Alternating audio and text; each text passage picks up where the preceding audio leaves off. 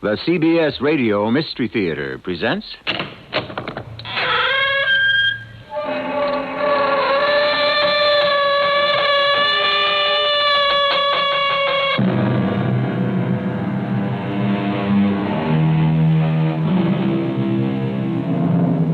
Come in. Welcome. I'm E.G. Marshall. A shocking crime has been committed. As the bard himself might put it, murder most foul. After an extensive manhunt, the culprit is apprehended. He turns out to be a quiet, almost meek family man who could very well be your neighbor. As a matter of fact, his neighbors are hard put to believe it. Him commit murder? Why, he isn't the type. Which raises the fascinating question, is there a type? Now, what was stolen, ma'am? A pair of spectacles, sir. Mm-hmm. And you're telling me someone broke into the house, which is filled with valuables, and only walked out with a pair of glasses? Yes, Lieutenant. And what are they worth, those glasses? $32. I see. But they must be worth more than that to the thief. Else why risk prison if he were caught? Is there something special about those glasses? Obviously, Lieutenant. Obviously.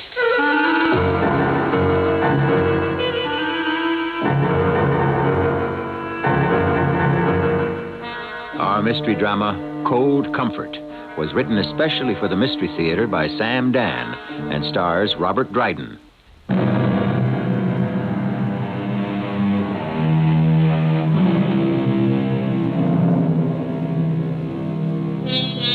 For almost 30 years, the shop has been in the neighborhood, and the sign on the window has read, Amos Crandall, optometrist. The place is small, simply furnished, and uncluttered. Amos, or Doc as he is called, knows practically everybody in the neighborhood, and practically everybody knows him. Doc doesn't say much, but he doesn't charge much either. He does a very nice job, and he's always there when you need him. But since the average person doesn't need him very often, most people don't know very much about him. Yes? Are my glasses ready? You are Mr... Barstow, William Barstow. Oh, yes. Yes, Mr. Barstow. I have them right here. Won't you sit down? Thank you. Now, let's just slip these on, see if they're exactly right. Yes. Yes, indeed. Perfect. The fit all right? Oh, yes. I could say these are the best I've ever had. It just seems... Is it my imagination that this temple piece is a little bit thick? It's the pair you picked out. Yes. Well, as a matter of fact, it looks pretty good at that. I'm glad you like them. Yeah, let me write you out a check. I think I'll have another cup of coffee. Oh, you shouldn't have even had the first one. I need something hot to drink. Oh, don't tell me you've caught cold again. No, it's just the weather. You're always cold, dear. We have no business being north in this winter. We're too old. We're not that old. No, we're not that young either. Well, I can't retire just yet. Well, we have enough money. Not as much as you think. Oh, we can live very comfortably. I got a letter from my sister Jean. She writes... Now, I know what she writes. It's just wonderful down in Florida. The condominium worked out beautifully. There are still a few left. Now, why don't we buy one? I will think about... Wait a minute. What's this? Barstow. William K. Barstow. Who's he? Professor Barstow, an archaeologist. Oh, well, what did he do? He died. Did you know him? The man was in the shop, a week or 10 days ago. I made him a pair of glasses. And here he is, dead. Of what? It happened suddenly in the street. He had a heart attack. Does it say how old a man he was? 60. Oh, no, I'm really going to be late. I'll be back for lunch. Amos, promise me you'll think very seriously about retiring. I will, Emily. I will.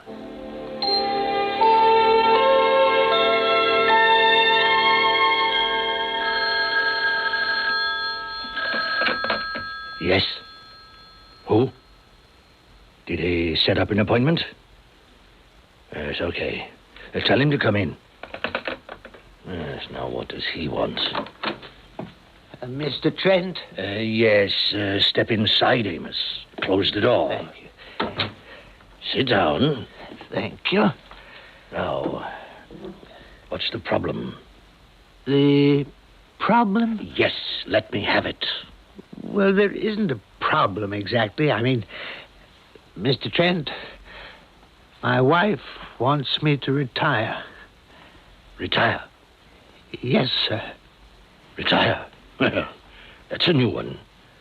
I never heard of anybody around here who ever retired.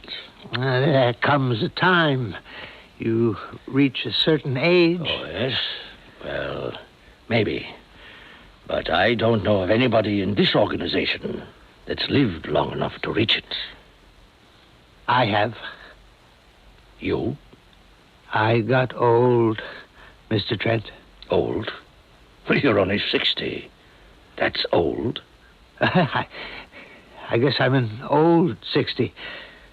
I was a prisoner, you know. Yes, it was before my time. A POW. It was a bad winter.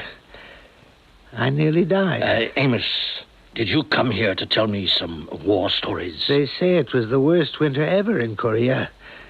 The arthritis, the rheumatism, they never left me. I've been cold ever since. My wife knows I'm having a hard time, and so naturally she wants me to retire. To move down to Florida. That's what your wife wants you to do. But what do you want to do? Well, the truth is, I guess I do too. What do you think, Mr. Trent? I don't know. Maybe you think you can hand me a line like this so we'll offer you some more money. Oh, no, Mr. Trent. Well, we are being very generous as it is. Now, you have to admit that. Oh, yes, absolutely. And considering the fact that we wouldn't have to pay you anything at all if we didn't want to... Mr. Trent, I'm very tired. Amos, I am not the one who has the say. Who does? You should know better than to ask. But the answer is somebody upstairs. See, I'm like you, Amos. Each of us can only go up one flight. You can climb up here, and I can go to the next landing. But will you do it for me? Will you ask? What? Sure I will, Amos. Don't worry about a thing.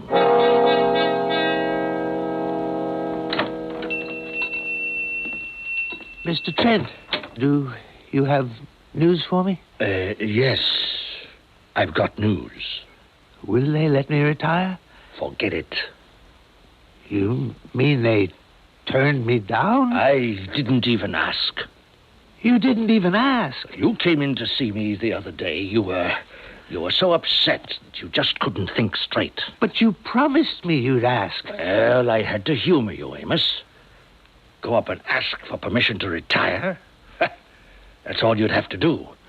Right away, they'd start thinking, why? Well, I just want to get away from everything and relax. Maybe get warm. Look, I did what I was told for almost 27 years. I did a good job, too. You had no choice. Now, I am your control. We both know what is in your record. Now, you were taken prisoner the first week of the Korean War, Captain Amos Crandall. And from that day on, you played ball with the enemy. Look, Mr. Trent, I had no business being called back. I wasn't fit physically. I'd been wounded 6 years before in France. It was not right for them to call me back. I needed the pills. I needed the special protein. I would have died. There is no point in telling me about it, Amos. You spied on your friends. And because of you, an escape attempt was foiled. 6 men died. your fault. No, it isn't true. I tried to warn them not to go. I really tried. We have all that information. The statutes of limitation on treason never expire. We need you to continue serving, Amos. I've given you everything I have. We'll be the judge of that. Now look, Amos. I stuck my neck out to do you a good turn. Let's forget about retiring, shall we? I'll tell you why I'm here. This is the pair of eyeglasses you mailed to your Pacific contact? Yes. He just sent them back. Why? They're empty. Well, that's impossible. I know the film is inside the temple, the sidebar. Well, look. I don't know what to say. I put it in there. I know I put it in there. Amos, let's get down to cases. Now, if you put it in there, it would be in there when he received it. Well, I don't know what to say. I'm positive. Since you didn't put it in these glasses, where did you put it? Where? What became of the film strip? Well, this is a model number 18. I may have... Did I make up another 18? Just let me look at my book. I may have... wait. Here. I see it. I know what happened, Mr. Trent. Yes? It only proves what I'm trying to tell you. I'm getting tired. Careless. Just tell me what happened. It was the day before.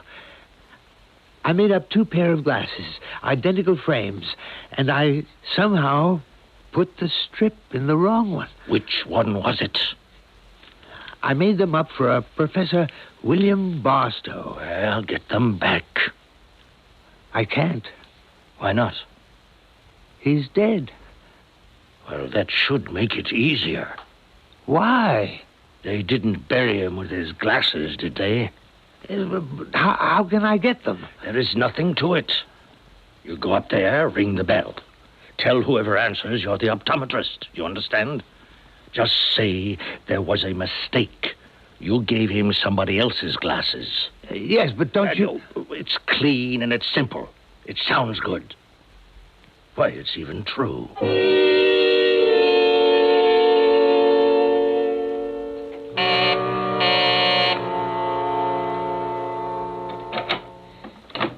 Yes, what do you want? How do you do? My name is Crandall, Amos Crandall. I'm the optometrist. That is, I have my shop a few blocks from here. Well? About a week before he died, Professor Barstow had a pair of glasses made in my shop. And? You know the ones I mean? Yes, I know the ones you mean, the new ones. Well, would you happen to have them? And suppose I did? I would like you to give them back to me. You would? Why? Well, you see, they're the wrong ones. Are they? Yes, I gave Professor Barstow another gentleman's pair by mistake. Did you? Yes. I would like to have them back. And here are the ones intended for the professor in exchange. I know that he won't be able to use them. It's just that we have to keep these things straight. We do. Well, yes. May I have them? No. No. You may not have them. Good day to you. But madam, Sir, if you don't leave the premises immediately, I shall telephone for the police. Now, what does go on in that optometry shop? Obviously more than meets the eye. Our hero, Amos Crandall, known as Doc, is evidently employed by foreign agents. But does this woman know that? How? And why should she refuse what appears to be a most reasonable request? For enlightenment, I suggest the second act.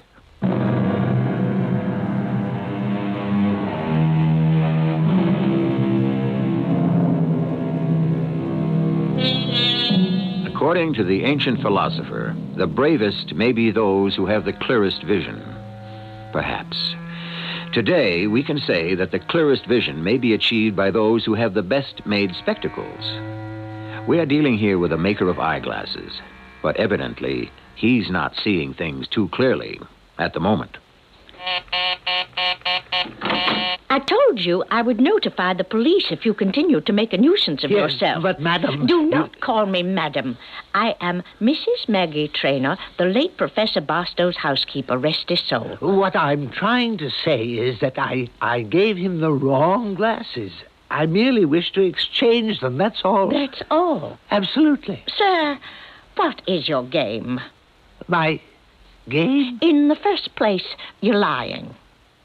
Now, why would I lie about a thing like this? You tell me.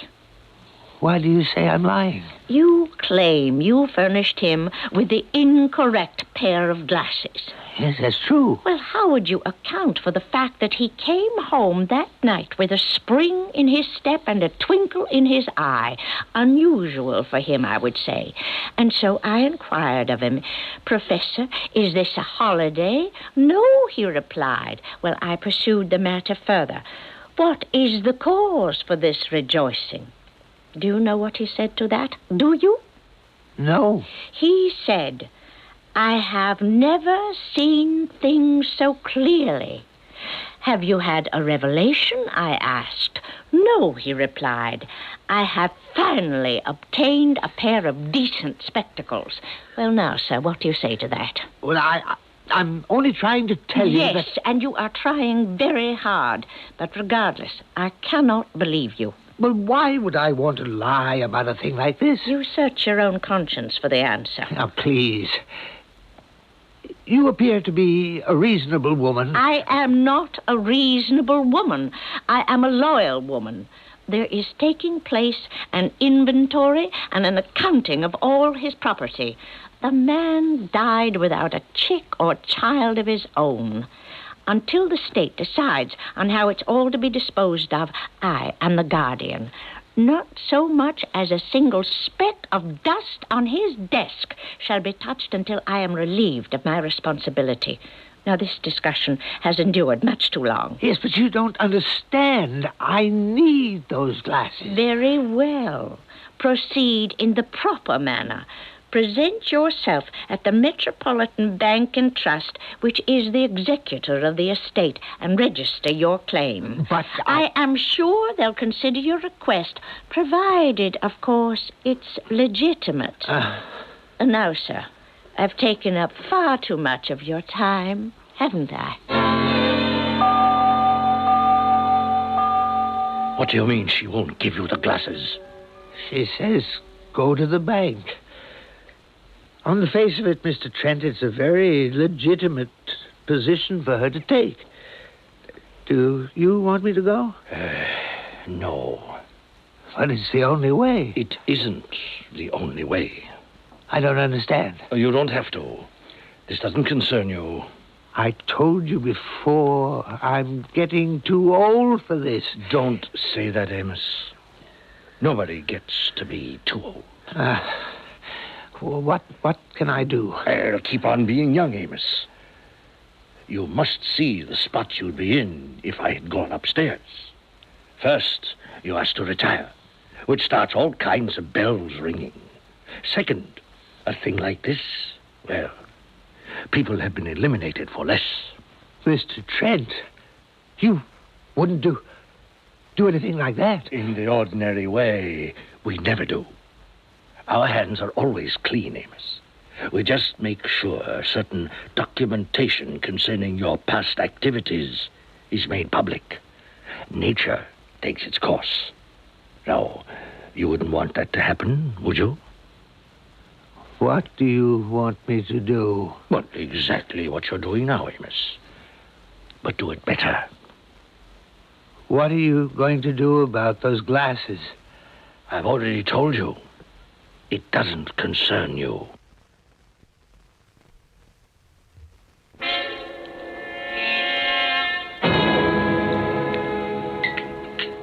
I wish you'd stay home today. It's very cold and blustery. How can I just stay home, Emily? I can't just give up on everything and retire. Retire doesn't mean giving up. It means, well, it should mean that you're ready for something new. Yes, but I have an obligation to my customers, to the neighborhood. Oh, well, somebody was here to make glasses before you came on the scene, dear. Somebody will be here after you're gone. Now, look, Emily, when the time comes, I'll retire. And when will that time come? Well, do we have to talk about it all the time? No, we don't have to talk about anything. I'll just read the comics. Emily... Oh, forget it. No. I just wish that... Oh, well, look, well, why is this name familiar? What name? Barstow. Oh, I remember. You made him a pair of glasses, and a little while later he died. Yes, but so what's in the paper? Well, it says here there was a robbery. His housekeeper, a Mrs. Maggie Traynor, reports that the place was entered last night while she was out visiting her sister. Was anything taken? Well, I would assume so. She's going over the list right now with the police.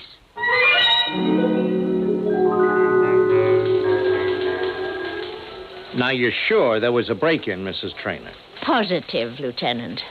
How do you know? Well, the rear window was open when I returned, and I always make sure to lock it before I leave. Yes, I see.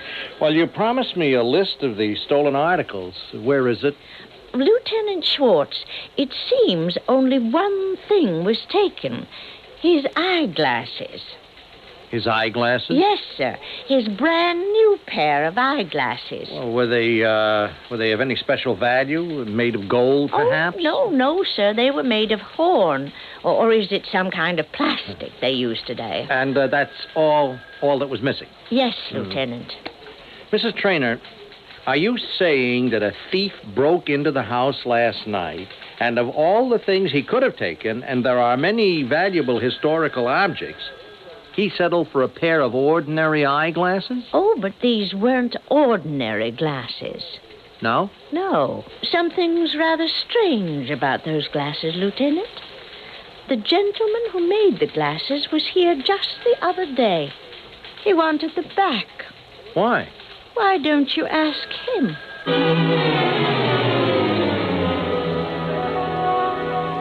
You see, Lieutenant Schwartz, I had given them to Professor Barstow by mistake. Yes, well, Mrs. Traynor tells me that Professor Barstow claims they were the best pair he ever had. Well, that's possible, but they weren't his. I had made them for someone else. I didn't think she would make such an issue of it. Yes. Well, sorry I bothered you. I was only trying to straighten out a mistake. I'll make the other gentleman a new pair, Lieutenant. The money involved isn't worth fussing about. Yes. Well, I'll let you get back to work, Mr. Crandall. Beats me.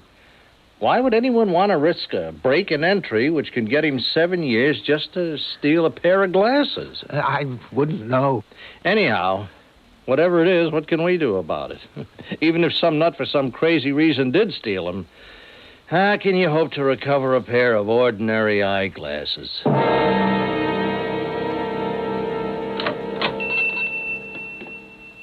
Oh, it's Mrs. Traynor? Do not pretend you had forgotten my name, Mr. Crandall. What can I do for you? You can return Professor Barstow's glasses. Now, where are the glasses? I don't know. The other night, you broke into the professor's apartment and you stole them. What? I did not. Then you had it done for you, which comes to the same thing. Madam, this time it is you who is causing a disturbance. A legitimate one. And this time it is I who can call the police. Mr. Crandall, the fact is you have a reason for stealing those glasses. I want them back. Mrs. Traynor, I give you my word I know nothing about it. Why is it so important for you to have those glasses? Please. What is your motive? Indeed, sir.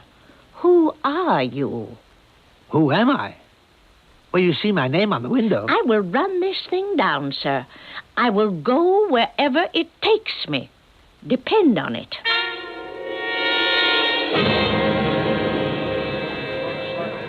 This seat taken, sir? No. It's a nice day, hmm? Yes, it is. All right, Amos. Tell me. That woman, the housekeeper, Yes? she's trying to make trouble. What kind of trouble? She insists that I'm involved with the robbery. The police came to see me. Yes, and, what happened?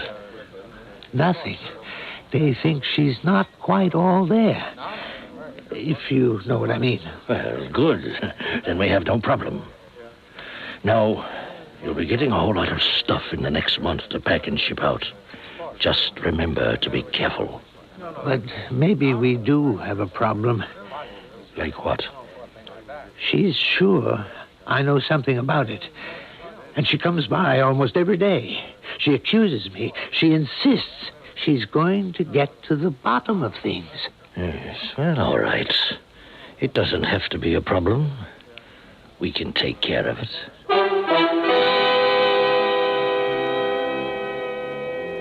A most efficient gentleman, this Mr. Trent. When he decides to take care of a problem, we know it will be done in a most effective way. However, there's always a first time for everything, and it usually occurs in the third act.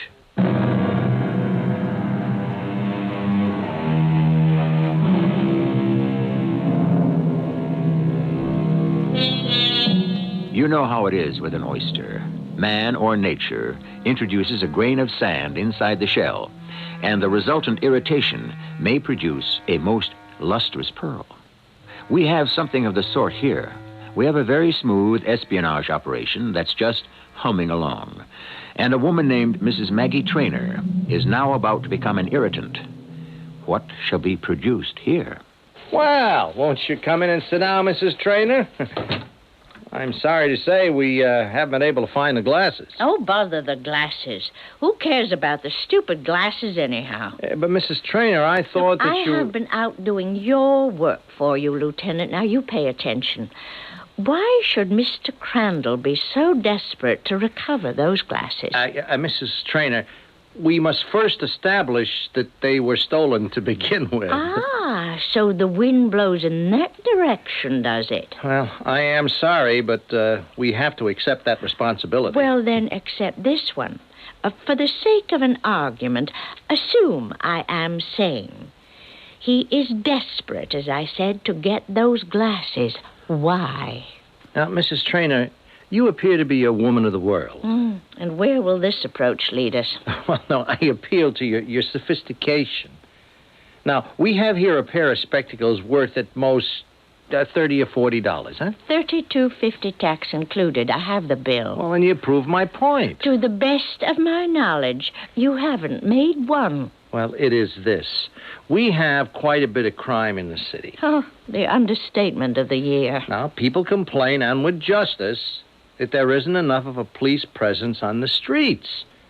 Now, let's have a sense of proportion here. Well, would you rather I spend my time trying to unravel the mystery of a $32 pair of glasses, or that I should devote my efforts to more serious crime? Huh? How do we know how serious a crime this one may be? Oh, Mrs. Traynor. Who is Mr. Amos Crandall? What is he really doing? Chew on that question for a bit, Lieutenant. We shall discuss it further. Good day.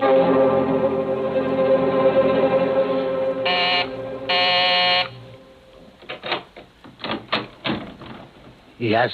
Mr. Cheswick, I'm a police officer. May I come in? I'm sorry. I won't take the chain off the door until you prove it. Well, here are my credentials. Are you from the local precinct? Yes. Let me telephone them first and ascertain if indeed there is an I.W. Schwartz. I'm sorry, Lieutenant. One can't be too careful. The stories one hears. And besides, there was a burglary in the building just recently. Well, how do you know? I read about it. Well, had you heard anything that night? I'm always hearing things in the night. Your neighbor across the hall, I mean, your late neighbor, Oh, yes. Professor Barstow. Yes, yes. Splendid human being. Mrs. Trainer? Oh, the housekeeper. Yes, yes. A splendid woman. In a physical way. Some days ago, a man rang her bell. Now, they had an argument in the hallway. Now, I wonder, being so close by, if you might have heard it. Oh, you can hear everything that goes on in this building. The walls are paper thin. Now, did the man sound excited or upset in any way at all? He sounded both. And in every way. Why, he made a stupid little mistake seem like a matter of life and death. Huh. What did he say? Well, it wasn't so much what he said. It was the way he said it. There was torment, despair. What word am I looking for? Agony in his voice. Agony? Exactly. Agony. I tell you, I'm still not fully recovered. Well, thank you very much, Mr. Cheswick. Oh, I'm happy to perform a citizen's duty.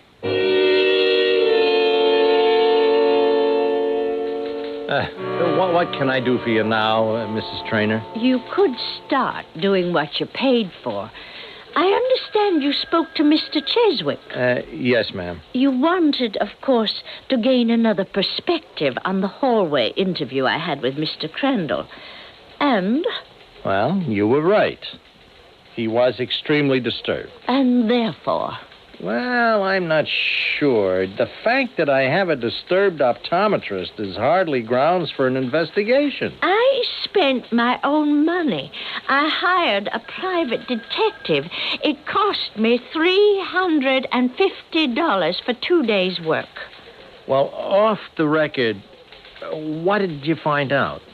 Amos Crandall has been in business at the same address for some 27 years. He's a reserve officer in the Army. He served in World War II and Korea. In Korea, he was a prisoner of war for almost 3 years. And what else? That's all. Well, that's a lean return for all that money. I know. And I can't afford to continue at these prices. You have the facilities, the manpower. But I don't have any reason to do it. Oh, come, Lieutenant Schwartz. You mean you're not even curious?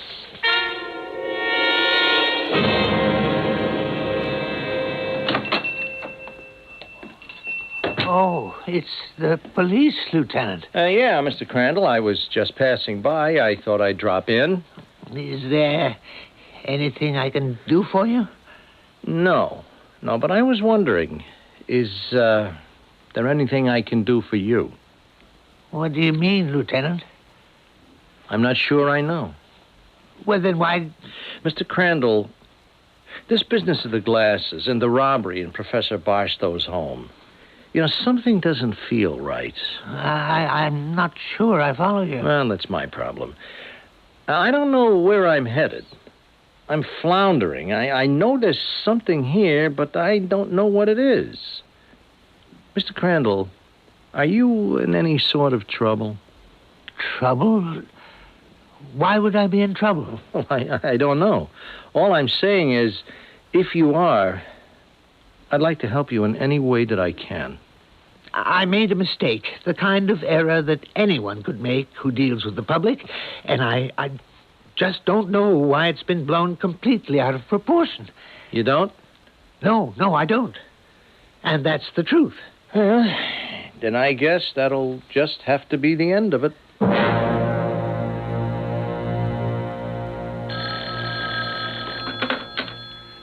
Hello? Amos? Yes? Amos, you were right about that, Maggie Trainer. Was I? I've been tailing her. She keeps running back and forth from the police station. She's going to keep muddying the waters. Yes. Poisoning the well. Who's that on the phone, Amos? Oh, Emily, it's a customer. She has to be taken care of, Amos. And the sooner, the better. Do you really think so? Oh, definitely. I just want you to know she won't bother you anymore. Goodbye, Amos. How can he say that? She'll bother me for the rest of my life. What did you say, Amos? Huh? Oh, nothing. You see, you're starting to talk to yourself. You're working too hard. People calling you at night. Well, why can't these things wait till morning? Emily, it was very cold there in the winter. Amos? It was a very wet kind of cold. It would seep inside your bones. It would freeze the marrow. What are you talking, Amos? Well, it was a long time ago, but I remember every day, every hour, every minute. There was no escape from the cold. No place that was warm. Unless you were willing to do certain things. Certain secret things. Do you understand, Emily? Do you understand? Yes. You have no idea what a man will do for a cup of hot soup. Weak, watery, tasteless, but hot. Well, that was the beginning. And I don't remember everything. I don't want to remember. All I know is it was very cold. Excuse me. Amos, where are you going? For a walk. In the cold? The cold doesn't bother me anymore. Emily, no more. Well, what are you looking for, Amos? It's your revolver. Yes, dear. Oh, no. I won't let you do it. I won't let you go out. I'm sorry, dear. Look, I'm your wife. You can't have any secrets from me. Darling, you can only share the life we've had together, not the one I led before we met. Please, Amos. Emily, believe me and trust me.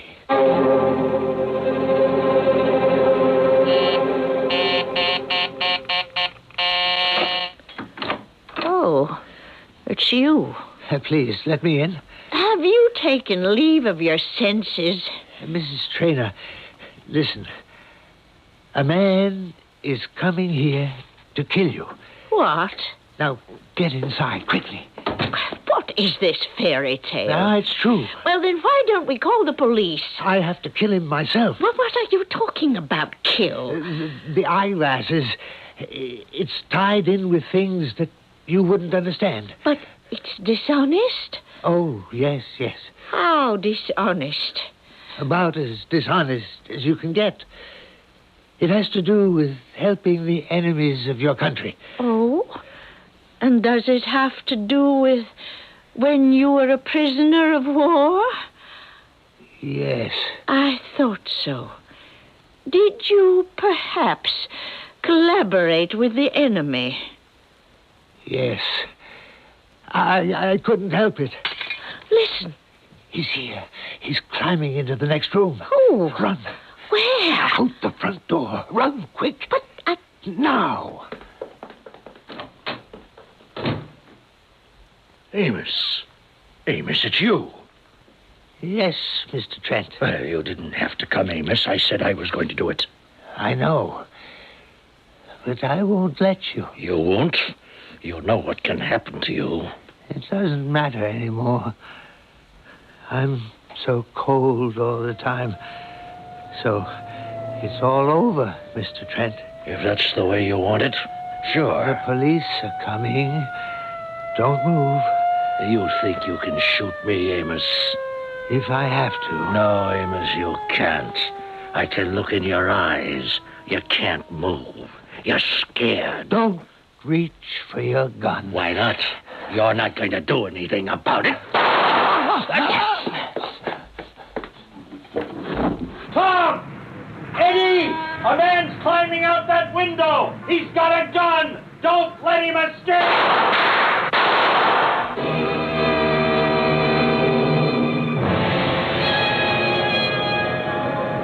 Well, are you all right, Mrs. Traynor? Oh, yes. Yes, I'm fine. Thank you, Lieutenant. Well, thank you, Superintendent Mr. Cheswick here. My dear, I heard someone ringing your bell, as if it were the call to judgment. He shouted someone was coming here to kill you. So I didn't wait. I called the police. Mr. Crandall? He's dead. This one killed him. Oh, It was an espionage ring. I know. How do you know? He told me. He saved my life. Does the truth have to be published? Well, in cases like this, the truth is always what'll do the least harm. Well, could he just be a man passing by who tried to save someone's life during a robbery? Well, I don't see why not. You better get inside, Mrs. Trainer. It's a very cold night. Yes, the cold. That's how it began, and that's how it ended. In the cold.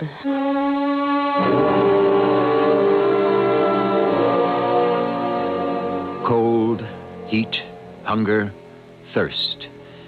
We are a sophisticated society, more or less, and so we are prone to forget how these primal urges are the driving forces of mankind.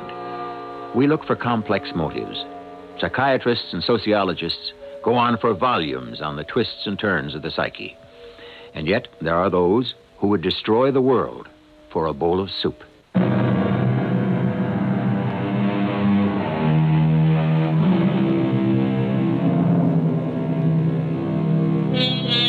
A quiet, commonplace, ordinary tradesman, an optometrist. Who would give him a second glance? Who would associate him with excitement and adventure? Yet, a generation ago, in another time and another place, he wore a trim uniform. He was handsome, filled with fire and life, capable of almost any great act of heroism, also of any great act of treason. It all depended on fate, on circumstances beyond his or anyone else's control. All of us walk a thin line. The ledge is narrow, and there is a bottomless pit on either side. Our cast included Robert Dryden, Carol Teitel, and Earl Hammond. The entire production was under the direction of Hyman Brown. This is E.G. Marshall inviting you to return to our Mystery Theater for another adventure in the macabre. Until next time, pleasant dreams.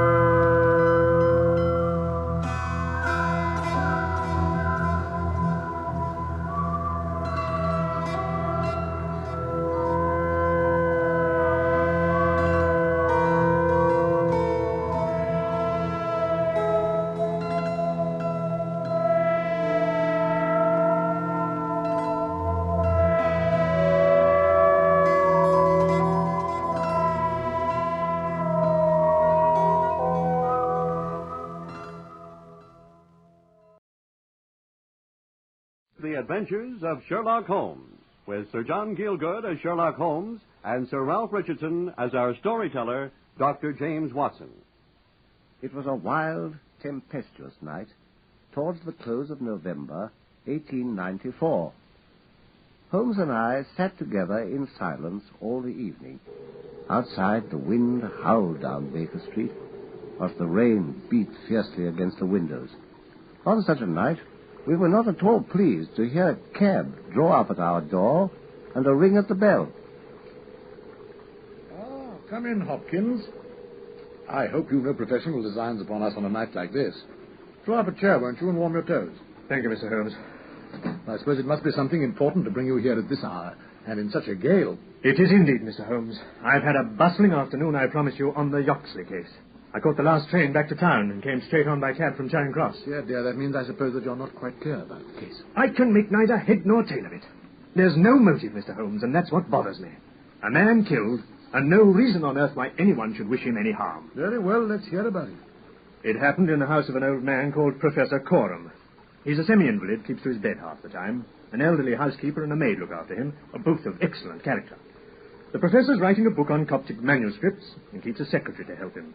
The last, Mr. Willoughby Smith, was the third he's had, a young man straight from the university, quiet, hard-working fellow. Yet this was the lad who met his death this morning in the professor's study under circumstances that can only point to murder. It was between 11 and 12 this morning. Susan Tarleton, the maid, was hanging some curtains in the upstairs front bedroom. Professor Coram was still in bed. He seldom rises before midday. The housekeeper was busy at the back of the house. Willoughby Smith had been in his bedroom, which he uses as a sitting room. The maid heard him come out of his room, go along the passage and downstairs to the study, the room below her. A minute or two later, there was a dreadful cry from that room. A wild, hoarse scream. At the same instant, there was a heavy thud which shook the whole house. Then, silence. The maid stood petrified for a moment, then, recovering her courage, she ran downstairs. The study door was shut, and she opened it. Inside, Mr. Willoughby Smith was stretched on the floor, and blood was pouring from a wound in his neck. On the floor, nearby, was a blood-stained stiletto. She recognized it as one the professor kept on his desk and used as a paper knife.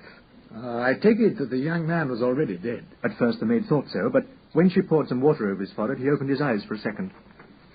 Oh, sir, what's happened? Oh, tell me. The professor. It was she. Those were his last words. He tried desperately to say something else. Then he fell back dead. The housekeeper arrived just after he'd died. Leaving Susan with the body, she hurried to the professor's room. He was sitting up in bed, terribly agitated. The housekeeper told him what had happened. You've questioned the professor, of course? Oh, yes. He says he heard the distant cry, but knows nothing more. His first action was to send for the police. I've been put in charge of the case, Mr. Holmes, but I'm so baffled I've come to you as a friend. Well, we must see what we can do. Can you give me some idea as to the disposition of the rooms? You say the study door was closed. Was that the only door to that room? There were 3 doors to the study, the one by which the maid and Willoughby Smith had entered, and 2 other doors at the opposite ends of the room. Of these, one led by way of a corridor to the professor's room, the other led by a similar corridor to the back door of the house, which was unlocked. There could be little doubt but that the murderer had entered this way, and there was no other way by which he or she could possibly have left without meeting the maid at one door or running into the professor's bedroom by way of the other. The path to the back door was saturated with rain and would certainly have shown any footmarks. My examination showed me that I was dealing with a cautious and expert criminal, for there were no footmarks to be found on the path, but the grass verge was trodden down. And my inquiries proved that it could only have been trodden down by the murderer. Well. Now, these tracks on the grass, coming or going, or both? It was impossible to say. There was never any outline. Large footprints or small ones? I wasn't able to make them out. Well, it's been pouring with rain and blowing a hurricane ever since. They'll be harder to read tomorrow morning. Anything else? In the study, there's a desk, a bureau, and a cupboard. The professor assures me that nothing is missing, so it seems certain that robbery was not the murderer's aim. How about the wound on the body? The stab was on the right side of the neck and from behind, so that it's almost impossible it could have been self-inflicted. Unless he fell on the knife. Exactly. The idea crossed my mind, but the knife was some feet away, and there are the man's dying words. But most important of all, the dead man had a small object tightly grasped in his right hand. Well, Watson, what do you make of these?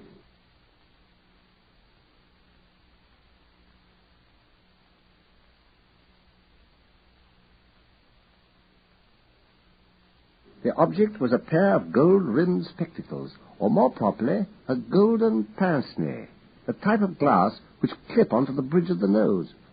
From them hung two broken ends of black silk cord. Holmes examined the glasses with the greatest attention. He held them on his nose, he tried to read through them, he looked out of the window, and then he handed them back to Hopkins with a chuckle. Well, my dear Hopkins, wanted a woman of good address, attired like a lady. She has a remarkably thick nose with eyes that are set close upon either side of it, a puckered forehead, a peering expression, and probably rounded shoulders. As she has been to an optician at least twice during the last few months, it should be easy enough to trace her. But how did you find all that out?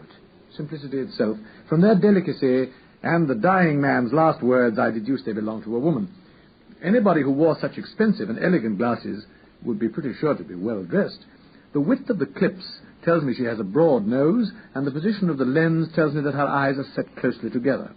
You will see that the glasses are of unusual strength. A lady whose vision is so contracted is sure to have the physical characteristics of such vision, the forehead, the eyelids, and shoulders. But how do you arrive at the double visit to the optician? The clips are lined with tiny bands of cork, one newer than the other, both comparatively new. They exactly correspond, so I presume that the lady went to the same optician for both.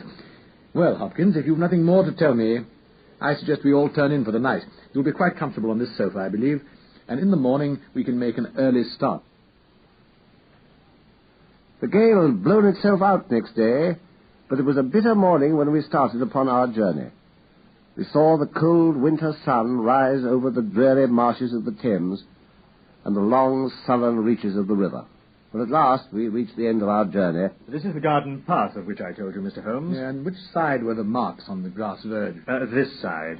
You can't see them now, I'm afraid, but they were clear enough yesterday. Yes, I can see someone has walked along it. The lady must have picked her way very carefully, mustn't she? Not very wide. And you say she must have come back the same way? She must have done. There was no other way open to her. A remarkable performance, quite remarkable. One thing we can be sure of, the murder was not premeditated, or the lady would have brought some weapon with her, rather than picking up that paper knife off the desk. Well, let us go into the house. We entered the back door and advanced along the corridor to the door of the study. As the floor was covered with coconut matting, there was nothing to be learned from it. When we reached the study, Holmes conducted his usual thorough examination of the walls, floor, and furniture. Before the bureau, he paused. Hello. A scratch on the lock of this bureau. Pray ring for the maid, will you, my dear Watson?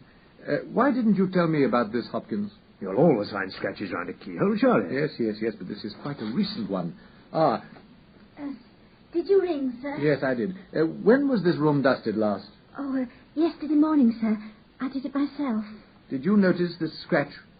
No, sir. I didn't. I'm sure you didn't.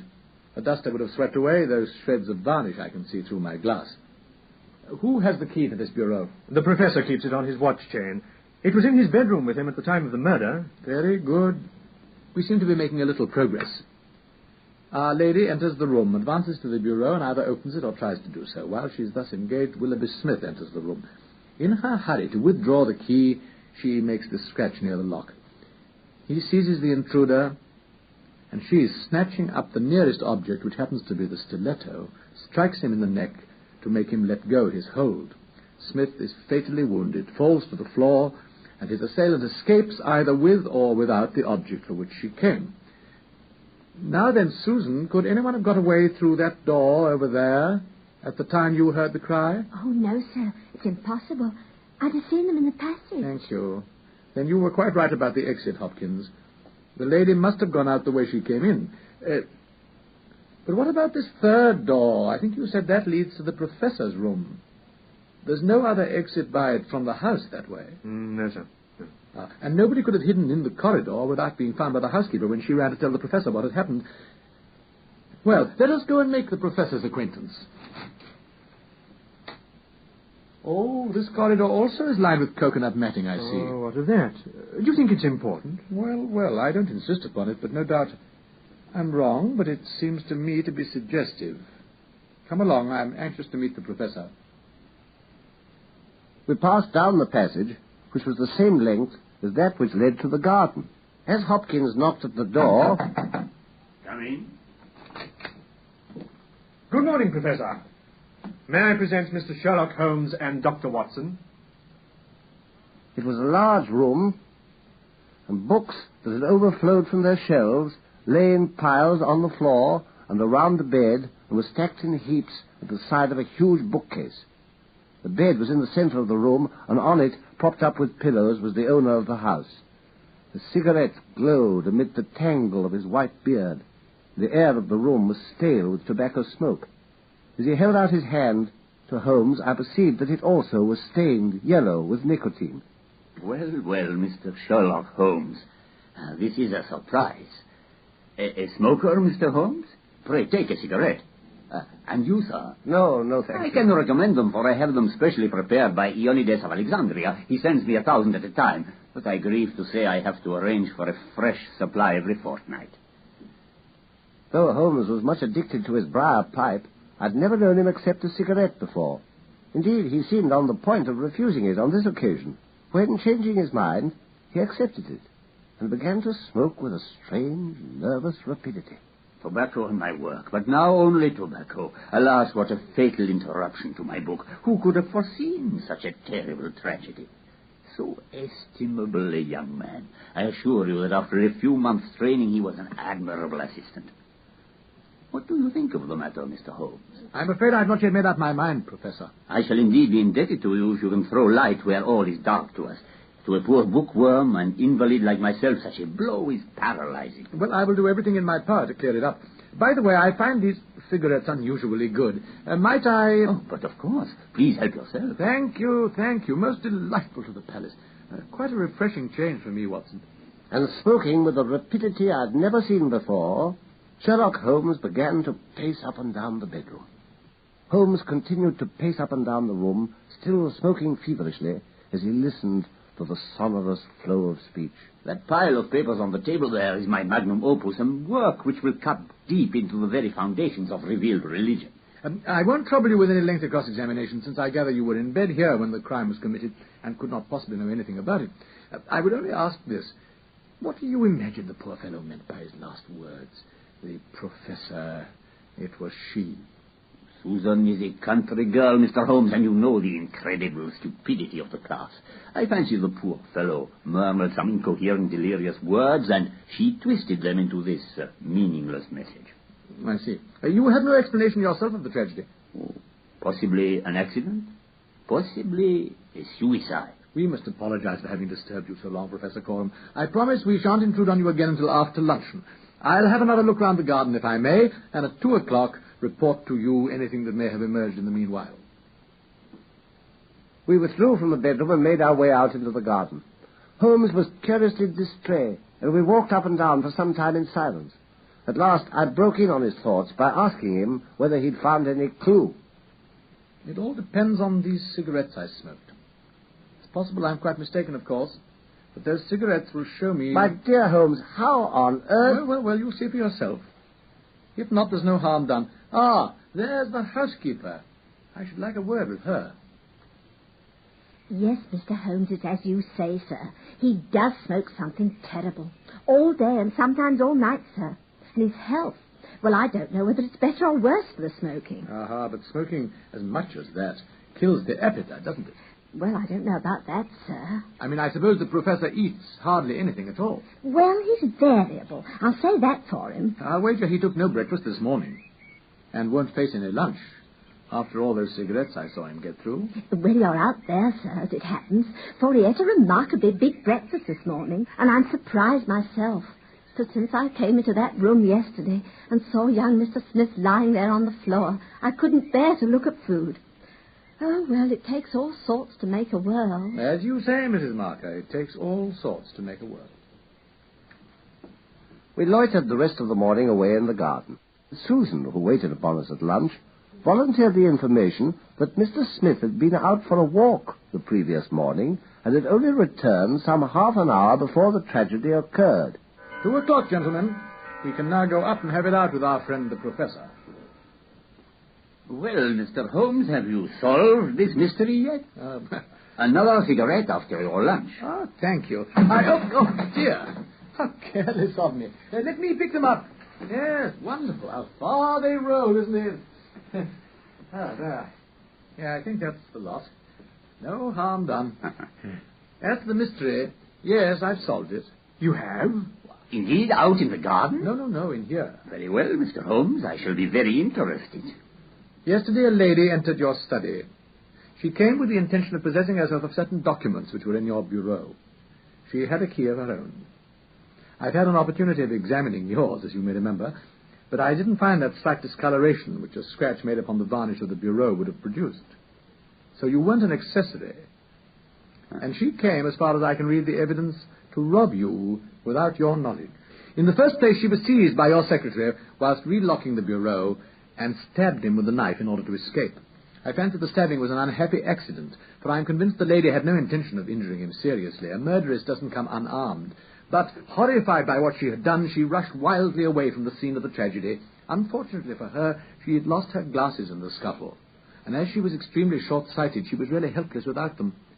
She ran down a corridor, as she thought the one by which she had entered the study, and only when it was too late did she realize that she'd taken the wrong door and the wrong passage, and that her retreat was cut off behind her.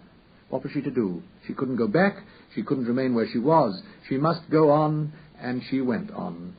She went through the corridor, pushed open a door, and found herself in this room. All very fine, Mr. Holmes. But there's one little flaw in your splendid theory. I was myself in this room, and I never left it during the whole day. Yes, I'm quite aware of that, Professor Coram. And you mean to say I could lie in bed and not be aware that a woman had entered my room? I never said so. You were aware of it. You spoke to her. You recognized her. You aided her to escape. You're mad. You're talking insanely. I helped her to escape. Where is she now? There. Even as Holmes spoke, a woman stepped out from behind a big bookcase. I saw at once that she had the exact physical characteristics that Holmes had divined. What with her short sight and the sudden bright light that blinded her, she stood as one dazed, blinking about her to see who we were. I give myself up to you, sir. I am your prisoner. From where I stood, I could hear everything, and I know that you have learned the truth. I confess it all. It was I who killed the young man. I have only a little time here, but I would have you know the whole truth. I am this man's wife. He is a Russian, but his name I will not tell. God bless you, Anna. Oh, why should you cling so hard to that wretched life of yours, Sergius? It has done harm to many and good to none, not even to yourself. However, it is not for me to give you away. I have enough already upon my soul since I crossed the threshold of this cursed house.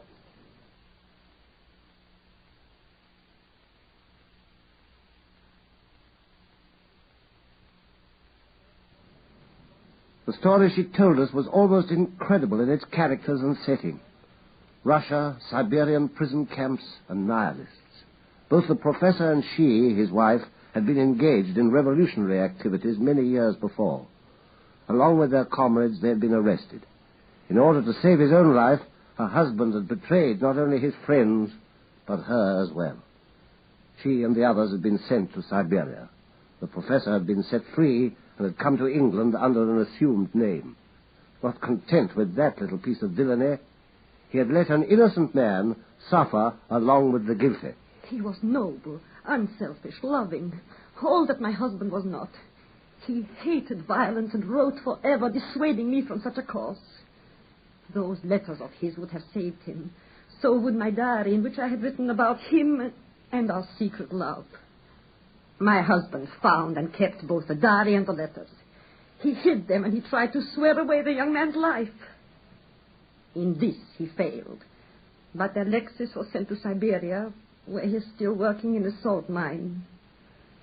When my sentence had been served, I followed my husband to England, and after months of searching, I discovered where he was living.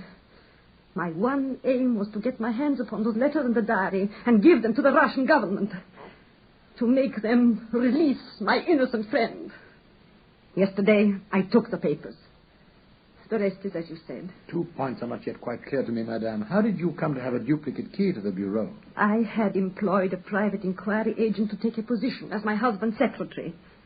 It was your last secretary, Sergius, who left so suddenly. He told me where the papers must be kept, and he gave me a wax impression of the key. But he would go no further. I understand. And yesterday, as you were coming to get those papers, you met a young man in the street. It was the young man I killed. I asked him the way to the professor's house. I did not realize who he was. Ah, that explains it all. Smith had told you about the meeting, Professor, hadn't he? As soon as he came in. And that was what he meant afterwards by his dying words. He was trying to say who his assailant was. That woman he had told you about some few minutes before, but... Stop her! Alas, we were too late to save her. Even as Holmes saw the glint of the gun, she had shot herself in the breast. With her dying breath, she charged him with seeing that the little packet of letters and the diary should be given to the Russian embassy in London, which in due course they were. And as we travelled back to Baker Street that night, Holmes at last condescended to explain how the mystery had been solved. A simple case, yet in some ways an instructive one. It hinged from the outset on the Pince-Nez. It was clear to me from the strength of the glasses that the wearer would be almost blind without them. She would certainly not have been able to pick her way 100 yards along a narrow grass verge to the gate. As there was no other way that she could have escaped, it occurred to me that perhaps she hadn't escaped at all. When I saw that both corridors were covered with coconut matting, I began to wonder whether she hadn't mistaken one for the other and burst in on the professor in his room. So I examined that room thoroughly. I noticed that although books were piled all over the floor, they were not piled in front of that big bookcase in the corner. And I began to wonder whether the mysterious lady might not still be hiding behind it, since she had no possible chance of escaping later with the police guard in the premises. So I spilled a lot of cigarette ash just in front of the bookcase. You remember how many cigarettes I smoked, and waited until the professor had had his lunch. Then I upset his box of cigarettes in order to examine the ash. I'd been right. It was trodden down by someone who had stepped from behind the bookcase while we were at our lunch. In fact, I was not at all surprised to find how heartily the professor had been eating since the tragedy, for he had needed to order enough for two.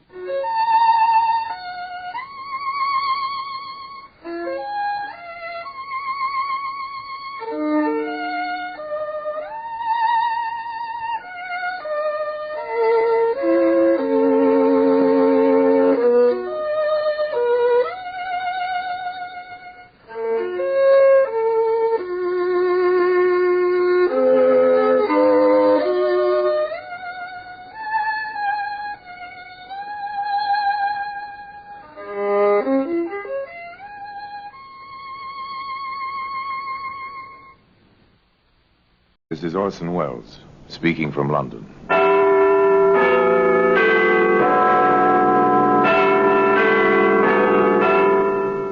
The Black Museum, a repository of death, a museum of murder. Yes, here in the grim stone structure on the Thames, which houses Scotland Yard, is a warehouse of homicide, where everyday objects, a portable typewriter, a jack for an automobile, an ice pick, all are touched by murder.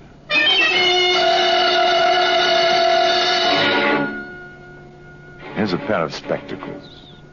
It's a familiar object, neat, not too large, tortoiseshell frames with gold tops. You've seen them 100 times on girls who obviously have decided that they must wear glasses. They'll make the glasses as decorative as possible, but this pair... Women's glasses, right on top in the suitcase. And pretty thoroughly smashed. Poor Daisy. Something, whatever it was, must have hit her awfully hard to smash her spectacles like this.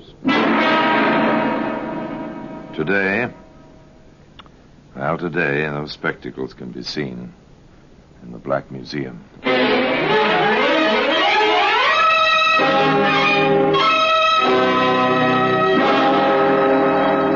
From the annals of the Criminal Investigation Department of the London Police, we bring you the dramatic stories of the crimes recorded by the objects in Scotland Yard's Gallery of Death, the Black Museum. In just a moment, you will hear The Black Museum, starring Orson Welles.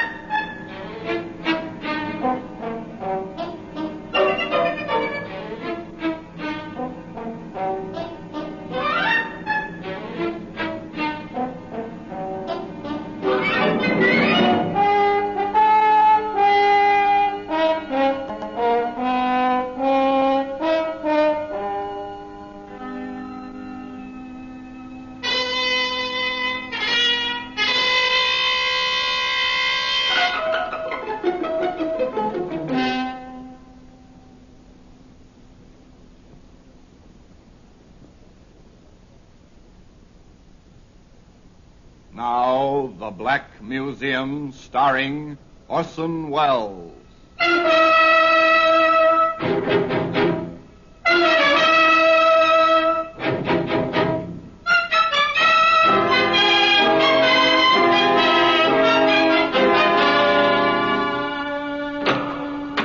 Now, here we are in the Black Museum. Scotland Yard's Museum of Murder. Yes, here lies death. Who died by these objects?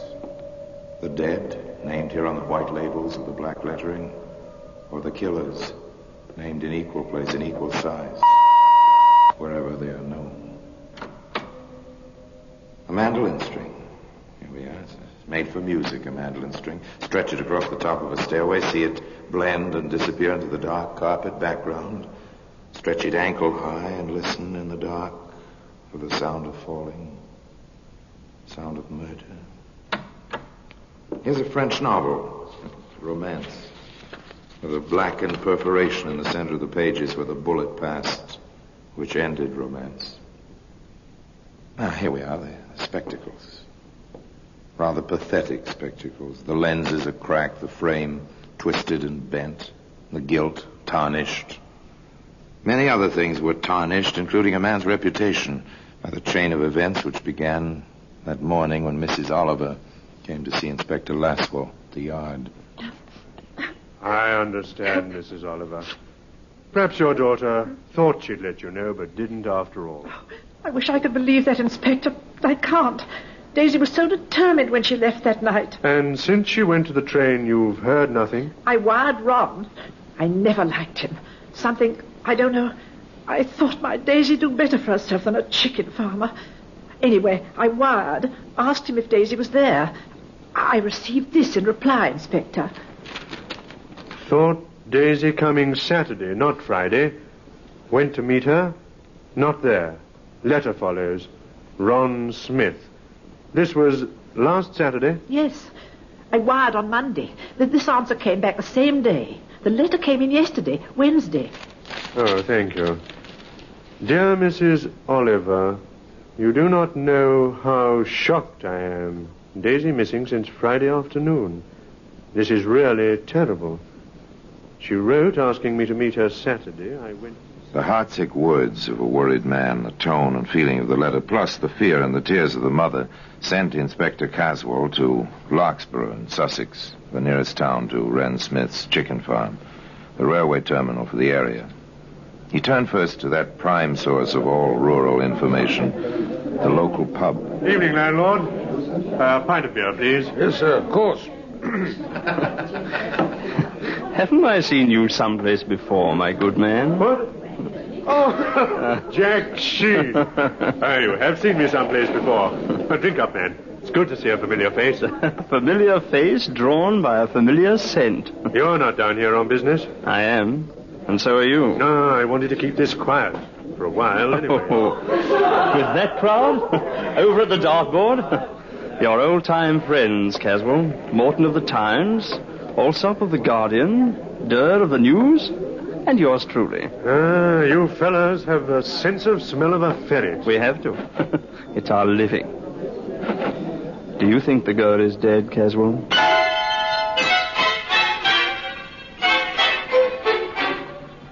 There it was. Words of one syllable. Literally one syllable.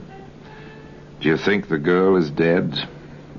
Inspector Caswell shrugged and turned to his drink. Without apparent effort, he drifted into conversation with the landlord while Jack Sheen stood by, quietly, unobtrusively. Have there been any talk hereabouts recently about a girl who's missing? Some? Well, girls get silly ideas sometimes, especially the young ones. Only silly thing about this girl was the man she went for. Huh? They get that way sometimes, even the best of them. Oh, I know what you mean. Anything wrong with the man in it? Ne'er-do-well. Owes for feed. Everything in sight. Lives in a hut on his farm. Not even a proper house. Oh, that's her? This Oliver girl now. Bright. Sweet as they come. Real pert in them fancy glasses she always wore. Then, off the deep end over this Smith fella. Never know why they do it. Whereabouts is this chicken farm? Right fork east. Second right after the fork. You thinking of going up there? Oh, I might drop over. Told the girl's mother I'd look around. Maybe talk to Smith. From his letters, he's pretty well upset himself. Him?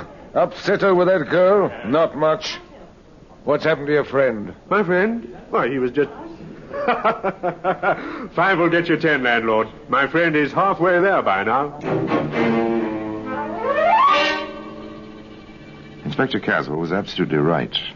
Jack Sheen was well up the right fork and turning into the lane that led to Ron Smith's chicken farm. Who's there? I said, who's there? I'm Jack Sheen of the London Daily Post. I'd like to talk to you. What makes you think I want to talk to you? Oh, most people talk to me. If they don't, I usually write what I think they might have said. Very simple. Smart, aren't you? I know my business, I hope. Fellows down in the village suggest you don't. Yeah, they like to talk. Don't you? Not about things that ain't my business. Daisy Oliver is your business. She was. Meaning, exactly? Daisy said she was coming down last Friday. I left my gate unlocked, like you found it tonight. She was always touchy about that. She never came, though. That's right. Now, all this talk. I'm more worried about her than I ought to be. Nancy's going to make a fuss about that pretty soon. Nancy? Well? A girl, Nancy Noble, lives up the road a piece. Her and me have been walking out lately. Daisy knew. I figured she'd be coming down like she wrote on account of... Apparently, Mr. Ron Smith, chicken farmer, was as garrulous in his way as his hands were in theirs. He clucked on at great rate. Finally, Jack Sheen got away. Scribbled a bit in his notebook and then off to sleep. But next morning, quite early... Hello there. What? Oh, you startled me. You don't look as if you scare easy. I don't. Who are you walking into a barn like this behind a busy girl's back? A fellow who thinks you'd make a better wife for Ron Smith than some frail little girl from the city. You know your way around, don't you? There was banter and introductions. Nancy was quite flattered, of course, over the visit of a reporter. She talked.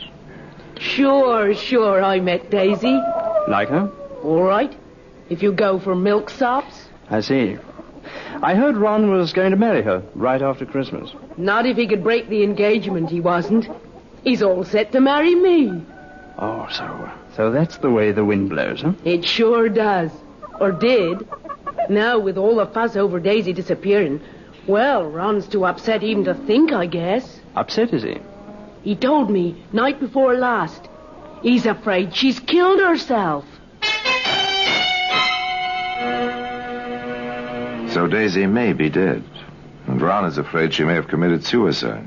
Well, Jack Sheen has turned up a fact or two, hasn't he? Of course, Inspector Caswell hasn't been inactive. Mr. Jeffrey, I'm told by our host, the landlord, that you think you saw the Oliver girl last Friday night. I think so. I was coming up the road, out past the fork. My place is out past Smith's. There was a girl ahead of me. She turned to look back. I thought I saw her wearing spectacles. Is that all? Well, she must have turned in at Smith's. She didn't pass my place. Reed here saw her real close. Did you, Mr. Reed? Yes, sir. I met Jeffrey on the road. I was coming down to the road to the village after fixing the septic tank out to Jeffrey's place. Girl passed real close. Oliver girl, all right. Wearing her specs and carrying a suitcase. Ah, that's right. She had a suitcase like she walked out from the train. Why, the Smith fella didn't go in and meet her. Then there was the routine visit to the cottage where Daisy usually stayed when she was in Locksborough. Did you hear from Miss Oliver, ma'am, that she was coming down here this past Friday? She didn't, and she always stayed with me. If she'd planned to come down, well, you never know, what with young girls being so free nowadays. And she had spent all her savings on these trips. She told me that last time she was here. Well, when was that? Oh, about 2 months ago. She seemed so nervous, poor thing.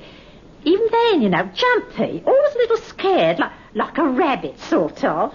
Oh, I don't know. I wish I didn't keep thinking. And finally, there was Edith Staple. Miss Staple had a friend in the outlying area, and Miss Staple had been crossing a field near the chicken farm, a kind of shortcut. Yes, Inspector. I'm positive I saw her. I saw 2 men on the road, too. One passed her. The men met, talked a little, and went on.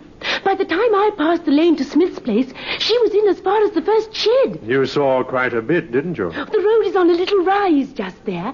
I was coming up to it, and everyone was, well, sort of outlined against the sky. Well, thank you, Miss Staple. Thank you very much. There must have been a girl. 9 chances out of 10 it was Daisy Oliver. But how to prove it? Where had she disappeared to? Inspector Caswell and Jack Sheen compared notes. They stayed around Locksborough. That fact alone started the talk, which had impetus enough in any case. People don't just disappear, I tell you. She must be somewhere. She turned into Smith's place. Want to bet she never came out? Nice girls don't take chances going alone to men's homes, even when they're more decent than the hut he lives in. They'll get him, you'll see. He did the girl in. Want to bet? The talk reached Smith, of course. On the heels of the talk came Jack Sheen. Nice lot of chickens you've got here, Smith. You didn't come out here to talk about chickens. No? What then? You're trying to get more on Daisy and me. The town has plenty on you, they think. Yeah, long tongues. They wag too much. You can stop them, quite easily. How, I'd like to know?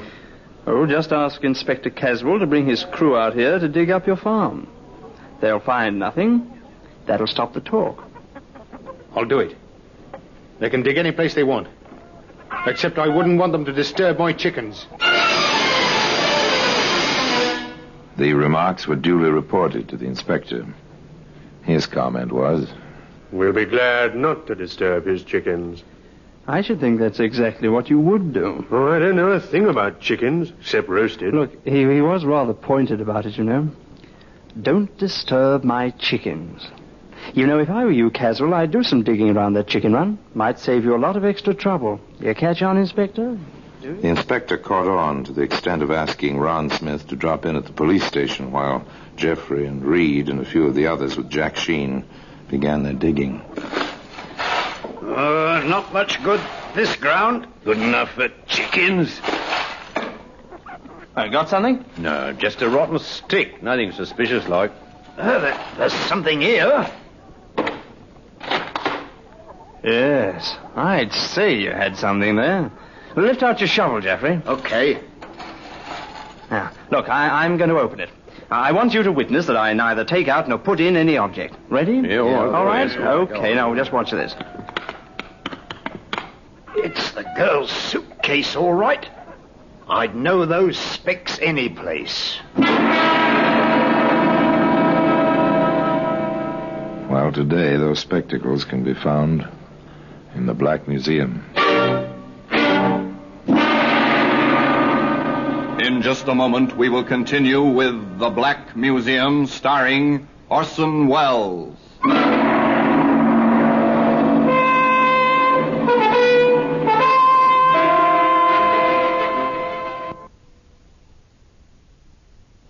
And now we continue with The Black Museum, starring Orson Welles.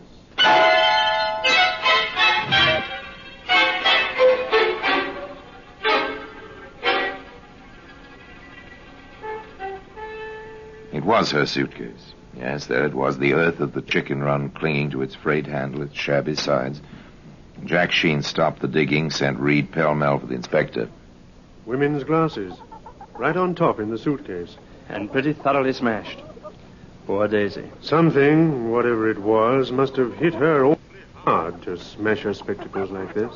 Shall we go on, Inspector? Digging? Of course. But carefully.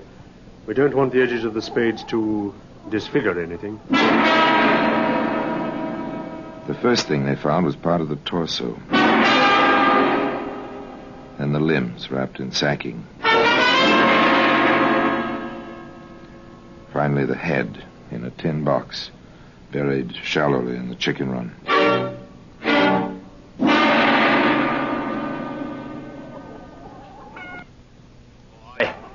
I've had enough.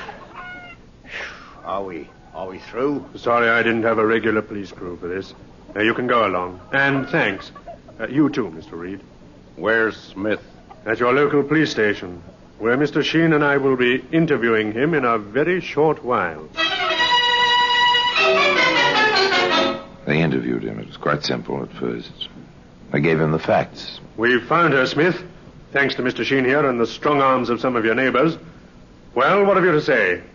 First, I must warn you that anything you may say may be taken down in writing and used as evidence. Now, go ahead. I didn't kill her. I didn't. That's only a beginning. She came down on Friday to have it out with me. She was so nervous. She was all twitchy. She said she wouldn't leave my place until we'd set a date for the wedding. But she knew about Nancy. She knew that. We had a row, a real hard row. Well, I guess I gave in. I said the 27th of December, right after Christmas. Then I promised I'd tell Nancy that night. Daisy wasn't satisfied until I'd gone right out looking for Nancy. I couldn't find her. I came back and Daisy was hanging from the beam in my hut. She must have jumped from the table. It was awful. What did you do? Why didn't you go for help, a doctor? Well, I cut her down first. I thought there might be some life left. Did you try artificial respiration? And as soon as I got her on the bed, I saw it was no use. But you still didn't call anybody. I was afraid. I panicked. I thought they wouldn't believe me. They'd all think I killed her and try to make it look like suicide. So you buried her? Yes, in the morning. But you cut her up first. You deliberately dismembered the body in an attempt... Have you ever tried to dispose of a body? True, a body is 76% water, but have you ever tried to get rid of one? It's almost impossible to burn without special apparatus. Burying it leaves it intact. What do? Find a lime pit? Even that isn't foolproof. What do you do? After you knew she was dead, you still wrote letters to her home. I couldn't stop doing that. If people were to believe that I hadn't killed her myself. May I, Inspector? Of course, Jack. What about these? Her glasses. You found them, too. How did they get this way? They must have fallen off when I cut her down. I suppose I stepped on them or something. Her head hit the table as I was carrying her to the bed. I couldn't believe Daisy was gone. I couldn't... Smith couldn't believe she was dead. Jack Sheen and Inspector Caswell couldn't believe other items. It doesn't fit, Caswell. It doesn't. What's bothering you about it? Look, a girl who's just been told her wedding date doesn't hang herself in the next half hour. Yeah, I saw that. I sent his shoes down to London to the laboratory. If he did step on those glasses, there'll be bits of glass on the soles or heels. I'm no doctor, Caswell, but did you notice any rope marks on the neck? I didn't. I have sent for one of the medical examiners. We'll know all about that very soon.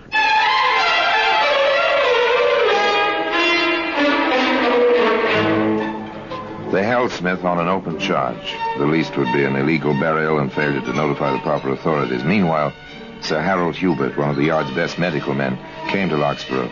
He worked. He made his report. The girl did not die of strangulation, gentlemen. What was that? She didn't? There's a slight discoloration of the throat, but that was probably caused after death. Oh, what did she die from then? Shock. Caused by the multiple bruises all over her body. That girl was beaten to death.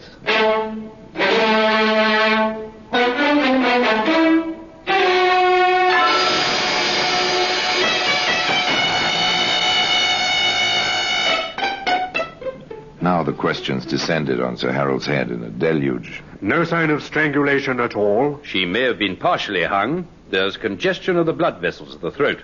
But she didn't die up there. If she was hung at all, she was alive when she was cut down. What else could have caused the congestion in the throat? Manual strangulation. Or she could have been knocked down, as is a logical assumption in this situation.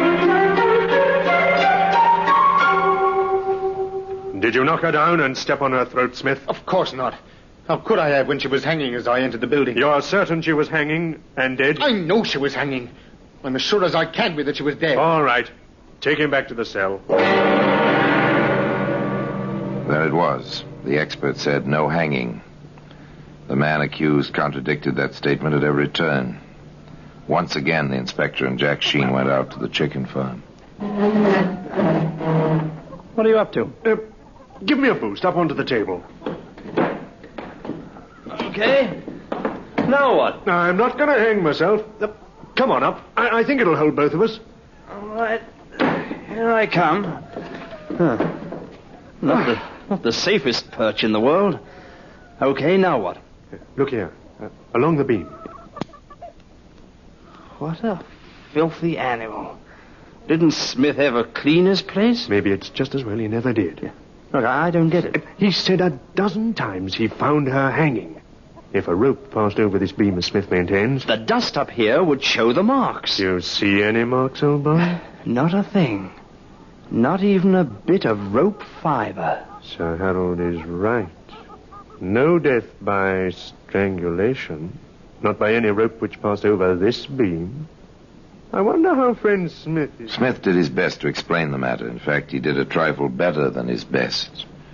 That's possible. The rope must have caught in the joists. She didn't weigh very much. And by the way, where is the rope? I burned it. It gave me the willies. What kind of rope was it? Ordinary hemp rope. Not sash cord? No, hemp. What did you intend it for? Oh, no special purpose. You always have rope around a farm. Inspector Caswell reminded Mr. Smith quite tersely. Hemp rope leaves its fibers caught in rough wood when it's passed over the wood. There's no sign of fibers, or any mark in the dust. Well, then the dust settled back after I took her down. How did you take her down? I lifted her with one arm and freed the rope with the other. Now, let's go back to the beginning, Smith. When did you first see her that night? Oh, she came to the gate. It was locked. She called. I let her in. We argued. Then we made up, and I went to tell Nancy. When I came back... Hadn't you better keep the story straight, Smith? That is the story. You said before you cut her down. You told Mr. Sheen you left the gate open because finding it closed upset her always. Then I made a mistake. Oh, you made a mistake, all right. You made your story much too involved. You see, the laboratory has reported on your shoes. Not only are there no bits of glass in them, proving you did not step on them, but there are traces of lipstick on one and traces of contact with human skin on both. I submit, and I shall so state to the jury at your trial, that you attacked the girl with force and violence, that you smashed her glasses on the table, that you beat and kicked her into insensibility and death. Your story tripped you, and the laboratory did the rest. I'd say, Smith, next time, keep it simple. But I doubt if there'll be any next time for you. Well, today, those spectacles can be seen in the Black Museum. Orson Welles will be back with you in just a moment.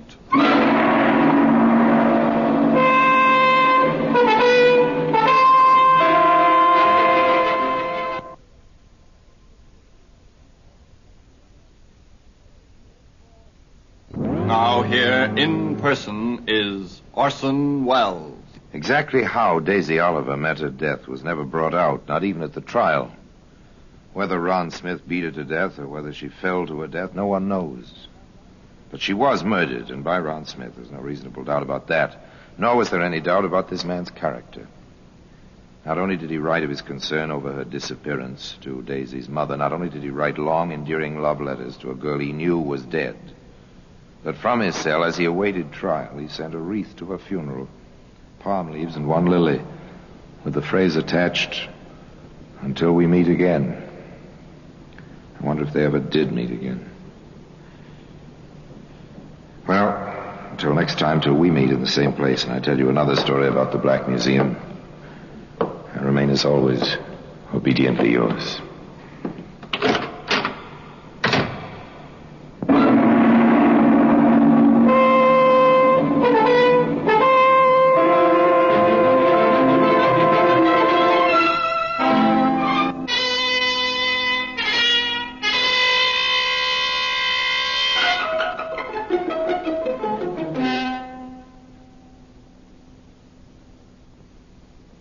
Partially transcribed. The National Broadcasting Company presents Earl Stanley Gardner's A Life in Your Hand. What was she wearing? Was the door open? Where was the weapon? Listen while we place A Life in Your Hands. You never know when you step from the safety of your home when you may witness a violent death and be called upon to testify as to what you saw and heard. Murder is a dark enigma that strikes fear into the heart of man. Strange, baffling, mysterious. But the darkest crime one man can invent, another man can unravel. Such a man is Jonathan Kegg, created by Earl Stanley Gardner, the world's most popular writer of mysteries, creator of Perry Mason and many other outstanding characters. Here's your key, Mr. Kegg. Room 102. Thanks, Jim. I can always count on you to remember my room number. I guess so. It isn't often we have famous people staying at this hotel. How come you stay in a little town like this when you could go to someplace important? Well, when I'm on a vacation, Jim, I like to take it easy. Lie in the sun, swim, eat good meals, and relax. Most of all, I like to avoid crowds. I bet you like to get away from crime, too, don't you? Yes, Jim, but I've found, much to my dismay, that no matter where you go, crime is not far away. You never know when or where violence will strike, or when you'll suddenly become a witness to a crime and be called upon to testify as to what you saw and heard. Even now, somewhere nearby, there may be a crime in the making.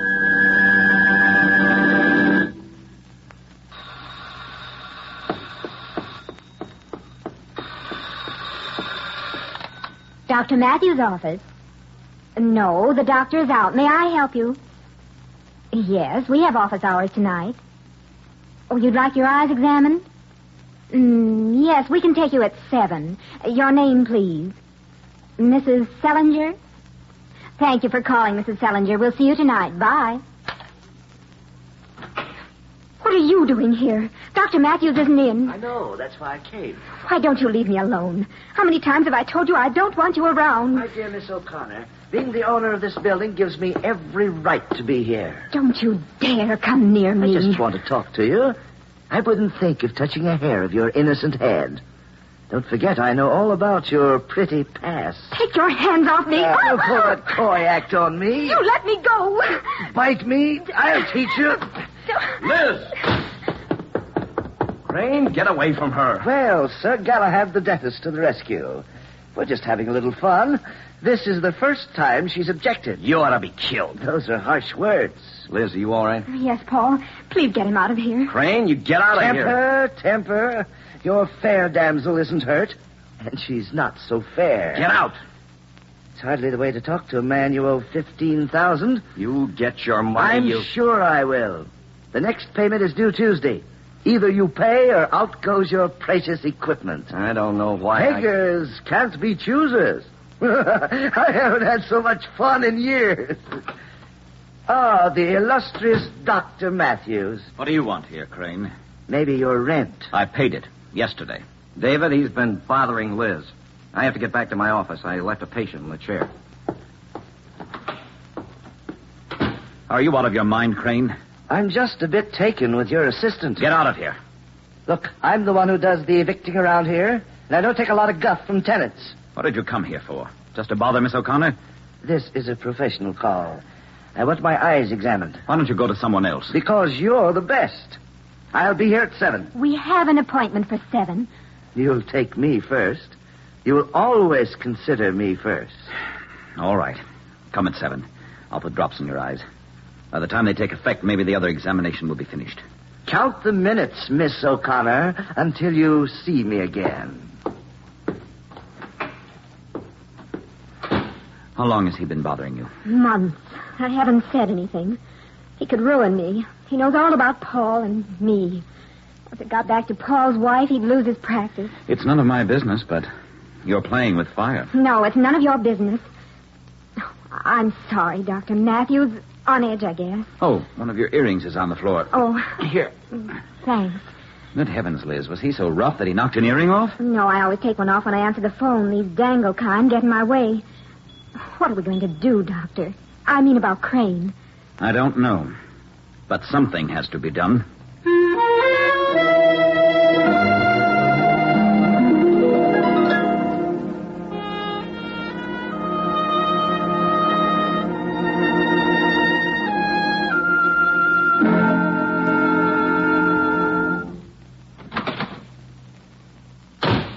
I'm home, Helen.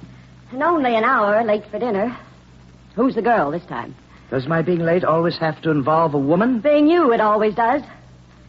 Your dinner's cold. And so are you, my dear. A walking refrigerator. If you divorced me, Henry, you wouldn't have to put up with it. For the 100th time. Oh, you obviously detest me. My utter dislike for you is surpassed only by my utter delight in tormenting you. Once and for all, no. I can't take much more of you. I'm about at the end of my rope. I'll give you a little more. Maybe you'll hang yourself. You're the most despicable man I've ever... But you married me. For your money. Now you're paying for it. It all comes out, Helen. You always have to pay for what you get. Someday you're going to get something you haven't counted on. Look, I'm going up to Dr. Matthews at 7 o'clock to have my eyes examined. It shouldn't take longer than an hour. I'll expect you to pick me up. Why? Can't you drive? He's going to put drops in my eyes. I won't be able to see. In that case, no. You be there. As long as I have money, you'll do what I say.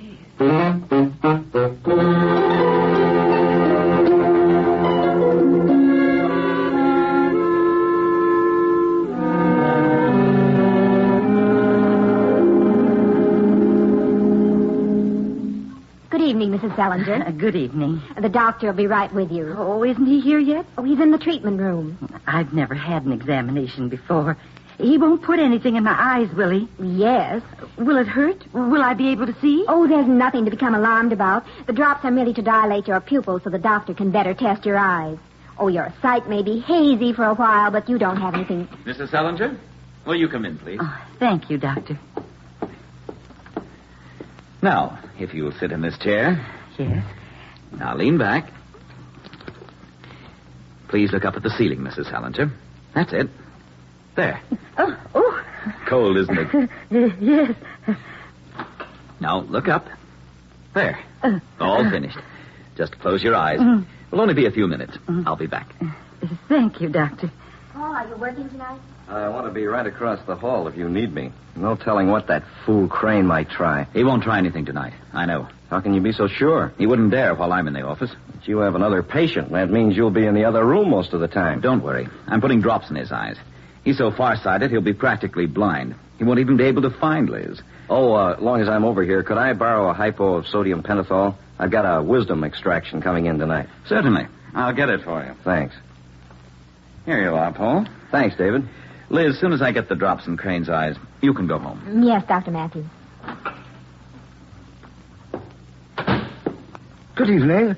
I hope I haven't kept you waiting. I'll be across the hall, Liz. Ah, I see you're here to protect your, interests. You try one more trick like this afternoon, and I'll beat you to a pulp. No, you won't. Because I dispossess you of your equipment and your office space so fast you'd be selling pencils in the street. I'm not afraid of you, Dr. Moore, because I have you right where I want you. Under my thumb. You go to blazes. The age-old battle of love versus career. Shall we proceed, Dr. Matthews? I'm ashamed to even treat you. Careful, your ethics are showing. Ethics should never show. Isn't that right, Miss O'Connor? I don't know what you're talking about. You've never let them color your life. Don't protest, please. I've followed your career, rather your past. Very revealing. I'm sure Mrs. Paul Moore would find it fascinating. Either you shut up and let me start the examination, Or what, Doctor? if someone doesn't kill you someday, it will be a miracle. Blow the other way, please. You must have had onions for dinner. Come on, Crane. Into the side room. Sit here. Now, look up. Oh. The other eye. Look up. Hey, that's cold. Sit here till I get back. Mr. Salinger, you may open your eyes. Just lean your head back on the headrest. There. Let me take a look. I want to be sure the drops have taken effect. Mm-hmm. Just sit here a while longer and look into those lenses. It's a refractor. I want you to get used to it. Now, please excuse me. Oh, of course, Doctor. Liz, you can go home now. Where are you going? Down to buy some gum. I have enough change. I'm ready to leave. Don't forget to turn the sterilizer off. I won't. Good night. Good night. See you in the morning. Thanks for staying down.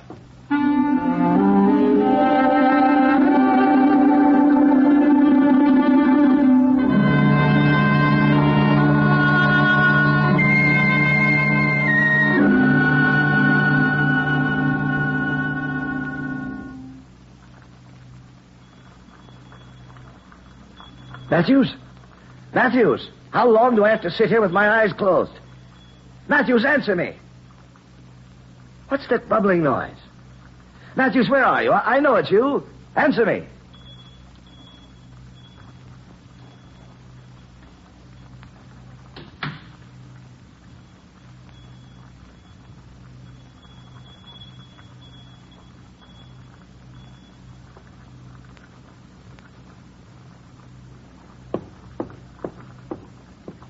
Where is everyone? Dr. Matthews? Henry? Oh, there you are. Henry, how soon will you be finished? I've got to go over to... Henry? Oh! Henry! Liz, what is it? What's Liz? Oh, Mrs. Crane. It's Henry. He's been stabbed.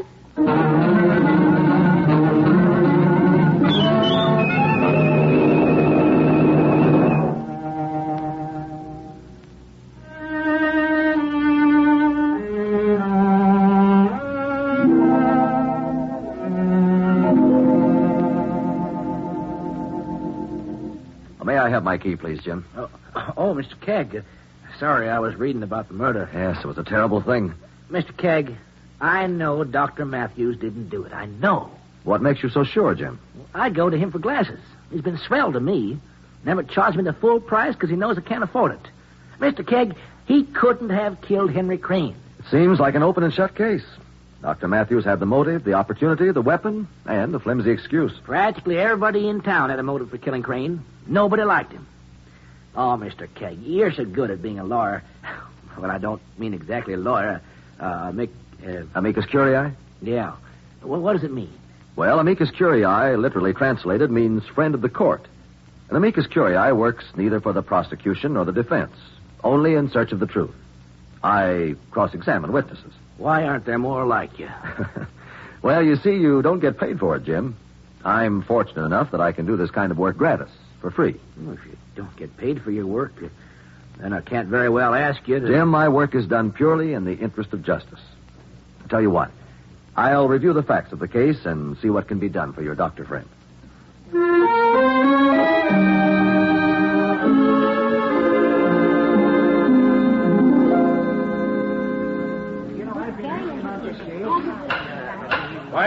Quiet, please. Your Honor, there are certain weaknesses in the evidence against Dr. Matthews. In view of his fine reputation as a doctor, I should like to enter the case as amicus curiae. Your reputation as an expert in cross-examination is well known, Mr. Kegg. We are fortunate to have you with us. You may proceed. I should like to recall Mrs. Henry Crane to the stand. Mrs. Crane, will you tell the court again precisely what occurred when you went to Dr. Matthews' office on the night of the murder? Well, I came in the front door of the office. Is there more than one entrance to Dr. Matthews' office? I don't know. Most doctors' offices have a rear entrance, don't they? It depends on the layout of the building. I went into the waiting room. There was no one at the reception desk where Miss O'Connor usually sits, so I called to see if there was anyone in the office. No answer. I went through the little reception room and into the hallway that leads to the treatment room. There was Henry sitting in a chair with his eyes closed. Did you notice whether the door to the other treatment room was closed? I didn't notice that.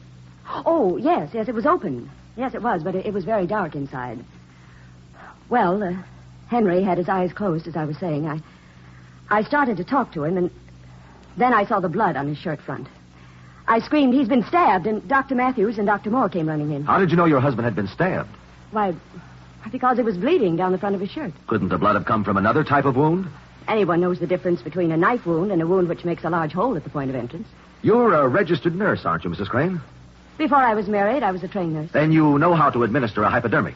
Yes. Did you know that your husband had been given a hypodermic of sodium pentothal before he was stabbed with a scalpel? I heard the coroner's report. What do you know about sodium pentothal, Mrs. Crane? It's an anesthetic that acts very quickly. You and your husband weren't getting along, were you? I don't see how my personal life has any bearing on this case against Dr. Matthews. It may have a bearing, Mrs. Crane. Look at it this way. You entered the office and found no one there but your husband with drops in his eyes, practically blind. You're a trained nurse, so you go back to the treatment room, fill a hypo with sodium pentothal, take a scalpel, inject the anesthetic, stab your husband, wipe the scalpel and hypo syringe clean, put them in the sterilizer, and scream that your husband has been killed. Ridiculous. I didn't kill Henry. I may have hated him, but I didn't kill him. I'm not saying you did, Mrs. Crane. I'm just saying you could have. And I'm showing you that your personal life could have quite a bearing in such a case. That will be all, thank you. Now, wait just a minute. I'm not going to sit here and... Is there something more you would like to tell us? I didn't have time to kill him. Did it enter your mind? I didn't say that. Henry was dead when I got there. Thank you. That will be all. Dr. Paul Moore, please. Dr. Moore, you have testified that Henry Crane threatened to dispossess you of your expensive equipment in your office space. That's right. Everyone had some reason to dislike Crane. He made it his business. Do you keep office hours every night? Only when needed. Your office is right across the hall from Dr. Matthews? Yes. Did you hear anything unusual at the time of the murder? No, I can't say I did. I heard Dr. Matthews and Liz, Miss O'Connor, leave.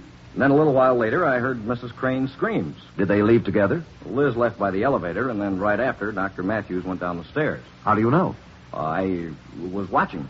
Sort of peeking out your door? Well, When you knew the two had left, you knew Crane was alone. I knew Mrs. Selinger was in the treatment room. I'd been over earlier to borrow something. Anyone who knew Mrs. Selinger was there and planned to kill Crane would have made sure it was a soundless murder. Probably. Do you have an assistant when you work at night? I work alone. That rather limits you to fillings and cleanings and such, doesn't it? Yes, I don't usually do Yet extractions. Miss O'Connor testified earlier that you had borrowed a hypodermic of sodium pentothal from Dr. Matthews for an extraction that night. I meant it for the morning. Couldn't you have borrowed it in the morning? I suppose so, but as long as I was there... You just stated that you went to Dr. Matthews' office to borrow something. Wasn't the something the anesthetic? I didn't mean that. What did you mean? I don't know. That'll be all for now, Dr. Moore. I would like to recall Miss O'Connor to the stand. In your earlier testimony, Miss O'Connor, you stated that Henry Crane had made advances. He was unbearable. He seemed to enjoy frightening me. I see. Where did you go when you left the office? Home. I was quite tired. I'd had a hectic day. Do you live alone? Yes, I live in an apartment. Did anyone see you come home? I doubt it. I went right up and went to bed. No one saw you? I'll think. Dr. Matthews saw me leave. And anyway, why should there have to be anyone's word besides mine? When I leave the office every day, I don't think of establishing an alibi for something Very that true. Miss O'Connor, how long have you worked for Dr. Matthews? 4 years. Do you get along as employer and employee? Dr. Matthews is one of the finest men I've ever known. He hated Crane. We all did. But I feel sure he didn't kill him. Miss O'Connor, do you realize that if Dr. Matthews didn't kill Crane, the murderer made every attempt to make it look like he did? That's true. But I... That will be all, thank you. Will Dr. Matthews please take the stand? Dr. Matthews, you state that you left the office to buy chewing gum. Yes. I had onions for dinner and didn't want to offend my patients. Is it customary to leave a patient in the treatment room? After administering drops, I have my patients sit with their eyes closed for a while. That night, neither of the patient's pupils had dilated enough, so I left them for a while longer in the darkroom. I see. Where did you go for the chewing gum? There's a little old man who runs a candy stand on the floor below. Did the man recognize you? He wasn't there. I waited a few minutes. Then I heard Mrs. Crane scream and ran back upstairs. Did anyone see you? I'm afraid not. Dr. Matthews, why didn't you kill Crane? Well, I thought of it, but I knew I couldn't. I couldn't jeopardize my family, my profession. I never dreamed the insignificant act of buying chewing gum could be so important. Thank you, Dr. Matthews. Your Honor, there are many obvious aspects to this case, but I have found in my experience that with every murder there is a sound pattern. A sequence of sounds or absence of sounds that, when placed in proper order, must spell the truth. I ask the court to adjourn until tomorrow, at which time I shall recall a completely disinterested witness. Permission is granted. Court is adjourned until tomorrow morning at 10 o'clock. Jonathan Kegg is about to call another witness. It could be you. If it were, could you remember what you have heard? It would be vital that you do, for you would hold a life in your hands.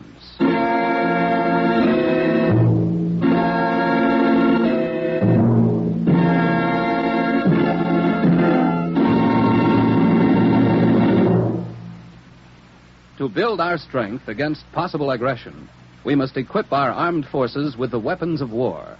And at the same time, in order to defeat inflation, we must produce adequate supplies of civilian goods. There's only one way to meet this double challenge, and that's by turning out more goods and services for every hour we work. Remember, the better we produce, the stronger we grow.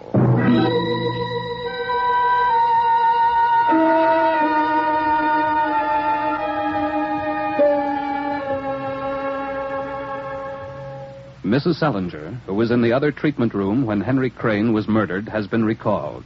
Court has convened. Jonathan Kegg commences his cross-examination. Mrs. Selinger, I understand from a review of the records that you have already been called in this case. Yes, Mr. Kegg, but I couldn't be of any help. What makes you so sure? Well, as you know, the pupils of my eyes had been dilated, and I was in a dark room sitting behind a big machine. I couldn't possibly see anything. Well, frankly, Mrs. Selinger, I'm not interested in anything you could or could not have seen. Now, will you please tell the court exactly what you heard when Henry Crane died? Well, I heard talking out in the reception room. Whom did you hear? Oh, Miss O'Connor and Dr. Matthews and Dr. Moore. They were talking about Crane. I couldn't hear much, and then Crane came in. Did you know Mr. Crane? By then, I'd heard about him. Go on, please. I heard Dr. Moore threaten to beat up on Crane, and Dr. Matthews said real loud, if someone doesn't kill you, it'll be a miracle. Order in the court. Then what happened? Then Dr. Matthews took Crane back to the other treatment room and put drops in his eyes. Yes, and then? Well, then he, the doctor, came into the side room and put a big kind of machine up to my eyes. Your Honor, I have brought an actual refractor into court. With your permission, I would like to exhibit it. You may proceed. Will you roll it over here, please? Is this what you mean by a machine? Yes, that's it. Mrs. Selinger, what did you hear next? Well, the doctor excused himself, and I heard coins jingling in his hand. How did you know they were coins? Why, I heard them. But you couldn't see them. Well, no, I couldn't. But I know they were. I heard Dr. Matthews tell Miss O'Connor he was going to buy some chewing gum. And then? Well, Miss O'Connor said she was ready to leave. I heard her high heels clicking. It was real quiet. And then I heard a bubbling sound. Crane called out to ask what the noise was. I started to tell him that the doctor was out, but then I heard the jingling of coins, so I guess the doctor must have come back. Did you hear footsteps? No, none. Had you heard Dr. Matthews' footsteps before? No, he was wearing rubber-soled shoes. What did you hear after that? Well, I heard this jingling some more, and the bubbling, and then a metal click.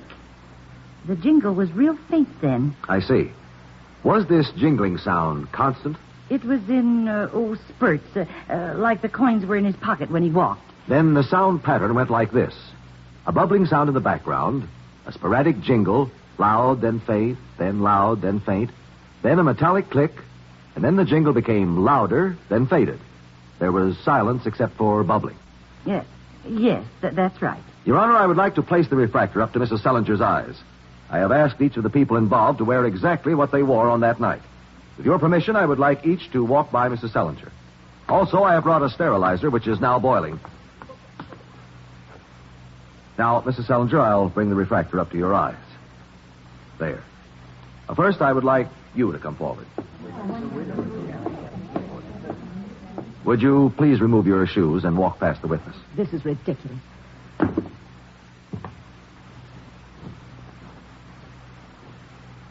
Thank you. You may sit down.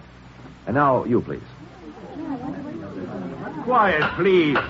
There must be absolute quiet. My Phi Beta Kappa key hitting my keychain. Is that the sound you heard, Mrs. Sellinger? No, it wasn't. That will be all, Dr. Moore. Here, please. Here's some change. Will you put it in your pocket, please? And now just walk past Mrs. Sellinger. Now, think carefully, Mrs. Sellinger. Was that the sound you heard? Well, I'd like to hear it again. Of course. But first, I'd like another person to walk by. Will you please take off your shoes? Yes, Mr. Cade. Before you start, what were you wearing on the night of the murder? I had on this flower suit. High heels? I always wear heels. And jewelry? Of course. I don't see what difference my appearance makes. I asked you to wear exactly what you wore that night. I am. Jewelry, too? Well, I didn't think you meant down to the exact jewelry. That night, were you wearing the earrings I saw you take off just now? I believe you put them in your purse. Oh, yes. They were hurting my ears. Will you put them on, please? Now, I must ask for complete silence in the courtroom. All right. You will be first, and you will follow.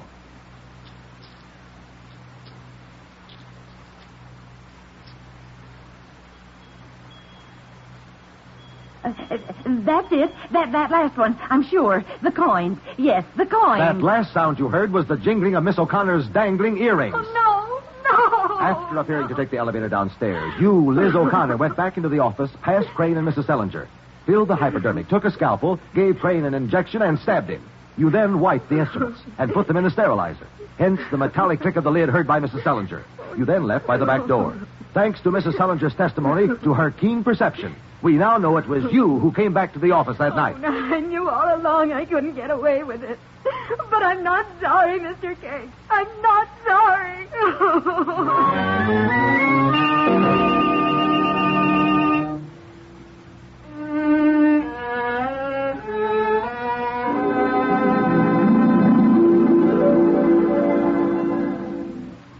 Golly, Mr. Kegg, you were wonderful. How'd you get on the track of Liz O'Connor? Jim, if Matthews weren't guilty, then the jingling sound must have come from some wearing apparel. Miss O'Connor's choice of clothing is quite extreme. I imagined her jewelry was just as extreme. The testimony of Mrs. Sellinger, the innocent bystander, again proved that with such cooperation, the truth will out. Yeah, I guess you'll be checking out now, huh? Yeah, I hate to see you go. Guess your vacation was kind of ruined. Thank you, Jim. But my stay wasn't ruined. Well, I hope I see you again soon. Goodbye, Jim. Bye, Mr. Kegg, and thanks.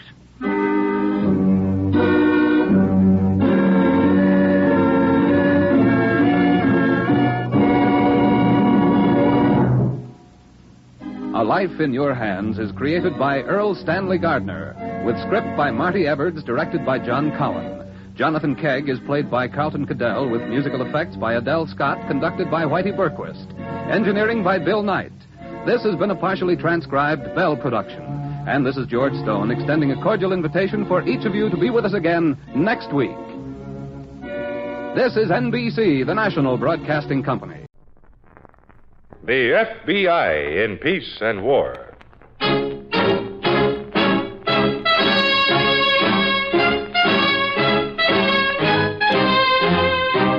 Another great story based on Frederick L. Collins' copyrighted book, The FBI in Peace and War. Drama, thrills, action. Tonight's story, A Pair of Glasses.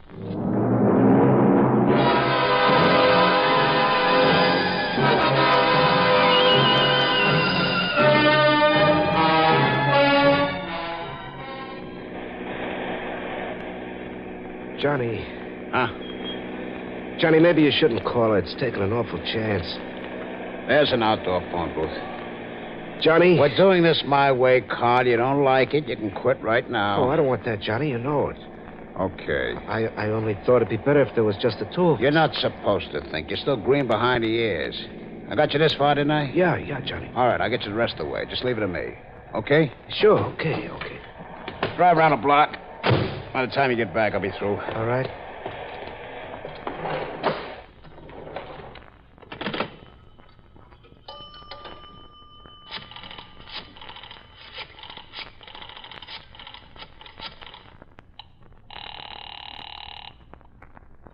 Ben's Bar and Grill. Ben Fergus talking. Put Gloria on. Huh? Gloria Martinez. She works there, doesn't she? Sure, Gloria works here. Who wants to talk to her? It's personal. Just put her on. Hey, Gloria, call for you. Who is it, Ben? Some guy, wouldn't say. Oh. Hello? Who is this? Take one guess, honey. Johnny? Nobody else but Gloria. Well, where are you? Right here in town. You heard about it? Oh, sure. It's in all the papers and on the radio. Oh, Johnny, I'm so glad to hear from you. When will I see you? 8 o'clock. Your apartment. And look. Yeah? I want you to pick up 2 suits. One my size, 40. The other a 36. But I... A 40 and a 36. You got that? Yeah, Johnny. Okay, honey. I'll see you later.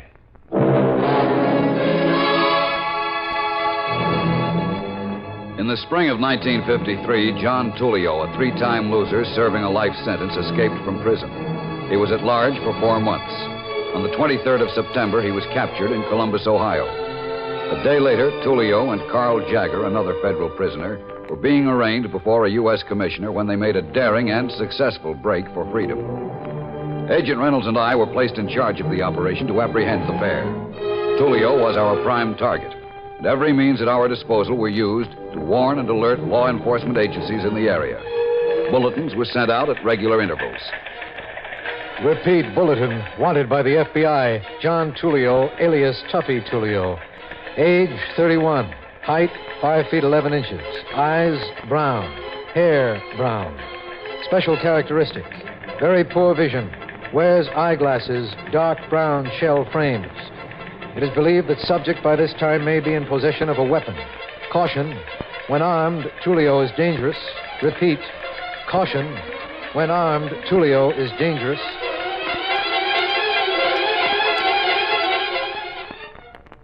Gee, Johnny, it's good to have you back again. You missed me, huh? Ooh, like crazy.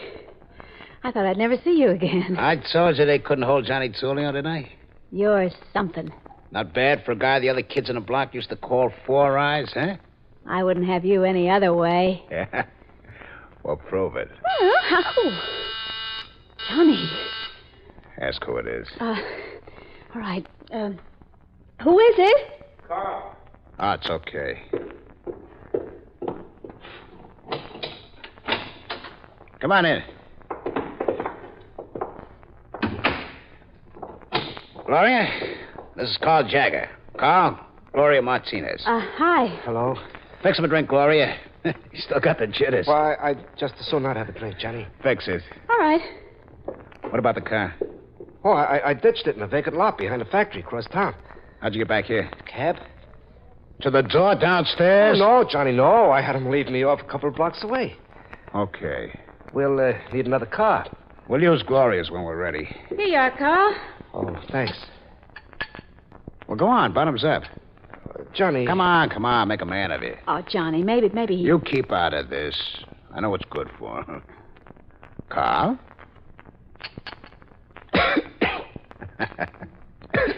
You better, huh? Yeah, it's great, Johnny. Well, your new suit's in the bedroom. Put it on. Then we'll leave it? What's the rush? Well, I was thinking about that cabin you told me about up at the lake. What about it? Well, I was figuring the faster we get up there, the better off we are. You're not supposed to do any figuring, you remember? We'll go up to the cabin when I say we go. I think we're sitting high and dry right here. All the comforts are home. So we're staying for a while. Now get in there and try on that suit.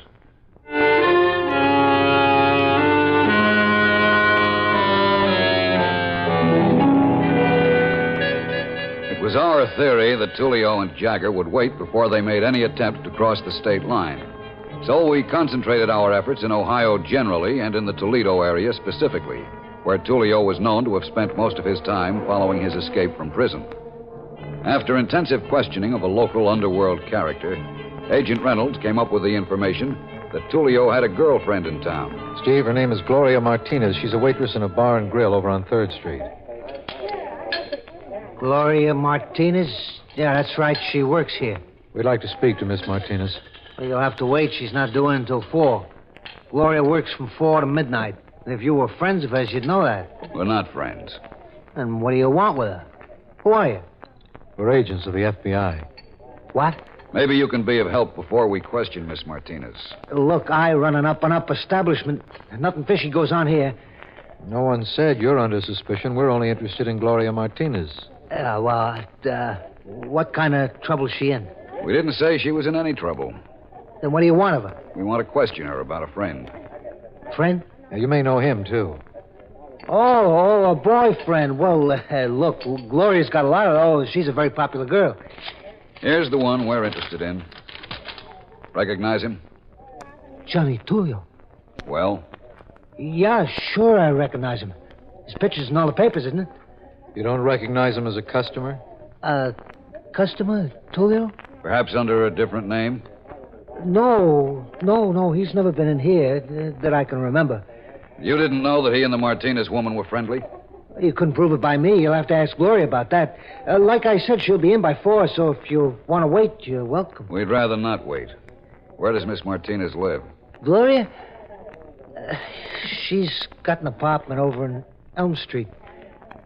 325. 325 Elm. Thanks.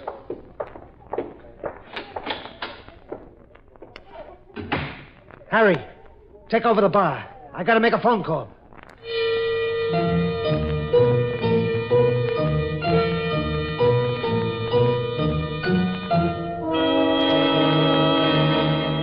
Our lead on the Martinez woman was confirmed when we arrived at her apartment.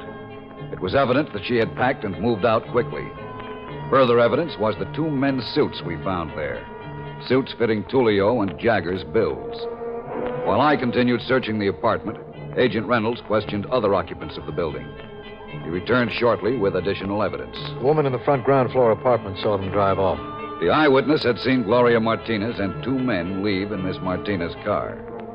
From her description, it was definitely established that Tullio was one of the men, his eyeglasses being one positive factor.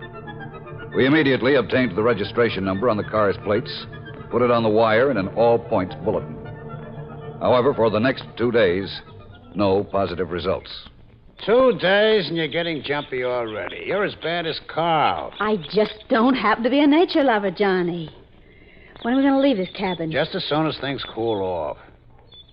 You're sorry you came along with me, huh? No. I want to be with you wherever you go. All right, so relax. Just make believe you're on a vacation, okay? All right. Johnny, that's a car. I told you to relax, didn't I? It's only Carl coming back from the village with the groceries. It's about time, too. Listen, I'll tell you something. I was worried all the time he was gone. He's such a nervous kid. Oh, he's okay. He's learning. Hey, what took you so long? Honey. Carl. What's the matter with him? Carl. What happened? How do I know? He's bleeding, isn't he? You know as much as I do. Johnny. Oh, shut up. I'll get him in the cot. All right, easy, kid. Easy now. Johnny, cops. The cops? Oh, will you shut up? Just take it easy. Tell me, Carl, where are they? In the village. Just as I was leaving, they pulled in. They tried to stop me, but I doubled back and shook them off. I had to get here to warn you, Johnny. You're okay, kid. Am I? 100%. I knew what I was doing when I took you on. We got to get out of here, don't we? Don't we have to get moving? You're right, Carl. But look, you can't come with us. Johnny. Look, kid, I'm thinking about you. I can't get you to a doctor. As soon as I get to a phone, I'll put in a call and tell a doctor to get over here. Johnny, take me with you. No, I can't, Carl. I've got to move fast. The cops will be along soon, maybe. Gloria and I have to get moving. The cops will take care of you, Carl. They'll fix you up. Johnny? Yeah. The cops will try to make me talk, you know. Ah, but they couldn't make you talk, could they, baby? No, Johnny, you know me. Well, okay. Gloria, you get in the car. I'll be right out. Not Carl. Carl, you stay right here and rest, huh? Just close your eyes and rest. That's it. So long, kid. I'll be seeing you around.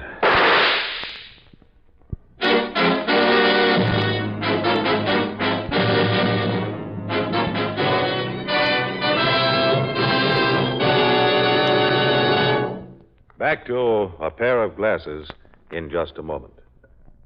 As most of you know, G-Man is a nickname tacked on FBI agents about 20 years ago by some gangsters, and the name stuck.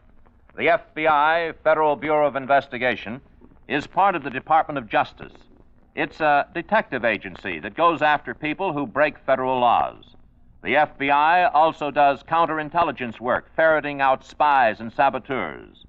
An amazing thing is that despite the extreme dangers of their responsibility, it wasn't until 20 years ago that they were given authority to carry guns. With no other weapons than courage, resourcefulness, and determination, they had to track down and bring in dangerous racketeers and spies whose business was wholesale murder.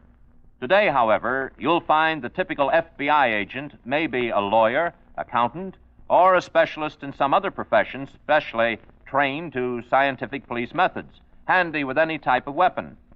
Gentlemen all, until somebody gets rough, then look out, Buster.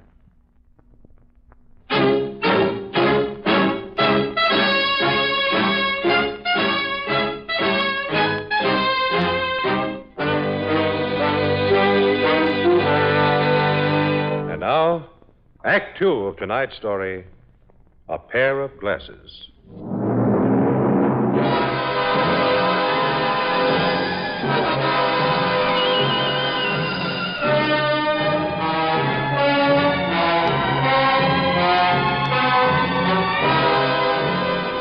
Alerted by our bulletins, the sheriff of a northern Ohio county had spotted Gloria Martinez's car leaving the village of Glenview and identified the driver and sole occupant as Carl Jagger.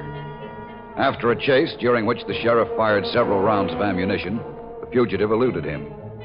Agents of the Bureau were poured into the district, and in cooperation with local law enforcement agencies, an intensive search of the area was made. Agent Reynolds and I stood by at the Toledo field office, waiting reports. All right, Phillips, I'll tell Steve. We'll be standing by here waiting further reports.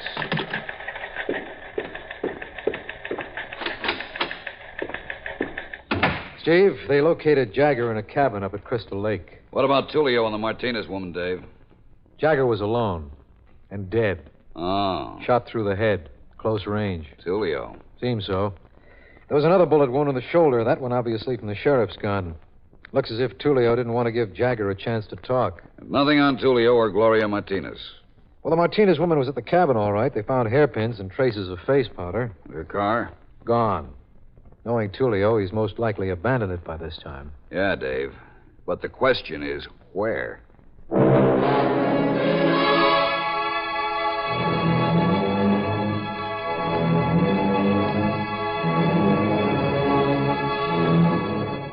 The question was answered that night. The car was found in a wooded area 15 miles from a suburban section of Toledo. It was altogether possible that Tulio felt safer in returning to the city to hide out. You heard it over the radio. They'll be looking for us up near the lake, and here we are back in town, right under their noses. So will you stop worrying? That is not what's bothering me. Well, then what? Carl? Carl? Yes? Look, it was him or us. How do you know? I know. Maybe he wouldn't have talked. I told you we couldn't take the chance. Well, I would have. You're not running this show. He was a nice kid. Oh, will you stop that? I keep seeing his face, the way he looked at you. Oh, can it? Honest, I don't even know you now. You don't know me? What kind of talk is that? I'm Johnny Tulio. I'm the same guy you always knew. No, Johnny.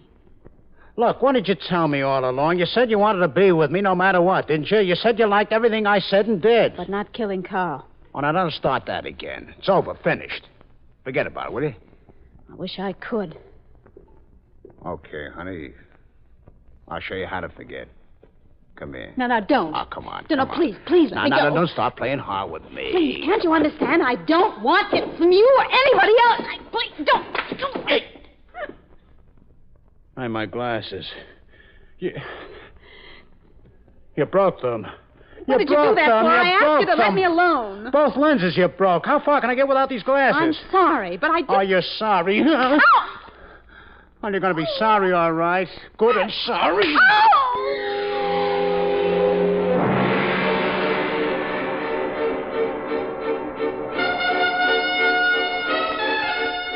The search for Johnny Tullio continued on an all-out day and night basis.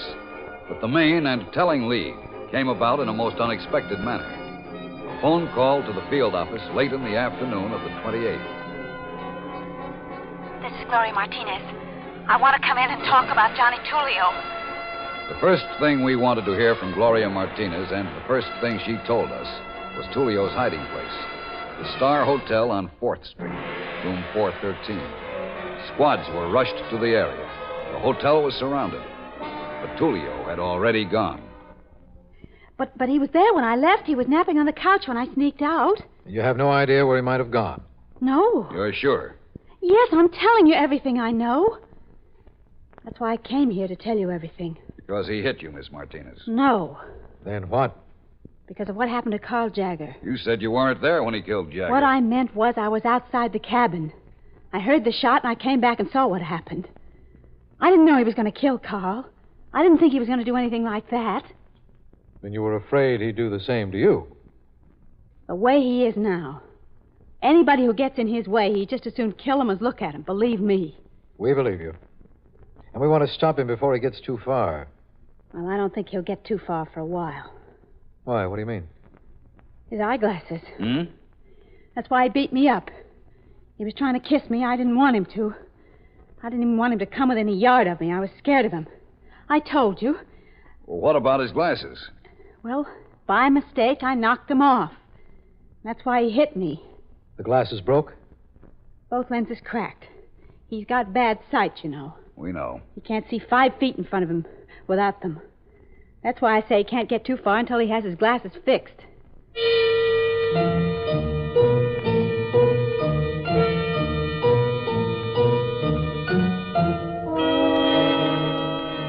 By virtue of the information supplied us by the Martinez woman, the pattern of the next step in our operation was automatically laid out for us.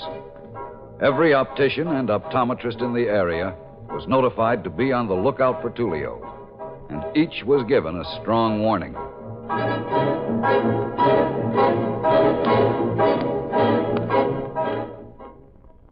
I'm a stranger in town. I saw your name in the phone book and I came over. Mm-hmm. His lenses are pretty badly cracked. I knocked them off the bathroom sink while I was shaving. You can make me a new set, I mean, without my getting an examination? Oh, yes, we can work from these, I'm sure. Oh, fine. I didn't want to waste a lot of time. I'm a traveling salesman just in town for a day. I'm due in Columbus in the morning, you see. Yeah, you couldn't get very far without these. That's obvious. You're telling me. I've been stuck with glasses since I was a kid. Oh, they're not so bad. Well, not as long as they're in good shape, but a thing like this can set you back, especially when you need them like I do. Yes. The price will be $15. Oh, that's okay. I'll wait till you get them fixed up. Oh, well, it'll be at least 2 hours. Oh. Well, okay, I'll be back in 2 hours.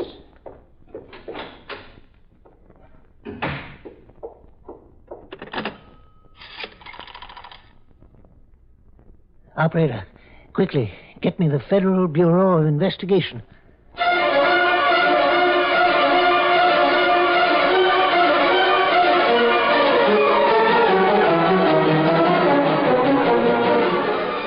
When the call came in from the optical shop, we moved into the final phase of our operation.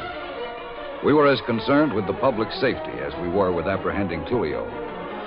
Agents were stationed at strategic points to ensure that Tullio could not escape once he had entered the store. Agent Reynolds and I were in the shop, waiting.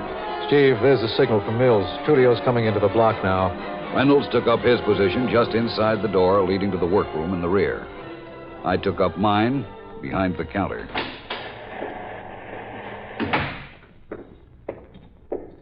Yes, sir? I left a pair of glasses here to be fixed. Your name? I didn't leave my name. The other man said they'd be ready now. Oh, Mr. Hill. Look, I don't know what his name is. All I know is he said my glass would be ready in 2 hours, and it's 2 hours. Well, Mr. Hill's out now. I don't care where he is. I need those glasses. Well, I'll check on them. If you'll just have a seat for the moment. Okay. That's far enough, Tulio. Huh? Just stand there right where you are and don't turn around. I said don't turn. What is this? FBI. Dave. He's covered from his, Chief. Get his gun, Dave. I don't mind. I'll get it. I'll get you, too.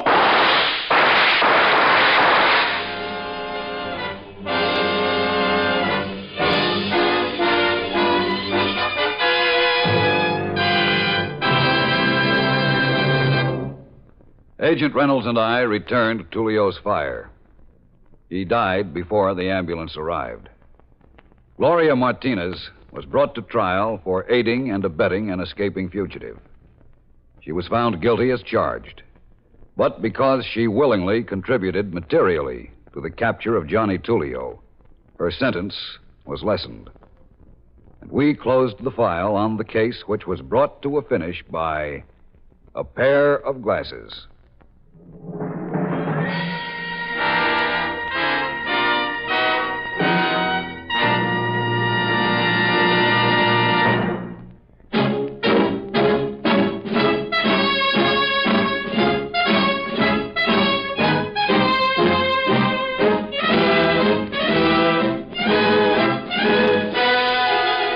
In tonight's story, Ralph Bell played the part of Johnny Tulio. Leslie Woods was Gloria Martinez.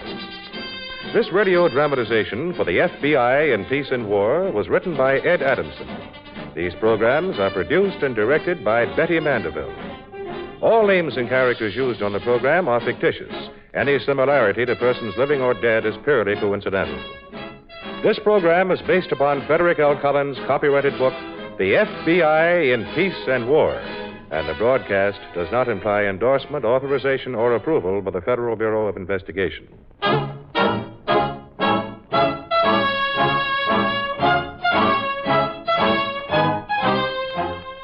The FBI in Peace and War has come to you through the worldwide facilities of the United States Armed Forces Radio and Television Service.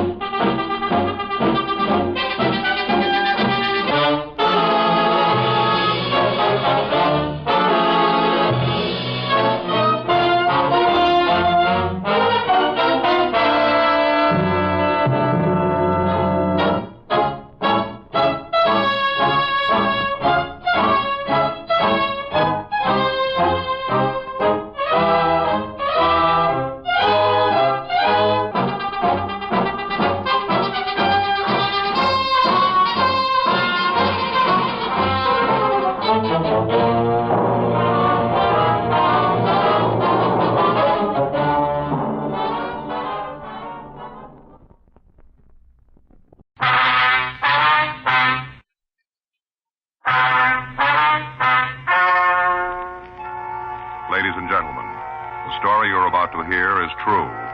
The names have been changed to protect the innocent. Dragnet.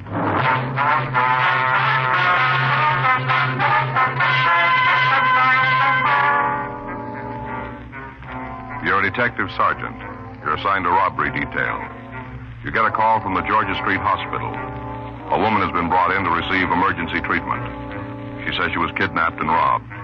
Your job? Investigate.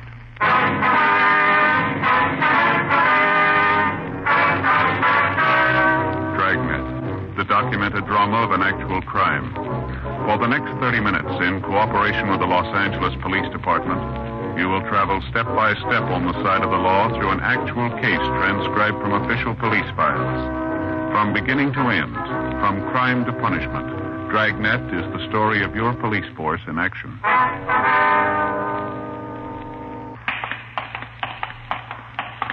It was Wednesday, February 4th. It was cool in Los Angeles. We were working the night watch out of robbery detail. My partner's Frank Smith. The boss is Chief of Detectives Thad Brown. My name's Friday. We're on our way out from the office, and it was 8:32 when we got to Georgia Street Hospital, the treatment room. Dr. Hall? Oh, hi, Frank. Be right with you. Excuse me. Certainly, Doctor. Hi. Hi, Doctor. That the Alston woman? Yeah. How is she? Bruised about the face, not too serious. You can leave when you finish with her. Good. Can we go in now? Sure. Let me know when you're through with it. All right. Thanks, Doc.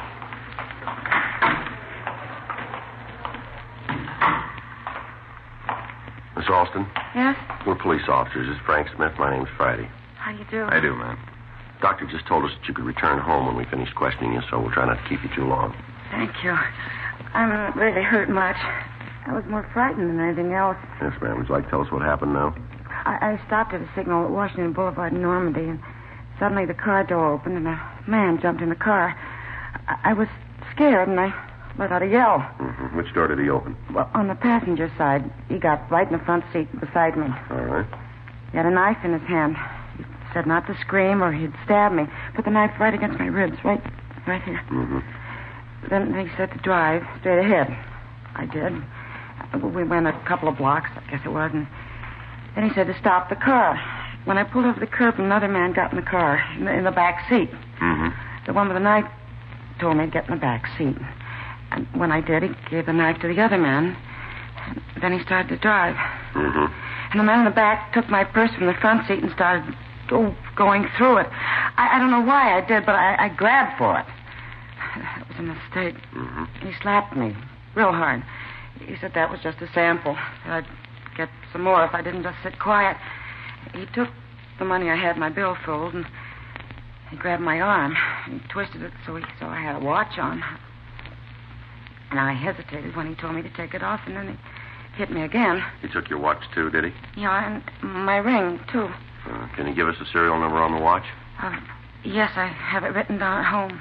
We need a description of the ring, too. All right. Would you go on, please? I was sure I'd wind up as a picture and a headline in tomorrow's paper, one way or the other. How do you mean that? Well, he was driving like a maniac. He was breaking all kinds of laws. Yes, ma'am.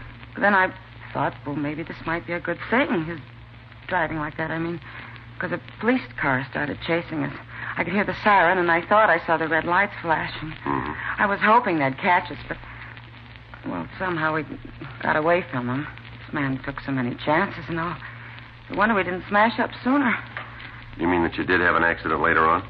You don't know about that? No.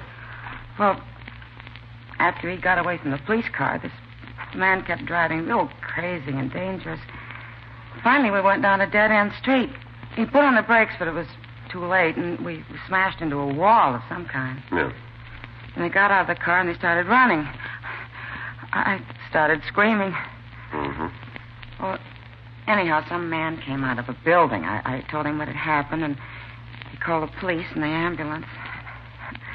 Here I am. Still some shaky, but I'm thankful it wasn't any worse. Mm-hmm. Can you give us a description of these two men? Well, not much, I'm afraid. That makes me feel pretty stupid, too. What do you mean, ma'am? Well, I'm always doing those observation tests in magazines. I get real high ratings. Then when I'm up against the real thing, I fail miserably. Can you give us a general idea of their age, their coloring, their height, the way they were dressed? I don't think they were too old. Maybe around 20 or so. Mm-hmm. They had dark hair. I can't tell you how tall they were. The only time I saw them standing up was when they ran away from the car. I see. As I remember, the one that drove had on a sport coat, tan color. And the one in the back had on a brown suede jacket. You know, the kind with the knit cuffs and the collar and the waist. That's about all I can remember. I'm sorry. That's all right, Miss Alston. We appreciate the fact you're under a pretty bad strain. I really thought they'd kill me. Yes, ma'am. You remember if they were clean-shaven? You mean that they have mustaches? That's right. No, they didn't. Will you remember if either of them had any scars or marks in their faces, anything distinguishing that might help us identify them later? Well, if they did, I didn't see any, but... Well, there was one thing. I don't know if it means anything. Yeah. The one that was driving had a bandage on his thumb. I could see that because he held the steering wheel up near the top. On which hand? The right one. It was all wrapped up, all around, not just adhesive kind. Mm-hmm. I'm sorry I can't give you more information. That didn't make me happier than for you to catch them. Especially the one that kept hitting me, the one in the back seat. Yes, ma'am, we understand. I think he enjoyed it. He'd grin when he did it. After I made the mistake of grabbing for my purse. I tried not to give him a reason to hit me again. It didn't help. He just hit me when he felt like it. No reason at all. Really wouldn't have made any difference what you did, ma'am. How do you mean, Mr. Friday? Men like that. Yeah? They don't need a reason.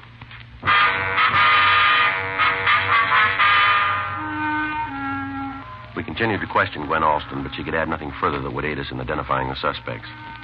She did give us a description of the ring. She said she would call and give us the serial number of her watch.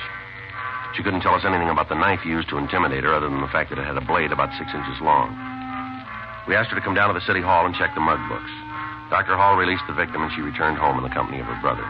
The radio unit that had answered the call had gotten out a local broadcast on the two suspects. They impounded the victim's car, and it had been moved to the official police garage. 9:37 p.m. Frank and I drove over to Wall Street. The crew from Leighton Prince had just finished going over the car. Hi, Joe. Frank. Hi, Harlan. How are you? You fellas draw this one? Yeah. You going to give us some help this time? Yeah, just finishing. Doesn't look too good. Yeah? Got a couple of partials, nothing real clean. Well, what we got from the victim, it looks like we got our work cut out for us on this. What do you mean, Joe? Well, all she could give us in the way of a description would fit any number of guys. I see. Well, we got something out of the back seat that might be of some use to you. What's that, Harlan? I got it right here in an envelope. There you are, Joe. What's this? Well, that aluminum container has some corneal lenses in it. What do you mean? Eyeglasses. You know, the kind that fit right in the eye. Oh. Where'd you find them? In the back seat, right on top of the cushion. Well, it might be something. We'll have to check with the Alston woman, see if they belong to her or anybody in her family. Yeah. What is this case, Joe? Kidnapping robbery. How many suspects? 2. One woman in the car? Yeah. Hurt her at all? Yeah, I beat her up a little. Huh. Real He-Man, huh? I sure wish I had more for you fellas to go on. Yeah, Harlan, we don't have much, but at least we know something. What's that, Joe? When we reach these two, they won't give us any fight.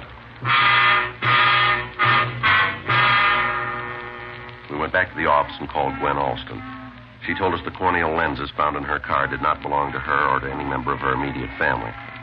She also gave us the serial number on her watch. We took the container over to the crime lab. Ray Pinker said because of the facets on the lenses, he thought it was a type made by the Stimson Company. The next morning, we drove out to their shop. We talked to George Dudley. We showed him the lenses. Yes, that's our lens. You can tell quite easily when you hold it up to the light. You see those little facets? Mm-hmm. Where is it? Oh, yeah. Could you tell us who these were made for, Dudley? I can give you the name of the optician. Appreciate it if you could. I'll have to check our files, but it shouldn't take too long. All right, sir. Ordinarily, we'd have checked lens power, diameter, and radius curvature. Yes, sir. This is special type lens. That's so? It's used to correct the condition of the eye known as keratoconus. What's that, sir? The conical cornea. Oh. We don't make too many of them. Excuse me, I'll get the name of the optician for you. All right, fine. Pretty good deal, huh? Yeah. I know a fellow who wears them. Says he used to hate to get a haircut, but not anymore. All right. Yeah, with these glasses on his eyes, now he can get his haircut and still read the magazines. I found it for you. That's good. These were made for John L. Roberts. Just a minute, sir. I'd like to write that down. Okay, go ahead, please. John L. Roberts, 439 Camden Drive, Beverly Hills. Thank you, sir. Got it? Yes, sir. This is the optician that sent in the prescription, huh? That's right. All right, fine. Thanks for your cooperation, Dudley. Not at all. I always get a kick out of helping you fellas. Yes, sir. A lot of steps to solve a crime, aren't there? Quite a few, yeah. Sure hope I've given you a little something. You have? A lot of steps. Yes, sir. You helped us make the first one.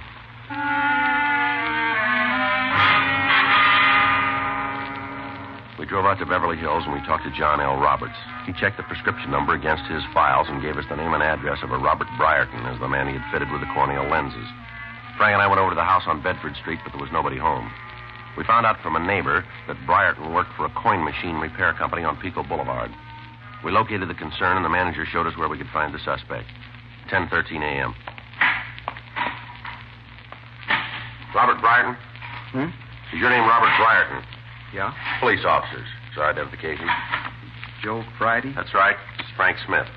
Hi, Howard. I'd like to ask you some questions. What about? You wear those glasses all the time? Do I what? The glasses you got on, do you wear them for work? Yeah, most of the time.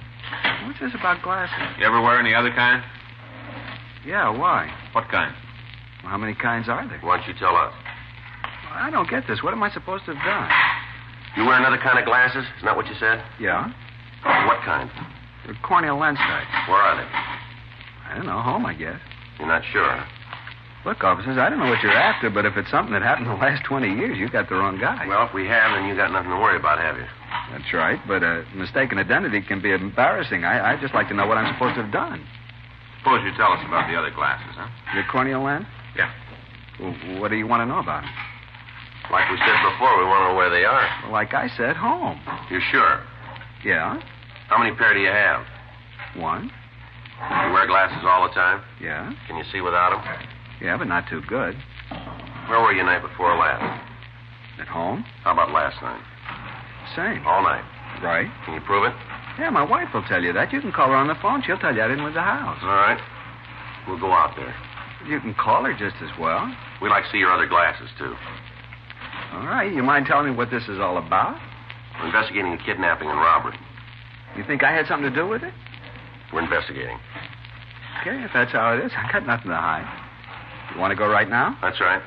My jacket's right here in the locker. Wait a minute, I'll get it for you. This it? Yeah, the brown suede with the net trim.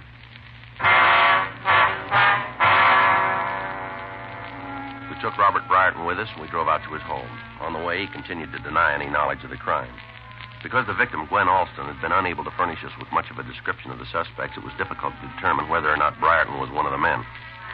He had dark hair. He was in his early 20s. The suede jacket he wore checked out.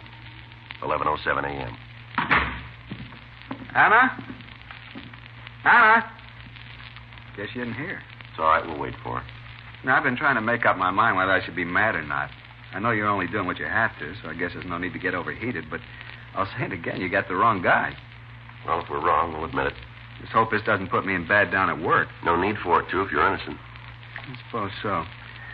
You want to sit down? I don't know just when my wife will get back. If you don't mind, we'd like to see your other glasses now. Oh, sure, I'll get them for you. Where are they? Well, I usually keep them on the bedroom dresser when I'm not using them. All right, we'll go with you, all right? Sure. Hope she made the bed. She's a pretty good housekeeper, but sometimes she gets a little sloppy about it. Yeah. I swear they were right here on the dresser. Yeah. I haven't had them too long. I switch off with these that I'm wearing. Did you wear them yesterday? Yeah, but then they should still be on the dresser. I don't know where they could be. Well, maybe we can help you. What do you mean? Who's back there? Anna? What are you doing home? Honey, these are police officers. This is my wife. I do. How you doing, ma'am? What are they doing here? We'd like to talk to you, Miss Briarton. About what? Now, don't worry, dear. But what's it all about? Would you like to step out in the other room, please? It's all right, dear. I don't understand this. Listen, do. Can you tell us where your husband was Tuesday night? He was home with me. How about last night? He was here all evening. You sure?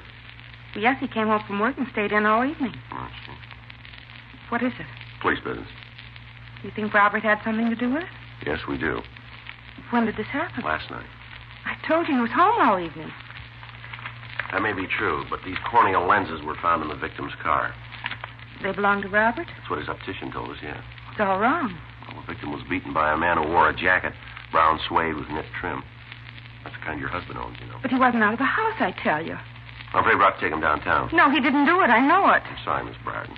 These are your husband's lenses. They were found in the victim's car. But he was with me all evening. That may be, but we're going to have to hold him. No, he didn't do it. It was Gordon. Gordon who? I let him wear Robert's jacket last night. Well, who's Gordon? My brother.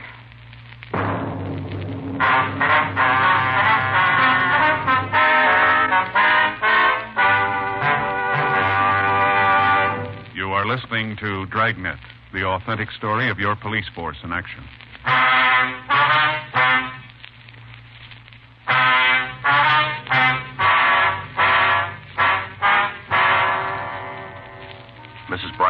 who explained that she let her younger brother take the suede jacket the previous night.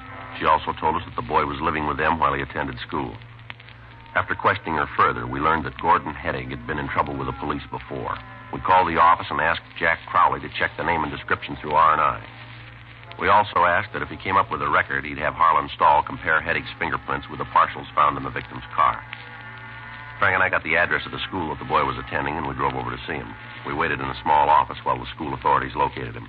Well, Miss Alston was right about what she told us. What do you mean? Well, she said she couldn't give us a very accurate description. Yeah. She said the ages might be around 20 or so. Mm-hmm. Not many high school students look 20, not even seniors. Yeah, that's true, but according to what the Briartons told us, this could be the boy. Yeah, that's right. Come in. Come on in, son. Close the door. You Gordon Heddig? Yeah. Police officers, Heddig. What do you want me to do, stand at attention? I told you once to come on in. Now, come on over here. Sure, but remember where you are. These ain't soundproof walls. I don't play tough with us, son. Sit down there. Always the orders. Always tell you guys what to do. Sit down, stand up. You're all the same. Never get off a guy. All right, now, just keep still. I'm sitting in school trying to learn something. You got to come around and jerk me out of class. Why don't you wait until General Assembly? Get the whole school in on it.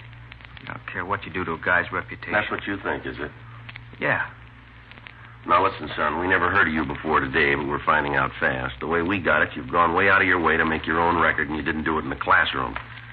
We've got a good reason to be here. If you're innocent, you won't have to worry about what anyone in this school thinks.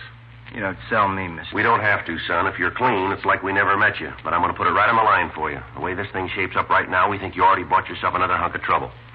Figures. I'm made before I go in. That's where you're wrong, kid. Nobody's going to tag you with a bum beef. You give us the right answers, and like my partner said, we never met you. All right. What do you want from me? You can start by telling us what you did last night. I went to a show. Where? Downtown. What time? Oh, around 7, I guess. Who was with you? Nobody. I went by myself. What was the name of the theater? The Dorn. What'd you see? What pictures? Yeah. I don't remember right off. One was a Western. That was about spies. You're all by yourself. I said so, didn't I? What time did you get out of the show? Around 10, I guess. What'd you do then? Went home. What kind of clothes did you have on last night? What do you mean? What were you wearing? Oh, jacket, sports shirt, usual stuff. What kind of jacket? Suede. Belong to you? No, my brother-in-law. Mm-hmm. How'd you get out to Washington and Normandy? To where? Washington and Normandy. I told you I was downtown. Say, what is this? You tell us. You were in that car, weren't you? What car? The one you beat the woman in. Ah, you're crazy. Who was with you? I told you I was alone. What more do you want? The name of the person that was with you. I don't know what you're trying to tag me with, but you're not going to make it this time. I told you I was at a show by myself. How do you think you can prove I wasn't? We found the lenses you lost from the jacket pocket. Boy, this gets wilder all the time. I was sitting in the show last night, that's it. In other words, you don't want to tell us about it, is that it? About the show. All right, Heddig, you play it your way. It's going to take us a little longer, that's all. Same old story. Don't make any difference what I say. You know I got a record, so I'm guilty. Don't make any difference. Either way, I'm the pigeon. No, you're wrong. Not with us, Heddig. Oh, come on. I just didn't fall off the Christmas tree. There's only one way we want you. Yeah? If you're wrong.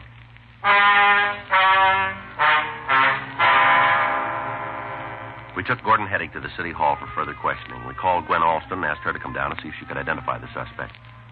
Harlan Stahl said the suspect's fingerprints matched the partials found in the car, but there weren't enough points to build a case on. 2:47 p.m. Frank and I had the suspect brought to the squad room. Why don't you give up? I ain't going to cop out to something I didn't do. We don't expect you to, but we still want to know how a container with your brother-in-law's lenses could be found in the backseat of a victim's car. Now, they were in his jacket, and you wore that jacket. Isn't that right? Don't ask me. I was at the show. Yeah, so you said. Another thing, you guys better treat me pretty good while I'm in here. Yeah? Sure. I'm a kid. Don't forget it. Yeah, that's the way it reads on the books. For my money, that's as far as it goes. I told you once we can put you in the backseat of that car. I get it. Robbery Friday. Right. Send her down, will you? Right away. Thank you. I'm going to tag the business office. I'll be right back. Okay, John. Miss Alston? Hello, Sergeant Friday. I got down as soon as I could. All right, fine. Have you got the man here? Well, we'd like you to tell us. We'll go down the hall here. Well, what do I have to do? Just look into this room. Tell me if you see the man that beat you up. Will I have to face him? No. We'll go around here. You can look through the door. Come on. All right. All right, here. Now, do you see him? Well, what about it? Yes. That's him there.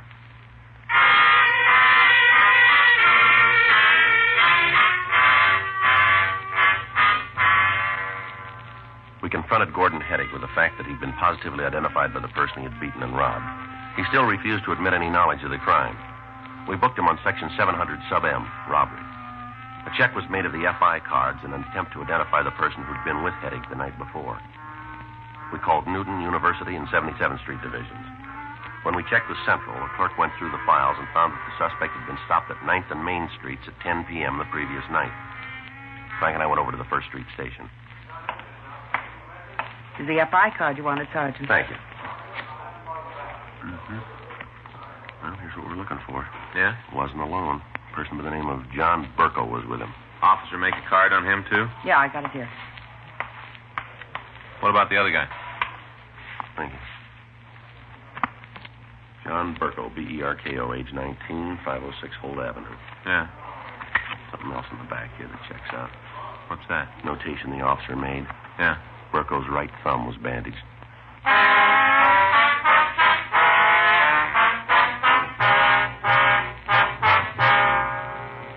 We went back to the office and ran the name John Burko through R&I. We found a package for him that showed several arrests as a juvenile and one as an adult for suspicion of ADW. Gwen Alston was shown his mug shot, and she identified him as the other suspect. We drove out to his address on Holt Street. It was a boarding house. The owner admitted us to his room. We waited. 4 hours went by. 8:19 p.m.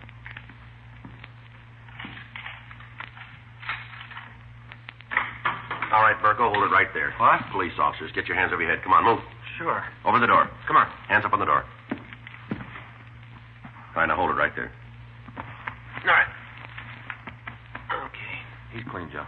What's the pitch? Come on, turn around. Put your hands behind your back. All right. Take it easy with my thumb. I think I got blood poisoning. Yeah.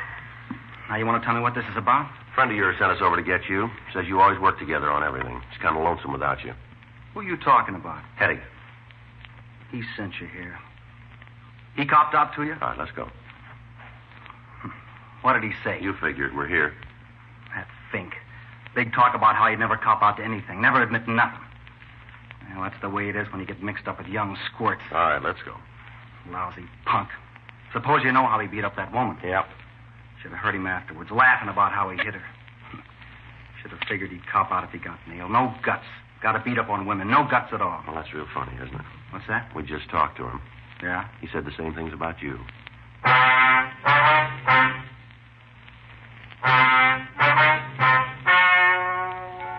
The story you have just heard is true. The names were changed to protect the innocent. On June 9th, trial was held in Department 97, Superior Court of the State of California, in and for the County of Los Angeles.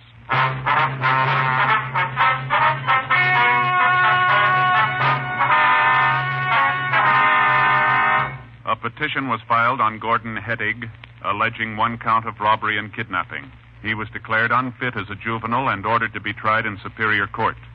Gordon Jerome Heddick and John Carlton Burkle were tried and convicted of robbery in the first degree, one count, and kidnapping for the purpose of robbery. Robbery in the first degree is punishable by imprisonment for a period of not less than 5 years. Kidnapping for the purpose of robbery with bodily harm is punishable by imprisonment in the state penitentiary for life without possibility of parole. Dragnet. The story of your police force in action is a presentation of the United States Armed Forces Radio Service.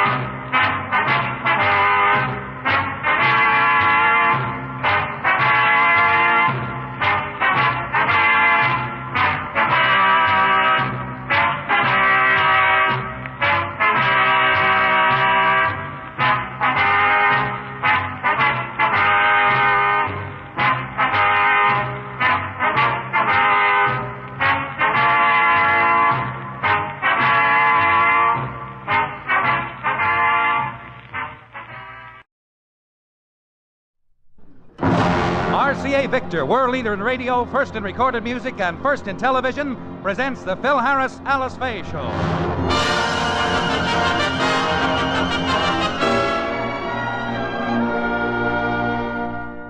When you buy any product bearing the name RCA Victor, you can be sure it's the finest in its field. That's no accident. It's the result of constant research by RCA, whose aim is to bring you better products at lower cost. In television alone, RCA developed the Image Orthicon tube, the heart of every television camera. And the Image Orthicon, or camera tube, has added new scope to television programming because it permits televising when the illumination is as little as that supplied by a single candle. This is just one of the pioneering achievements of RCA. Today, RCA Victor is recognized as world leader in radio, first in recorded music, first in television. And you can have the proof of RCA Victor leadership in your home. Just buy one of the new RCA Victor Super Sets, super-powered television with amazing picture power. Take the Preston, for example. Because of picture power, the Preston brings you clearest reception possible with virtually no interference, even if you live in a difficult reception area in the city or in the country. See the Preston soon, the exciting 17-inch table model television with picture power offered at a price that'll fit neatly into your buying budget. Whenever you buy television, radio, a phonograph, or records, always look for the sure sign of quality, the name RCA Victor, cornerstone of home entertainment for 3 generations.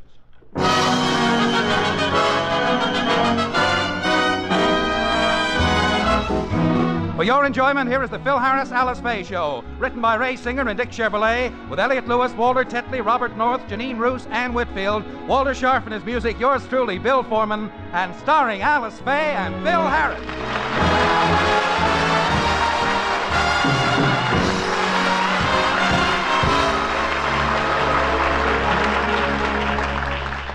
With television on a coast-to-coast hookup, NBC has asked all its radio stars to appear on the new medium. That is, all except Phil Harris.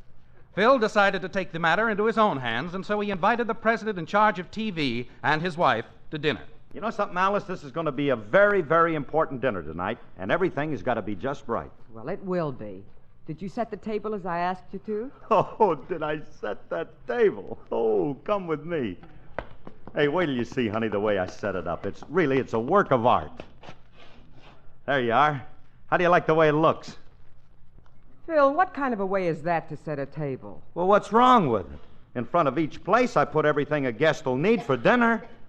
A martini glass, a wine glass, a highball glass, a cordial glass, a brandy glass, and a schooner for beer. How about the plates and silverware? With all them glasses, we ain't got no room. Oh, why didn't I listen to Mother and leave him on that Indian reservation? Willie, take the glasses off the table, will you please? All right, sis. No, Philip, this is just like you. You put every kind of glass there except a water glass. Who's going to wash at the table? Hey, Alice, now I want to help because Well, if you really want to do something, here's a list of things I need. Call the market and order them, huh? Okay, I'll order. Let me see that. Pound of shrimp, an 8-pound rib roast. Ooh.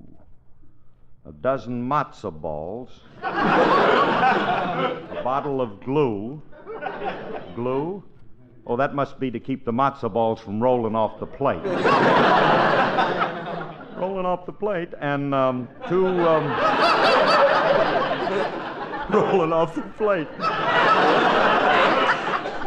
2 heads of lettuce, a can of Phil? Phil, what are you squinting at? Well, your writing's kind of small. Oh, it is not.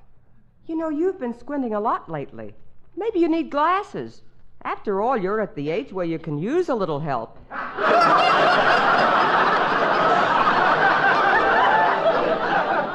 Look, honey, I don't need glasses, and even if I did, I wouldn't wear them. If I'm going into television, I'd look silly wearing glasses. Oh, why? A lot of people in television wear glasses. There's Groucho Marx, Dave Garroway, and Robert Q. Lewis. Yeah, but they're clowns, buffoons. I'm a lover.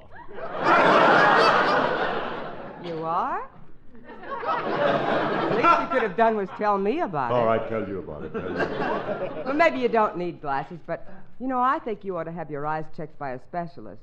Willie, call the doctor and see if you can make an appointment for Phil this afternoon. Okay, sis. But, Alice, it's so silly. It isn't silly. I think you need glasses. Alice, I tell you that come in.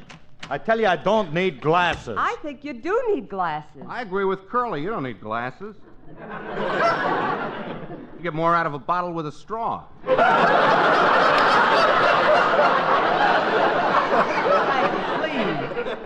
Or you can use a garden hose and siphon it out. Or you stop already. I was talking about... Philip, it's all set. You have an appointment with the eye doctor in an hour. What are you going to the eye doctor for, Curly? I'm going to have my eyes checked. Why have them checked? I like them the way they are now. That herringbone effect is very attractive.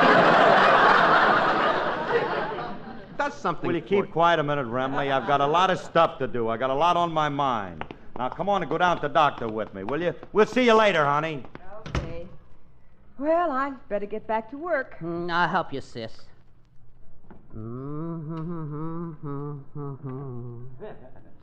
Why did I tell you I was going to Shanghai? I want to be with you tonight. Willie, what are you doing? I'm singing. It's a new song called Shanghai. Oh, no, that's not the way it goes. It goes like this.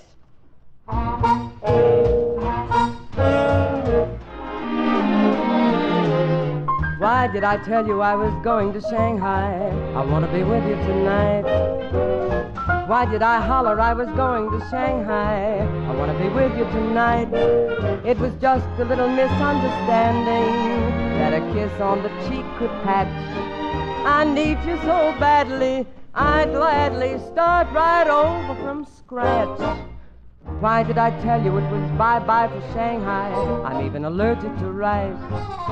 Why don't you stop me when I talk about Shanghai? It's just a lover's device. Who's gonna kiss me? Who's gonna thrill me? Who's gonna hold me tight? I'm right around the corner in a phone booth, and I wanna be with you tonight. Why did you tell us a lover's lie? We know there ain't no Shanghai love. Why did you tell us you were going to Shanghai? We want to be with you tonight. Why did you holler you were going to Shanghai? We want to be with you tonight. It's just a little misunderstanding that a kiss on the cheek could patch.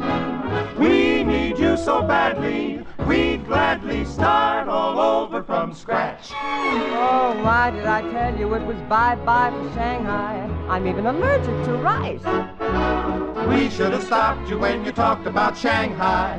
It's just a lover's device. Who's gonna kiss me? Who's gonna thrill me? Who's gonna hold me tight?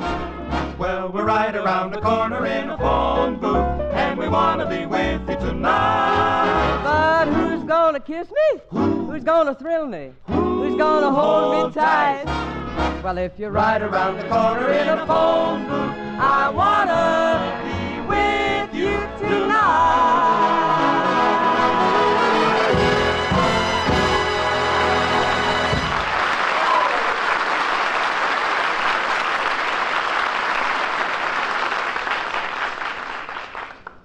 Well, Mr. Harris, I'm ready to examine your eyes. Well, then brace yourself, Doctor, because you're in for a treat.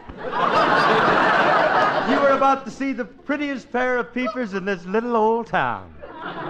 Well, lucky little me. Now sit down and let me examine your eyes. How you like 'em, Doc? Beady little bubbles, aren't they? What you know about eyes? These glimmers are the envy of every man and the downfall of every woman who has ever looked into them. I can't be hearing him right. There must be something wrong with my ears. Oh, well, when was the last time you had them examined? What, 2 years ago? Oh, well, you shouldn't wait that long. I'd better have a look at them. Remley, hold that light in his other ear while I look through this one, right? Mr. Harris, will you please? Quiet. Hey, this is worse than I thought. You're in bad shape, Doc. You've got a dense growth in between your ears. I don't have any growth. Well, you must have. I can't see no light shining through from the other side. Will you two madmen please stop this? Now sit still, Harris, and let me examine your eyes. All right, Doctor, all right. Feast yourself on them. Uh-huh. Healthy looking, ain't they, Doc? Oh, yes. They look like they just had a blood transfusion. That's just what I need, a wise eye doctor. Look, don't make fun of my eyes, Doc. They happen to be my best feature. This is your best? Yes, the best. Why, just look at these wide set orbs, delicately separated by a finely chiseled nose, which is suspended gracefully over cupid bow lips. Which blends into a receding chin that runs into a hollow chest. What did I ever do to deserve a patient like this? Why did I have to become an eye doctor? Wish I'd studied to be an obstetrician. Why? And you wouldn't have any reason to come to see me. Oh, I don't know. I have trouble with my corns once in a while, too.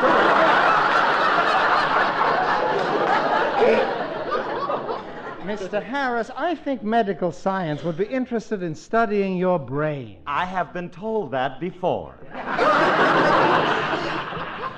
fact, I'm going to give my brain to the Mayo Clinic after I die. Why wait? Well, then, Harris, sit down while I examine your eyes and sit still, or I'll pull your tongue out and strap you to the chair with it.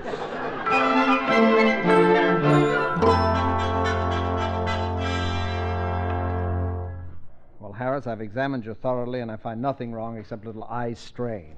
As for the bloodshot condition, there's only one way to eliminate that. You'll have to stop reading and drinking. Doctor, you can't do that to me. What's the use of living if I can't read?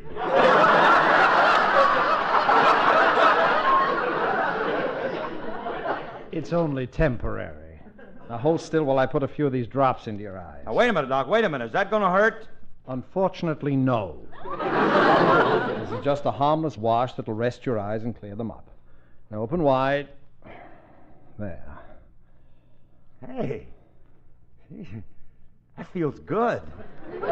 Now, you sit here and rest while I have my nurse prepare a bottle of this eye wash for you to take home.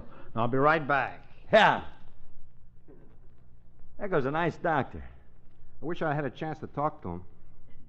Well, I mean, Remley, if you're just going to stand there and not talk to him, that ain't my fault. I mean, after all, you can open your mouth. I don't have to do all your business for you. I wish I'd had a chance to talk to him. We could have used a funny line in there somewhere. You know something, Remley? Get back that doctor. To show my appreciation, I'm going to send him an autographed copy of my latest RCA Victor record called Rugged But Right, which is destined to become... All right, sing already. We don't have time for an exploitation campaign.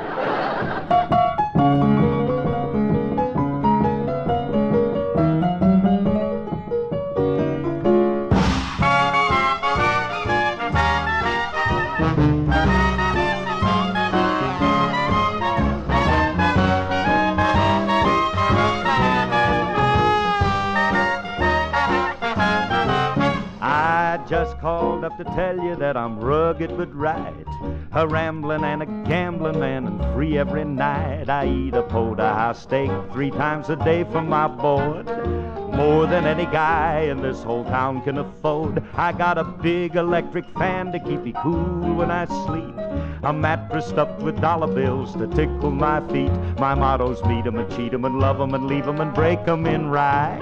I just called up to tell you that I'm rugged but right.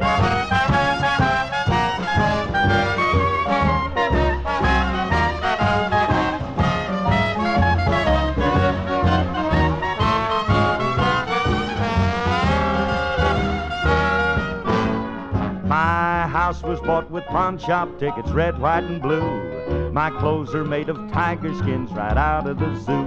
I got a lot of money in the bank, I made it myself. The hearts of all my girlfriends lying right on my shelf. The girls all turn and whistle every time I go by. But I'm pretty darn particular, I'm telling no lie. I'm in there wheeling and dealing and really appealing and high as a kite. Come on, let's fly together, 'cause I'm rugged but right.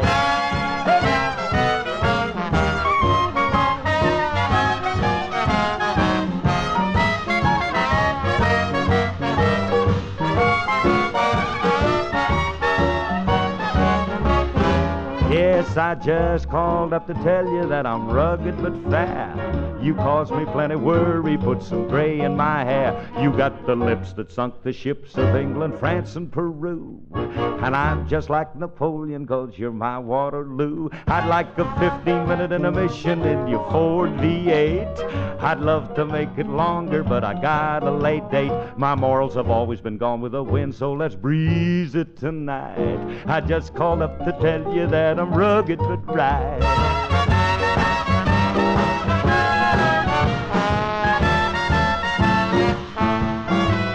Don't overdo it, 'cause I really overdoed it last night.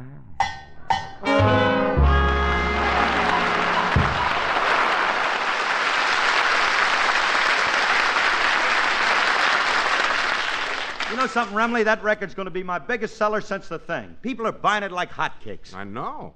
I bought one and it tasted delicious with maple syrup.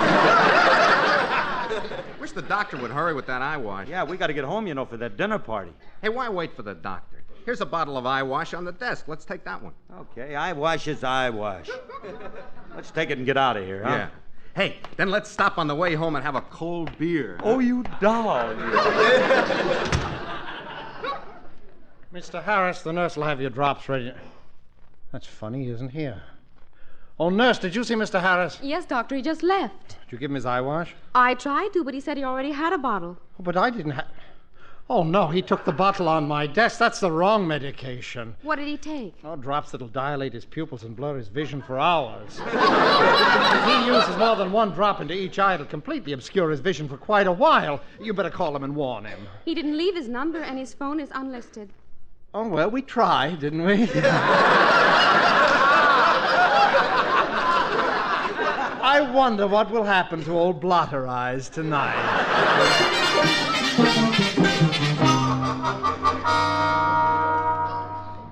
Hey, I better go upstairs and start getting dressed for dinner, Remley. Hey, Curly, your eyes all right? Yeah. Why? They don't look good. They look red again. Uh-oh. I shouldn't have had that one beer. Which one?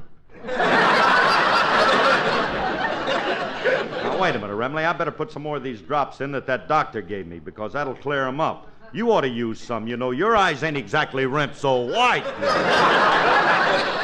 Okay, I'll put some in your eyes first. Hold still. There. Ah, that really feels good. Put a few more drops in, Remley.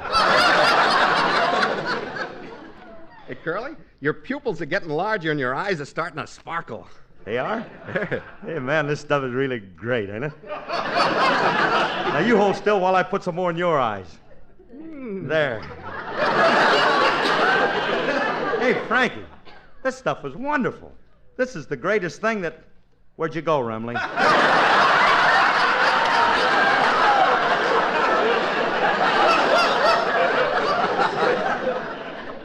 Right here. Where? In front of you. What's the matter with you, Curly? Your face looks a little... Who turned the lights out?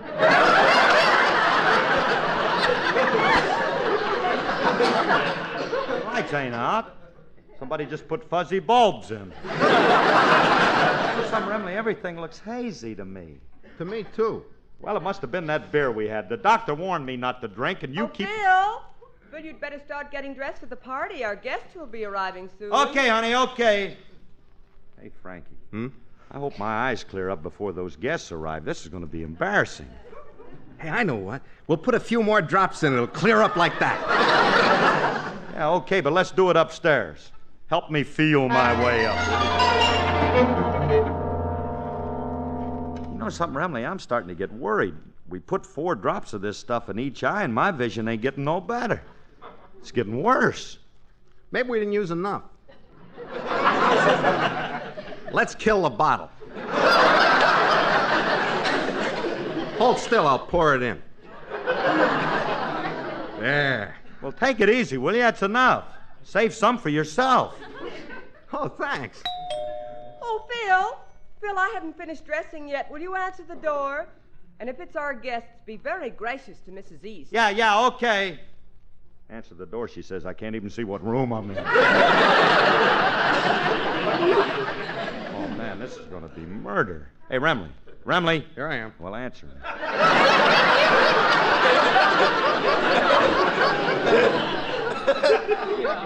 You remember where the front door is? Yeah, I know where it is, but I can't see it. How are we going to answer it? Wait till it rings again and we'll go in on the sound. Oh, there it is. Came from over there. Come on, Remley. Get down on our hands and knees now. We'll crawl right toward it. Right. Now, this is silly. Why don't you tell Alice? Let her answer the door. Shh, I don't want her to know that I can't see. She wants... Here it is, Curly. I got the doorknob. Let go of my nose.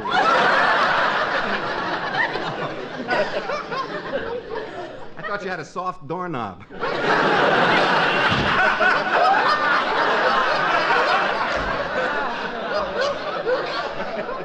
Well, that's pretty bad. Now. Hey, wait a minute. I got the door. Now stand up. Now remember that Alice wants us to be gracious. Gracious. Ah, Mrs. East. Why, you look more lovely than ever.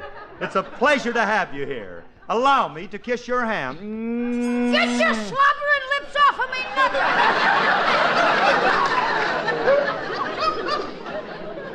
Frankie, I don't believe this is Mrs. East. You think maybe it's Princess Elizabeth? It's me, Julius. What's the matter with your eyes, Mr. Harris? They look kind of funny. So do yours, Mr. Emily. There's nothing wrong with my eyes. I can see you. I can put my hands right on you. You're right around, There you are. I got him, Curly. Are you sure? Positive. I can feel his hard, round little head. I can see his little eyes darting back and forth. Julius, you look good, my boy. And I...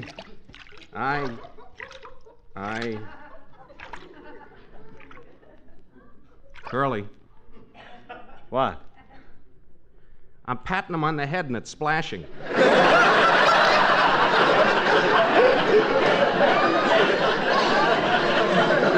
Don't be ridiculous. Then why's my hand all wet? You got it in the goldfish bowl, you joke. These guys can't see nothing. They're blind as bats. All right. What are you doing here, Julius? I brought the ice cream for your party. Well, put it in the kitchen and beat it, will you? That's too much trouble. I'll just put it down, right here. So long, fella. Wait a minute, Julius, wait a minute. I can't see. Now, where'd you put it? Walk around. You'll find it. Little ape, he must have put it on the floor. Don't move, Remley. You're liable to step on it. Maybe we can... Uh-oh, that must be Mr. and Mrs. East. Well, look who's here, and start talking so I can find out. Hello, Harris. Why, it is. It's Mr. East. Oh, and you brought flowers. Thanks. I'll just take them and put them in water, and then... Let go of my hat. Oh, I'm sorry, Mrs. East. Allow me to introduce my associate, Frank Remley. How do you do, Mr. Remley? Charmed, madam. Allow me to kiss your hand. Mr. Remley, why did you butt my wife in the stomach? Oh, you'll have to excuse Mr. Remley. He's a water boy with the Rams. Mr. Harris, may we come in, or do we have to stand out here all night? Oh, no, I'm sorry. Come right in. Thank you.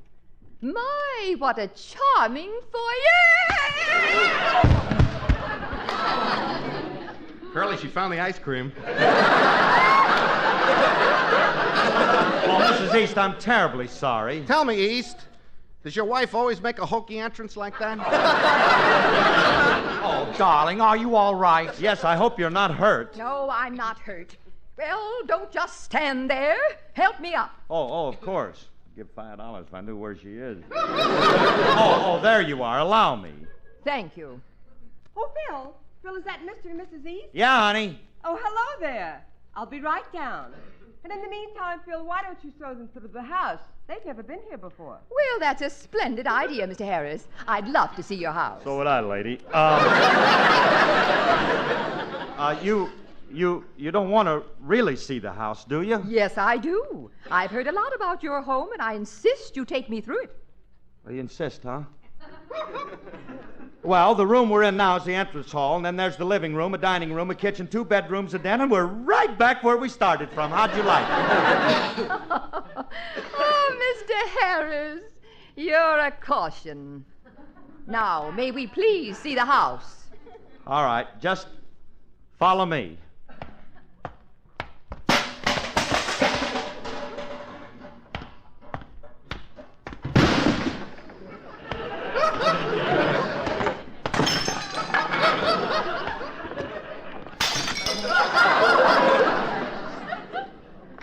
Well, nice of him to blaze a trail for us, isn't it?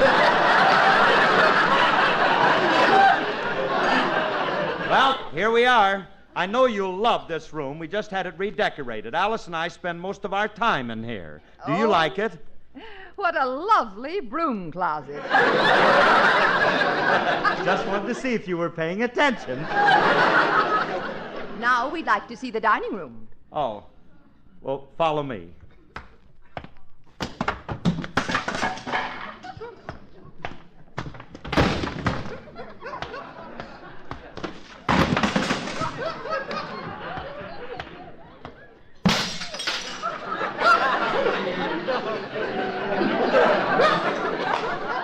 Sounds like we've been over this route before.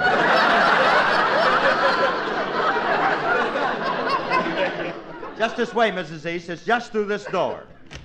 Well, this is the dining room. How novel, a bathtub in the dining room. Wrong door! You're not doing so good. You better let me finish the tour. You can't see either. My eyes are clearing up a little. If you want to see the rest of the rooms, just follow me, folks. I'm going to show you a room that's the pride of the Harris home. Just follow me. Just through this door.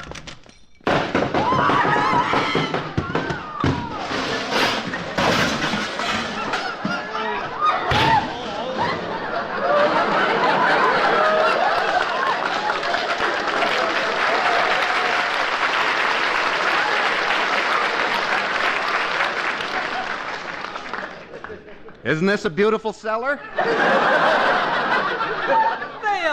Phil Harris, what on earth are you doing down there? Our guests wanted to wash up before dinner. All right, Mrs. East, get your head out of the Bendix. You're clean enough now.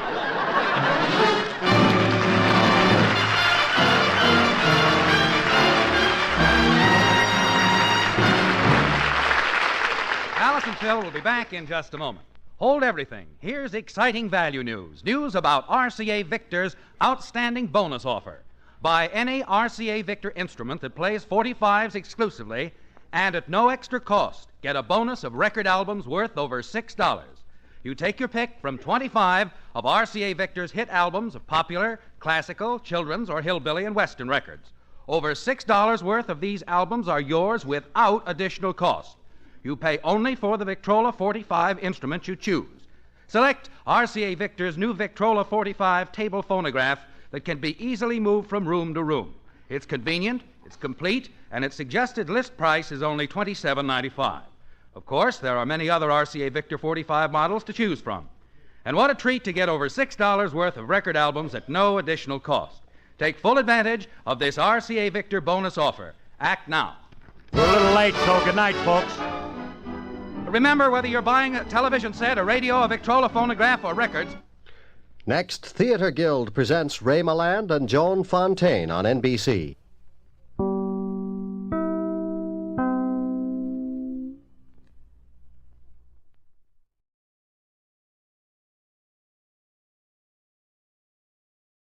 Colgate Dental Cream to clean your breath while you clean your teeth and help stop tooth decay, and Luster Cream Shampoo for soft, glamorous, caressable hair bring you Our Miss Brooks, starring Eve Arden.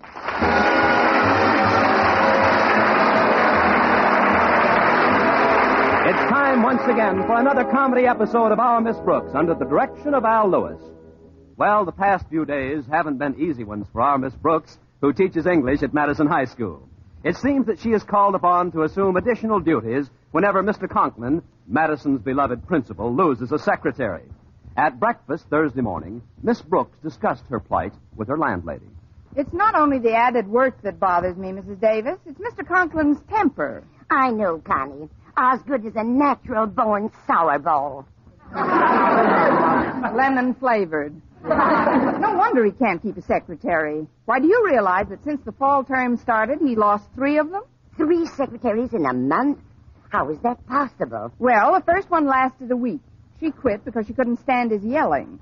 The second one quit after 4 days for the same reason, and the third secretary left before she even started. Why did the third one quit? She heard Sourball screaming at the second one. He has another one coming over today, and believe me, it's not a minute too soon. You've been doing an awful lot of extra work this past week. Has Mr. Conklin given you anything for it? He's given me plenty, but I just don't listen. What annoys me more than anything else, though, is his latest suggestion, that I need glasses. Glasses? But your vision is 20/20, isn't it? Sure. At least as far as I know. But I made a few mistakes in typing yesterday, and he insisted that I stop in at an optometrist this morning and get a prescription for glasses. Well, don't take it so hard, dear. There's nothing serious about wearing glasses. Now, here, eat your apple fritters. I'll say they look good. What's this brown stuff next to them?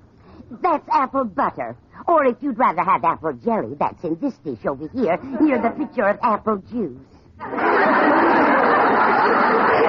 You see, I'm celebrating National Apple Week this morning. I would never have guessed. Oh, that's Walter Denton. He's going to drop me at the optometrist this morning. The door's open, Walter. Come on in. Do you think he'll want something to eat? He'll want everything to eat. Tomorrow, fair lady. Well, and what is this I see before me? Apple fritters?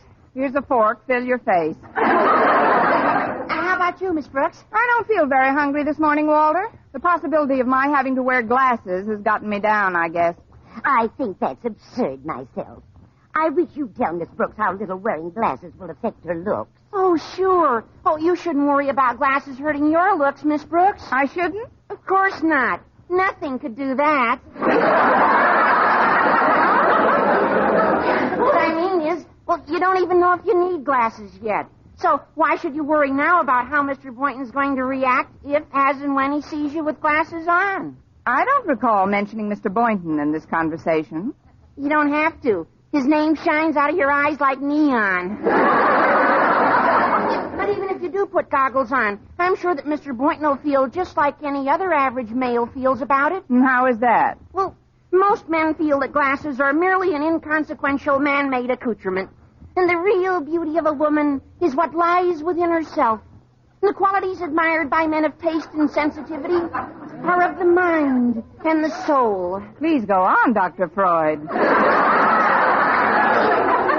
Once we grant that true loveliness springs from the inner being, it follows that no exterior appurtenance could conceivably veil such loveliness.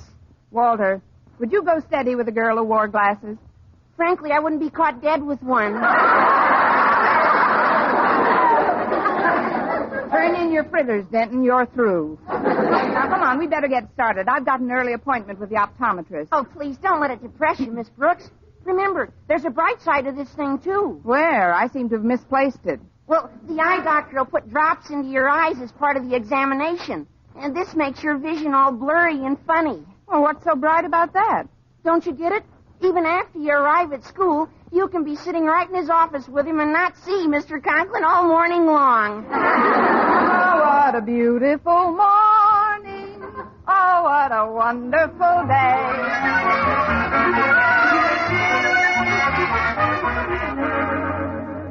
Oh, what a beautiful morning. Oh, what a beautiful day. You certainly are chipper this morning, Daddy. Singing in your office and wearing a big white carnation. I wish some of the teachers could look at you now. Well, why don't you sell tickets? I'm merely trying to keep up my spirits in the face of the many arduous duties I'm called upon to perform. Have you completed arrangements for Uncle Henry's party tonight? Not quite, my dear, but I'll attend to it presently.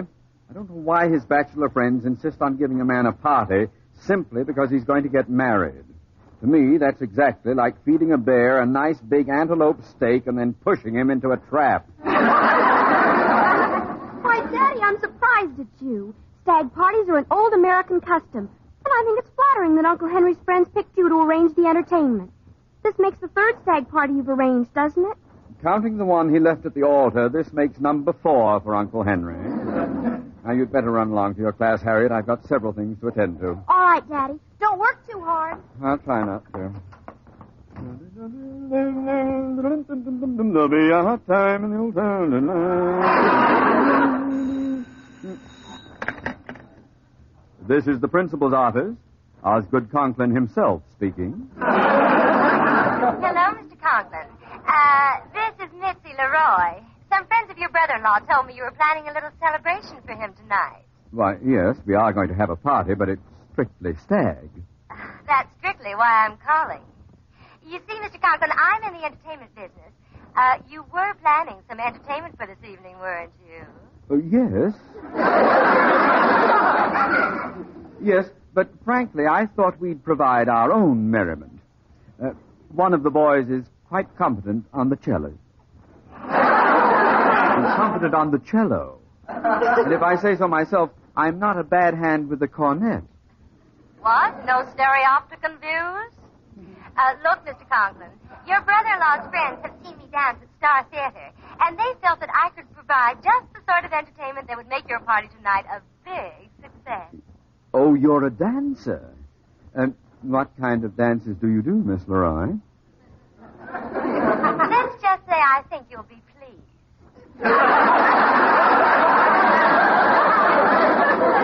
My fee for the evening is $50 plus an additional charge of $7.50. What's that for? Balloon insurance.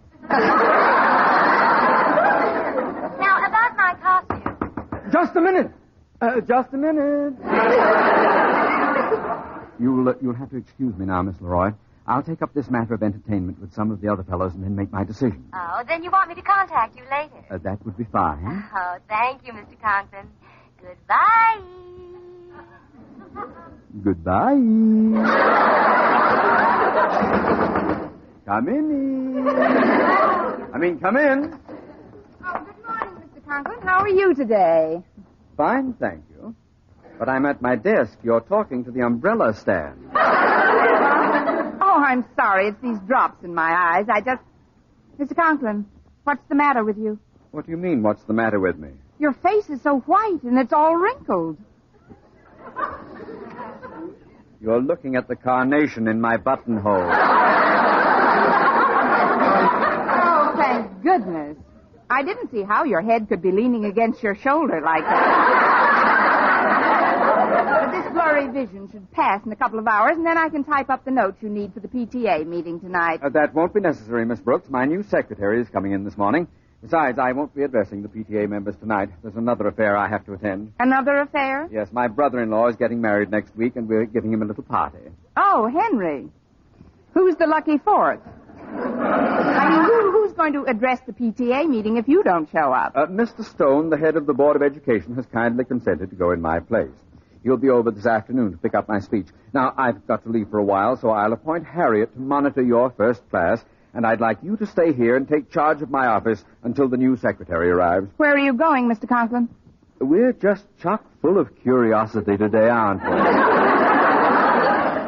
It so happens that I have a little shopping to do for the party. Some of Henry's friends will expect a bit of punch. I'm going to get the fruit for it now. Peaches and things. Be careful of that fruit, Mr. Conklin. What do you mean?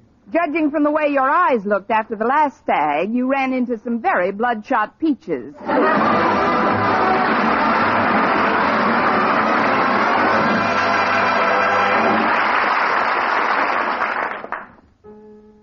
Brush your teeth with Colgate.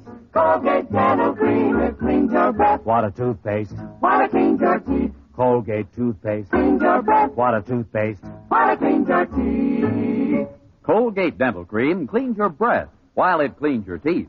And the Colgate way stops tooth decay best. More than 2 years' research showed the Colgate way of brushing teeth right after eating helped stop more decay for more people than ever before reported in dentifrice history. Yes, the Colgate way stopped tooth decay best. Better than any other home method of oral hygiene. No other dentifrice, ammoniated or not, has proof of such results. And you should know that Colgate, while not mentioned by name, was the only toothpaste used in the research on tooth decay recently reported in Reader's Digest. So always use Colgate to clean your breath while you clean your teeth. And stop tooth decay best. Brush your teeth with Colgate. Colgate Dental Cream. It cleans your breath. What a toothpaste. What it cleans your teeth. And the Colgate way stops tooth decay best.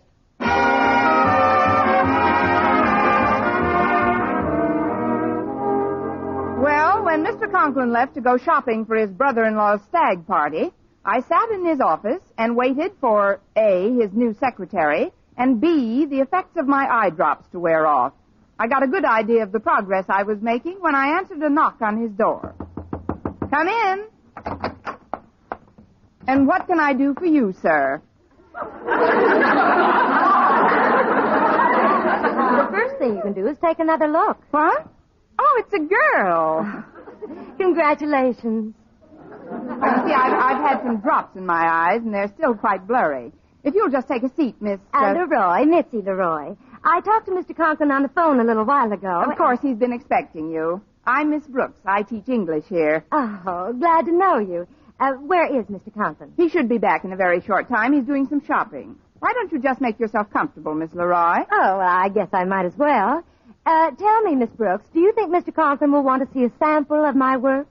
Well, if I know our beloved principal, he'll want to see several samples. Sounds like he's pretty hard to please. Oh, you'll get used to him. I'm glad you got here, though. If you hadn't, I would have had to do your work for tonight.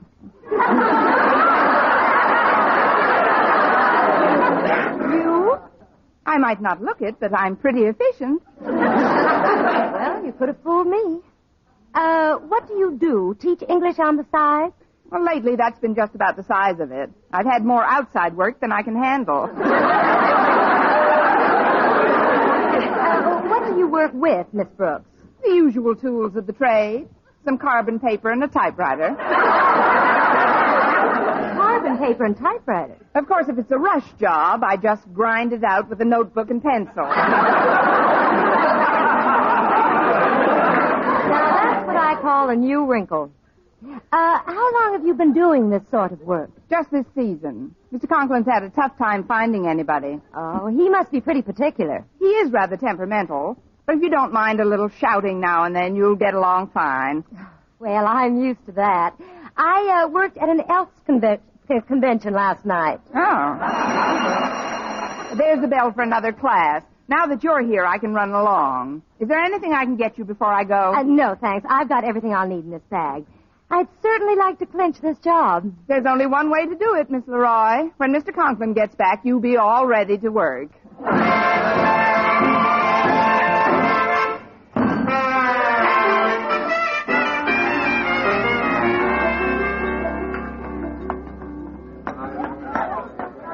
Miss Brooks, come on over to my table. All right, Walter.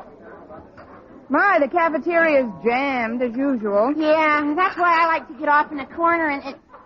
Say, where did you get the tortoiseshell glasses? I just borrowed them from Miss Richardson. They don't actually do anything for my vision, but I want to try an experiment. Oh? Well, where is Mr. Boynton? Mr. Boynton? Sure. You want to see how he reacts if you really do have to wear glasses? Where is he? He's coming through that aisle over there.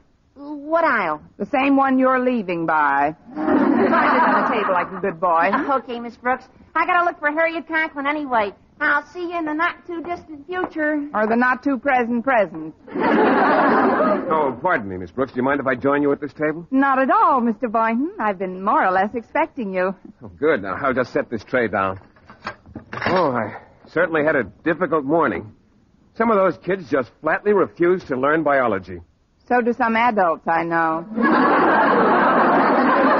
Now that you're here, Mr. Boynton, do you notice anything different? Different? Yes. Look closely. Well, what do you know about that? They put a bottle of ketchup on every table. That is pretty exciting, especially for people who have a red tooth. That's not what I had in mind. Mr. Boynton, do you remember how I looked yesterday? At what? Not at anything. I just want to know how I looked to you when you looked at me. Well, you look fine. Thank you. Now, how do I look to you today? Fine. Let's have a glass of ketchup. I don't understand, Miss Brooks. Just what is it you'd like me to observe? Have you got a new hairdo, or did you manicure your nails in a different shade? Oh, forget about it, Mr. Boynton. As a matter of fact, I'm delighted with the result of my little one-man quiz program. Now let's eat, huh? Very well. My, that spinach of yours looks very appetizing. So nice and green. That's corned beef hash. My spinach is this gray stuff over here. Oh, by the way, Miss Brooks, there's something I meant to ask you when I first sat down at the table. What's that, Mr. Boynton? Why are you wearing Miss Richardson's glasses? So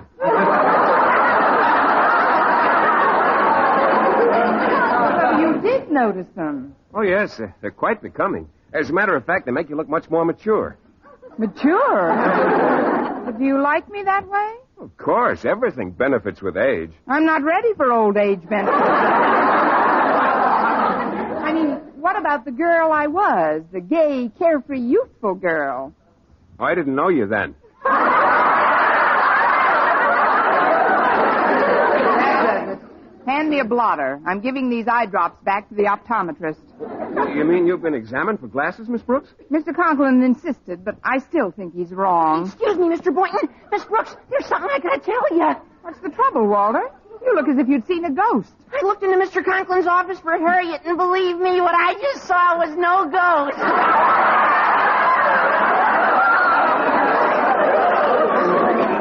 What did you see? Holy cow! Now, calm down, Walter. I presume you're referring to Mr. Conklin's new secretary. If she's a secretary, I'm going to study to be a principal. Boy, what beautiful little feet she's got. Is that all you noticed? Oh, her dress was beautiful, too. I saw it hanging in the closet.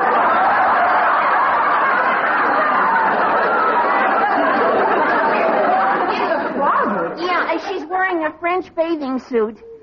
Don't you see, Miss Brooks? She's no secretary. She's a dancer. She told me she was trying to get a job entertaining tonight at a party Mr. Conklin's giving for his brother-in-law. His brother-in-law? Henry. He's a 4-time loser. You stay right here, Walter. Mr. Boynton, you and I have got to get that girl out of Mr. Conklin's office before he comes back. But, Miss Brooks... There's no time to argue. Mr. Stone is coming over here today, too. The head of the Board of Education? Gosh, if he sees what I saw, he'll flip what's left of his wig. This sounds like a crisis. We'd better take a look at this creature. Darn those optometrists. They never know whose eyes to put the drops in.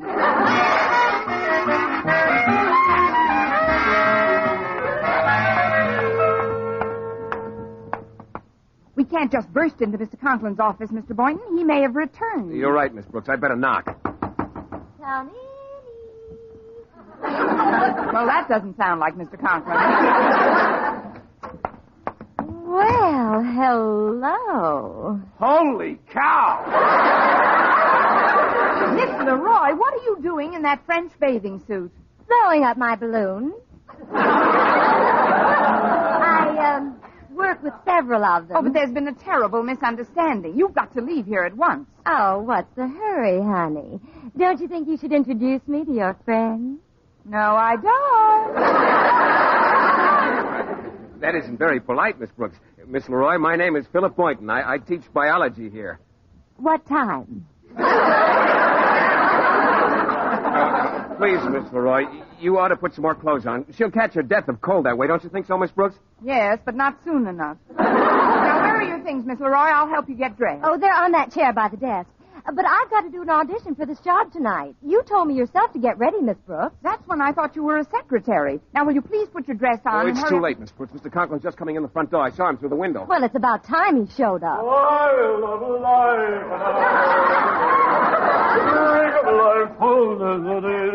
Oh, hello, Miss Brooks, Mr. Boynton. Hello. Hello. Hello, Mr. Conklin. Holy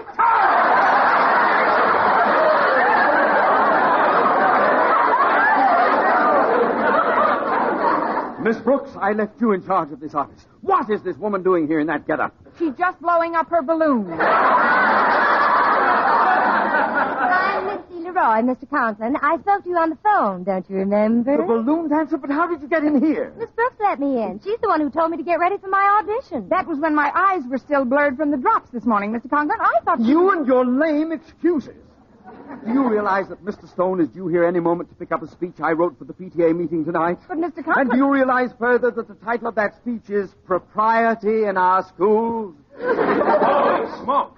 Well, that's a switch on Holy Cow. How am I going to explain this woman to Mr. Stone? Well, maybe we could say she's one of the students, Mr. Conklin. One of the students? Standing in my office in a French bathing suit? We could say she just got out of French class. Mr. Stone, now. Miss Leroy, please, you've got to hide. Hide? But where? In my closet, that's it. Take your balloons and get in that coat closet. Oh, but it's dark in there. I'm afraid to stay in the dark alone.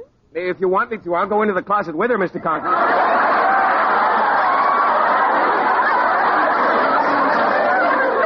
Over my dead body. It'll just take a few minutes, Miss Leroy. And you'll be... I'll be right there.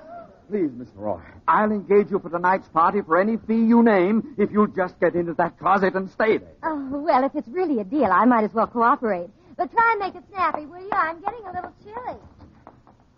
Now, whatever you do, please help me get rid of Mr. Stone in a hurry. We'll do our best, Mr. Conklin. I'll let him in. Well, look who's here, Mr. Conklin. It's Mr. Stone. Why, so it is. Who were you expecting, Gypsy Rose Lee? Gypsy Rose Lee. That's a good one. Quiet, Boynton, quiet. Mr. Boynton and Miss Brooks were just discussing some details of the PTA meeting tonight, Mr. Stone. But unfortunately, my new secretary hasn't arrived, so the notes aren't typed up. However, if you'll come back in an hour, I'll have them all ready for you. Goodbye, Mr. Stone. I'll walk you to the door if you like. Now, not so fast. I'd like to sit down and chat for a moment, Osgood. Sit down? Very well, sit right here by my desk, Mr. Stone. I'll just take these silk stockings and other garments out.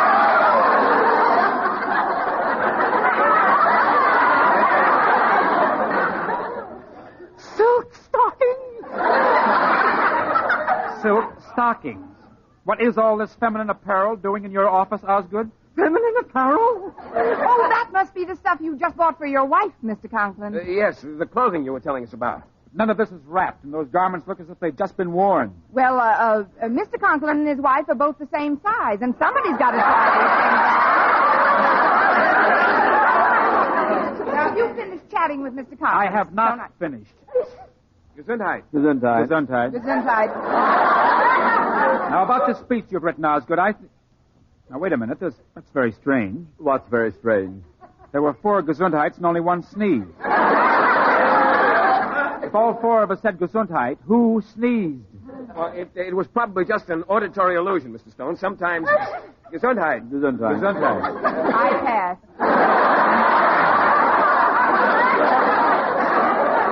I must be catching a cold.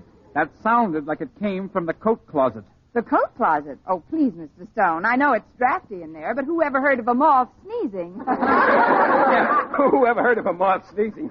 That's rich. Bless me, bless me. One of those sneezes came from inside that closet. Oh, but that's absurd, Mr. Stone. Now, let me tell you about the speech tonight. In it, I have shown conclusively, I believe, that overly progressive methods of running a school are not always the best. No, indeed. That's one bubble I have always tried to burst. Something funny going on here, and I'm going to find out what it is.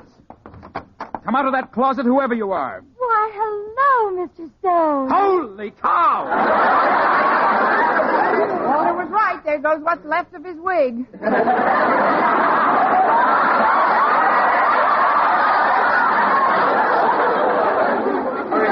Explain to Mr. Stone. Oh, you don't have to explain who I am to Mr. Stone. I'm sure he remembers little Mitzi from the Elks convention he attended last week. Hello, Mitzi. Oh, so you know each other. Oh, certainly. Mr. Stone and I got acquainted at that convention. But I'd better be getting on home now. Can somebody give me a lift? Well, I'll be glad to drive you if you have no transportation. If she has no transportation, he says. Listen, Mr. Boynton, Mr. Stone can drive Miss Leroy home. They're fellow elks. But I joined our local lodge the other night. That makes me a brand new elk, too. Well, if you want to live to be an old elk, you'll keep your antlers out of this whole deal.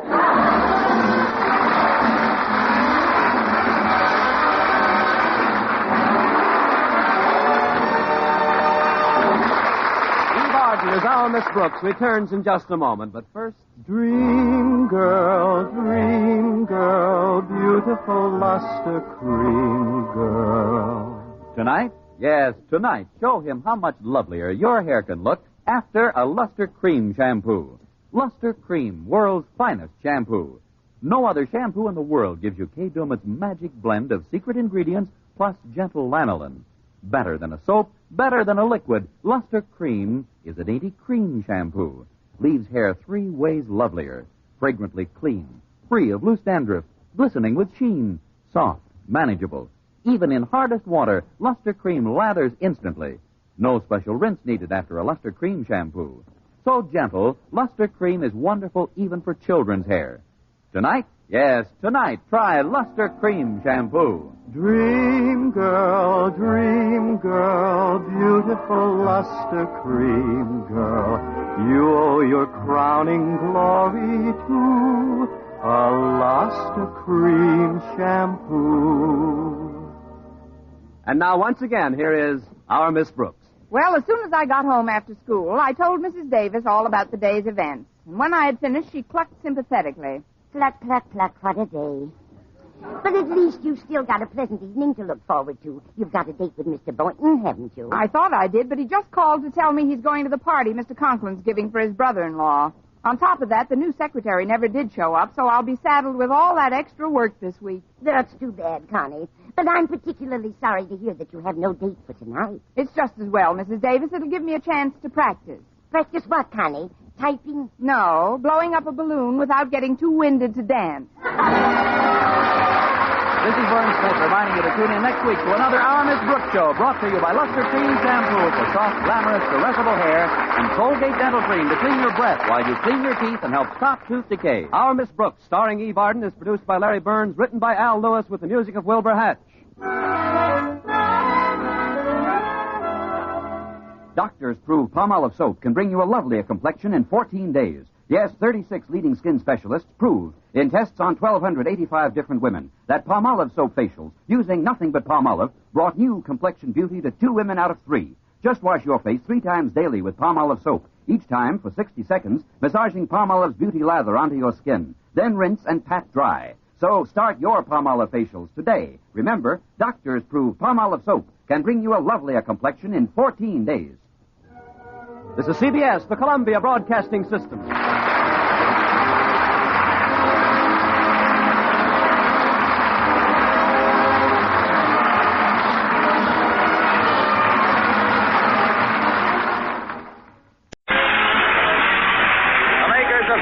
Wax and Johnson's self-polishing glow coat present Fibber, McGee, and Molly, written by Don Quinn, with music by the King's Men and Billy Mills Orchestra. The show opens with Let's Break the Ice.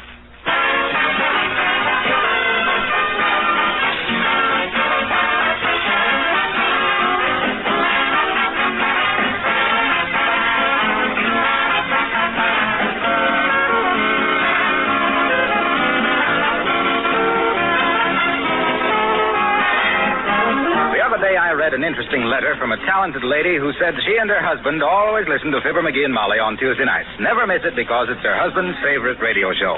But he's never bought her any Johnson's Wax or self-polishing glow coat. Well, that was hard for me to figure out. My wife never asks me if she can buy anything like that. But let me make just this one little point about Johnson's glow coat. Forget for a minute all the work it saves your little wife. Forget the compliments she'll get from your friends when they see those gleaming linoleum floors wearing their protective coats of Glow Coat polish. But think for a moment about this fact. The Johnson's Glow Coat makes linoleum last much longer, protects it from wear and tear. And I think you'll agree with me that not to insist upon your wife using Glow Coat is just bad business. Remember, Glow Coat needs no rubbing or buffing. It's self-polishing. Buy some tomorrow.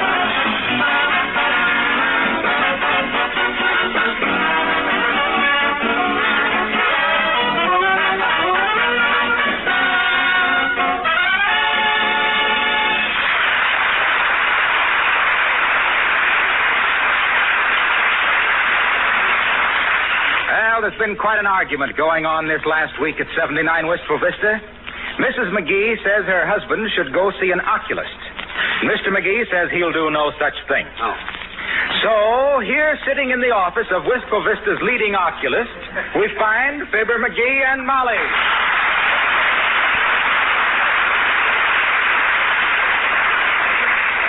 Oh, now stop your fidgeting, McGee. The doctor will see in just a few minutes. I don't care if he never sees me. This whole idea is silly. I don't need glasses. Oh, you don't? No. I suppose you were just kidding this morning when you yelled, "Hey, I found a quarter." What the hell? And then you picked up the manhole cover.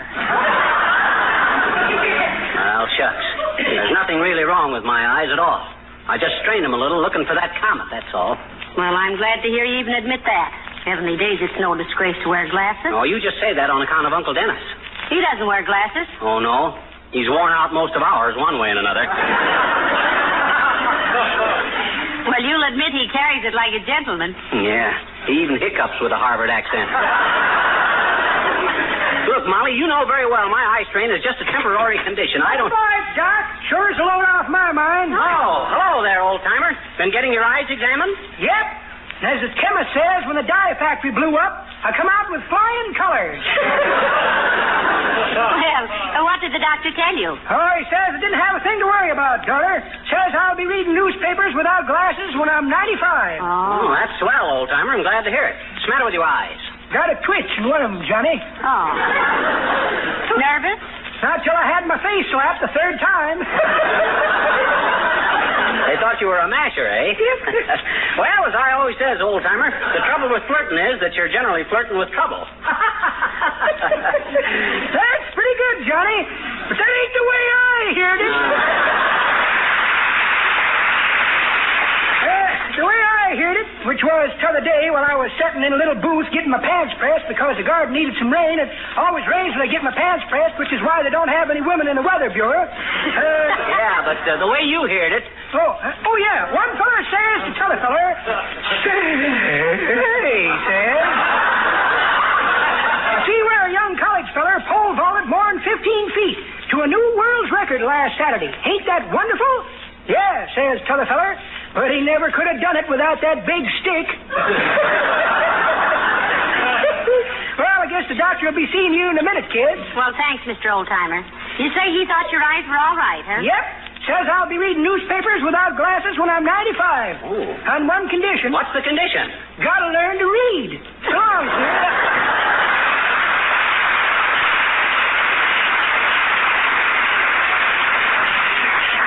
I wonder how old he is, McGee. Search me, but I'd swear he wears a TP. No. You mean a frappe? I do not. A frappe is a small sedan. Go on, that's a coupe. Well, then what's a TP? A TP is a wigwam. That's what I've been trying to say. To keep his wigwam, he has to wear a TP. Oh, dear. That joke was old when radio was just a funny noise from Schenectady. Oh, I wish that doctor'd hurry. No, we're not in any hurry. Besides, that other guy's ahead of us. Who? That guy standing over there in the corner. Hey, take your hat off, mister. There's a lady present. McGee, that's a hat rack. Huh? Oh. Well, I just... All right, Mr. McGee, you're next, I believe. Will you step in here, please? Okay, Doc. You may come, too, if you wish, Mrs. McGee. Oh, thank you, Doctor. Now, you understand, I'm just doing this to humor my wife, Doc. My eyes are as good as they ever were. We'll see, we'll see. We'll just give you a preliminary examination, Mr. McGee. Yes. There's nothing to worry about. Who's worrying? I am. What about? Oh, nothing in particular. I just worry. Gives me that busy professional frown, you know. Very valuable. Impresses people. Yes. Now, first, Mr. McGee, I want you to read the chart for me. XKMZOPLBW. Isn't that wonderful, Doctor? It certainly is. Now, I'll put up the chart and see if he can do it. Now then, Mr. McGee, read the top line. The top line from the bottom? Quit stalling, McGee. Read the chart. Oh, he cheated. That ain't the chart I'm familiar with. Look, Mr. McGee, I'm afraid I'll have to relax the muscles of your eyes before I can examine them properly. They're a bit strained, you know. Oh, well, how will you do that, Doctor? We'll put drops in them. Oh. It relaxes the muscles and enlarges the pupil. Oh, yeah. His vision will be blurred for a few hours, and then I want him to come back. Say in about 3 hours. Yes. Oh, no, wait a minute, Doc. Now? Sir, I don't want Now, McGee? Huh? Who knows best, you or the doctor? You don't either. Go ahead, Doctor. Very well. Open your eyes wide, McGee. Not your mouth, your eyes. That's it. Yes. 1, 2. There. Now, that wasn't so bad, was it? Oh, I guess I'll live through it. I ain't scared. Well, then what are you trembling? I'm not trembling. The doctor ought to know, dearie. You're holding his hand. Huh? Oh. I thought that was yours, Molly. Excuse me, Doc. That's all right. I'll have the circulation back in that hand in no time. Well, that's all for now, Mr. McGee. Remember, back here in 3 hours. Yes. Well, now, what'll we do in the meantime? We might go sit in a movie. Don't be silly. You couldn't see the picture, and the dialogue wouldn't make sense. Oh, that's all right, Mrs. McGee. Who is he to criticize senseless dialogue? Don't you worry about your eyes, Mr. McGee. There may be nothing at all wrong, you know. Nothing at all. Oh, I'm not worried, Doc. All us McGees have had good eyes, particularly the men in the family. Why, even when I was a tiny baby, people used to say, "Can you imagine such beautiful eyes in a mug like that?" Eyes of Mug and McGee, I was known as. Eyes of Mug and McGee, a magnificent masculine mess of muscle and mental magnitude, mentioned in Milady's monthly magazines as the mighty male who managed to mesmerize most of the merry minxes of Monte Carlo, and the majority of Marcel's maidens of Manhattan, and many of the magnetic misses of Mississippi, Missouri, Michigan, Montana, Minneapolis, Minnesota. A merry mass of manhood with a touch of Irish elf. But let's get going, Molly, or I'll believe this stuff myself.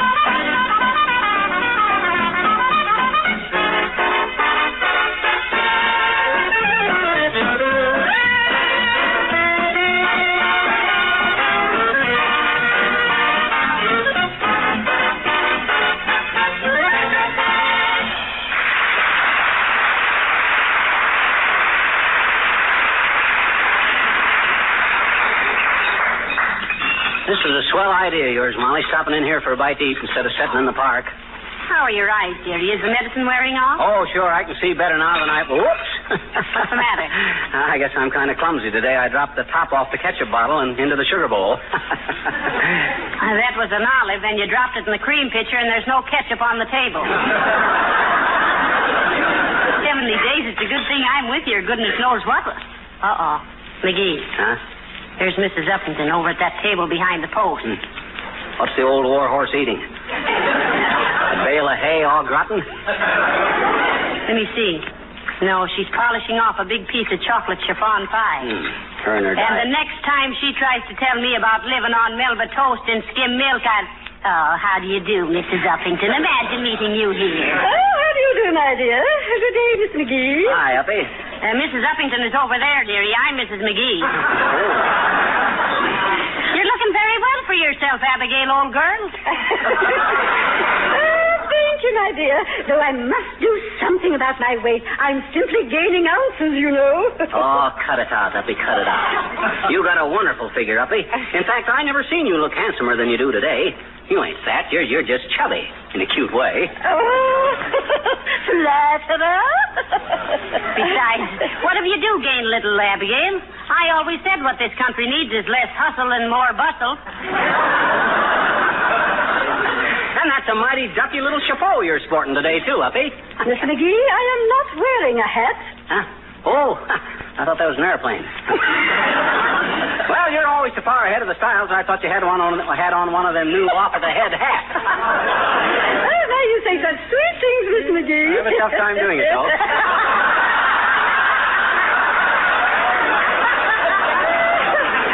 But it is sweet, and my head is easily turned, you know. Well, that's because your neck is so skinny, Abigail. You know, Molly Uppy seems to have took on an entirely new personality lately. You think Looking so? at her right now, she kind of vibrates. She just glows. There's a kind of a radiance about her. Oh, no, Mr. McGee, you silly boy. You never talked to me like that before. Of course he didn't. He never had an oculus put drops in his eyes before either. Oh, you poor boy. Yeah.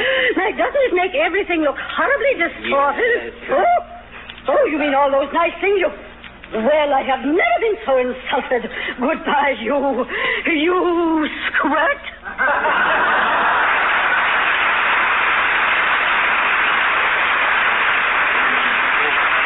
Molly, did I say something wrong? No. But I don't think that was government-inspected bologna you were dishing out. Come on, McGee, let's go. Okay, you paid the check? Yes, I did. Can I help you with your coat, dearie? No, thanks. I got it. You got it all right. You got it inside out. Huh? Oh. Here, let me. McGee, this isn't your coat. Huh? It isn't? Well, where is mine? I put it right on that rack there. Oh, dear. Somebody must have taken yours by mistake and left this one. Huh? Look, here's the owner's name on the inside of the pocket. Wallace Wimple. Wallace Wimple, eh? Well, whoever he is, he's got a lot of moxie swiping my coat. Wait till I get my hands on that guy. He'll wish he'd never... Well, hello there, folks. What's the matter? Hi, Gildersleeve. No, it isn't Mr. Gildersleeve, dearie. That's Mr. Wilcox. Oh. He's being examined for glasses, Mr. Wilcox, and he's got drops in his eyes. Hey, Harlow, somebody swiped my overcoat and left this one instead. Well, you're lucky. That's a good-looking coat. Well, now, we'll have to find the owner. Do you know a Mr. Wallace Wimple, Mr. Wilcox? Wimple. Not Wallace Wimple. Yeah, you know him? Me know Wallace Wimple? Oh, boy, we're in luck. Why, say, when I first started working for Johnson's Wax, before I even knew what a wonderful thing Johnson's Wax was for beautifying and protecting floors and furniture and woodwork against dust and dirt and dampness, before I even found out what a blessing Johnson's Wax was for particular housewives. And that was, well, let's see, we've been on the air for Johnson's Wax 6 years today, and I worked for them 4 years before that. That's 10 years. Yes, sir, 10 years. And in all that time, I've never known anybody by the name of Wallace Wimple.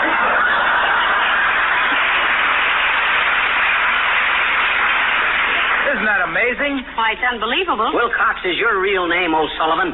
O'Sullivan? No, why? I just wondered. You can find more heels to drag a sales talk in by than anybody. Don't say that, pal. You're not a heel. You're a very nice little guy. Of course, you're not too bright, and you talk too much, but outside of that... McGee, stop swinging at Mr. Wilcox. Wait till you can see better. Oh, that's okay, Molly. He was just kidding. Yeah. And so was I. We can't spoil our 6th anniversary together by fighting. Look, Fibber, why don't you keep this coat and just call it good luck? Because I'm too honest and it don't fit. Come on, Molly, we gotta go find Wimple. Oh, why didn't somebody tell me my shirt tail was sticking out? Look out, Jerry. Look out. Who threw that? What the? We tried to tell you that wasn't your shirt tail. That was the tablecloth. Oh, sure.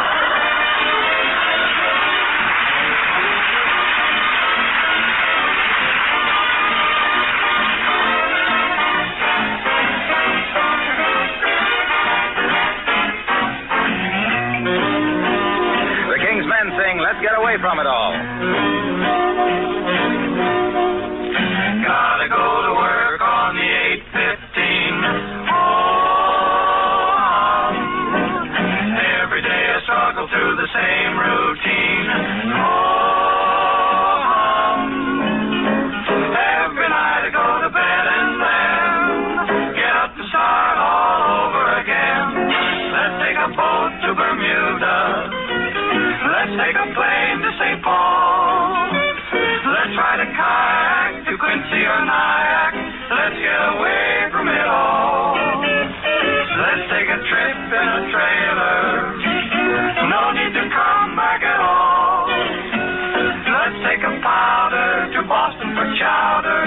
Let's get away from it all. We're gonna fly away. We're gonna fly away.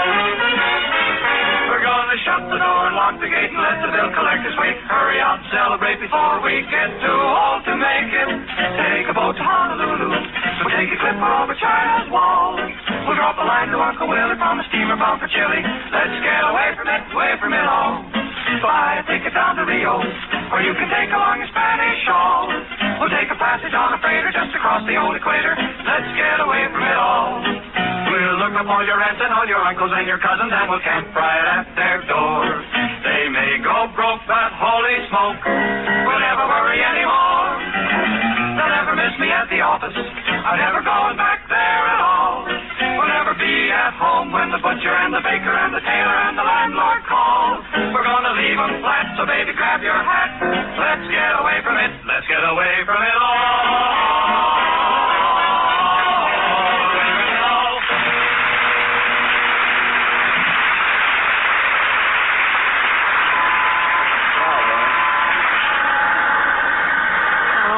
We knew who this Wallace Wimple was. Did you ask the manager of the gas company? Yes, and the light company and the water company. Maybe we should hire a private detective. I'm going to do something. I wish my eyes would clear up. As it is, I wouldn't know this Wallace Wimple if I saw him.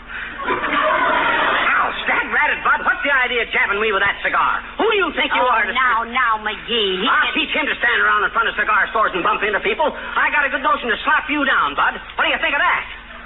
Well, ain't you got anything to say? Indians don't talk much, McGee. Is he an Indian? Yes, and a wooden one at that. Huh? Oh. Excuse me, Chief. I guess I was off the reservation. Hi, mister. Oh, hi there, little girl. I can't see you very good, but I recognize your voice. I got some stuff in my eyes, and I don't see very well for a while yet. Why? Well, they do that so they can examine your eyes better. What's the matter with him, mister? You got astigmatism? Got what, sis? Astigmatism. Shucks, sis. We could have had a cute routine if you'd only mispronounced that. I know it, but it would have been kind of corny, I bet you. Well, maybe it would. And seeing that this is our 6th anniversary for Johnson's Wax, maybe we better go easy on the corn. On the what? Corn. I'm hungry.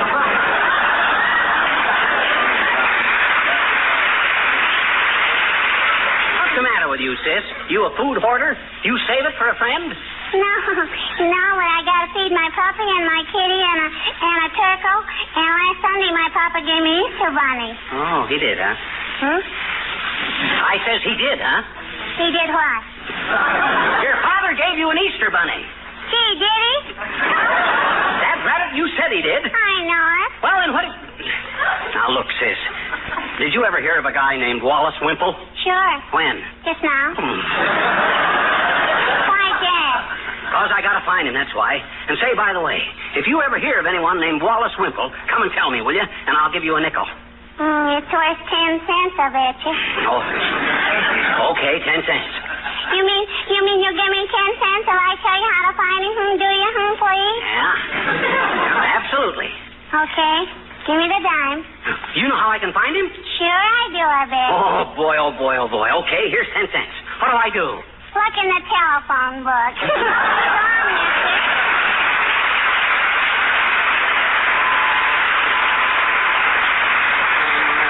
Thought of that. Hey, Molly, lead me to the nearest phone booth, will you? All right, dearie. I don't know how we overlooked such an obvious idea. Well, sometimes the things right under your nose are the hardest to see. as the high school kid says when he tries to raise a mustache. Hey, Molly. What? Does drops in your eyes affect your other muscles? I'm developing an awful limp. Oh, it isn't serious, dearie. You're walking with one foot in the gutter.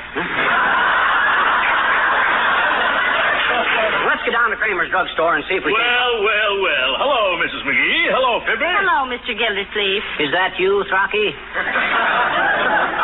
Well, what's the matter with you, little chum? What are they leading you around for? Oh, don't drip so much, you big drip.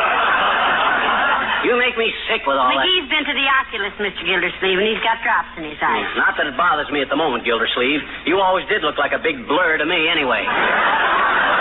Is that so? Yes, that's... Why, you astigmatic little biological error. For 2 cents, I'd pop you one right on that little receding chin of yours. And if you haven't got 2 cents, you can open an account with me.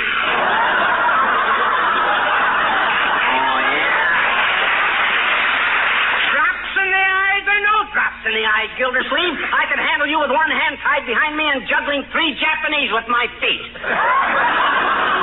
You couldn't juggle the accounts in a piggy bank, you little vacuum. Gildersleeve? Here. For goodness sakes, boys, stop it. Don't you realize this is our 6th anniversary for Johnson's Wax? Well... Let's all be friends at least for one day. Well, all right. For one day. One day it is, Gildersleeve. But what are you doing tomorrow? Nothing. Okay. Suppose I meet you in back of the firehouse and slap a few of your cheap gold fillings down your noisy apparatus. You're a hard man, McGee. But by George! Hey, Trocky. What is it, chum? You know a guy named Wallace Wimple? Wallace Wimple. Oh, Wallace Wimple. Why, certainly. Oh, fine. An old college chum of mine. Oh. Yes. He used to sleep in the next seat of me in chapel.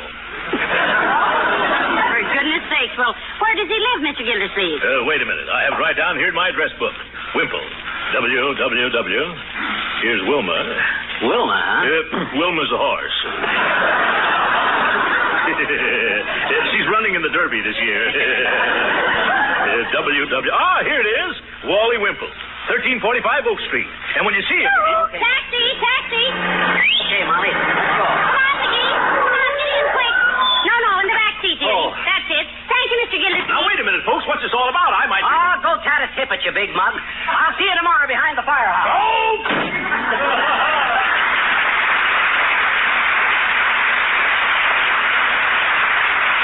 1345 Oak Street, driver, and step on it now. Step on it.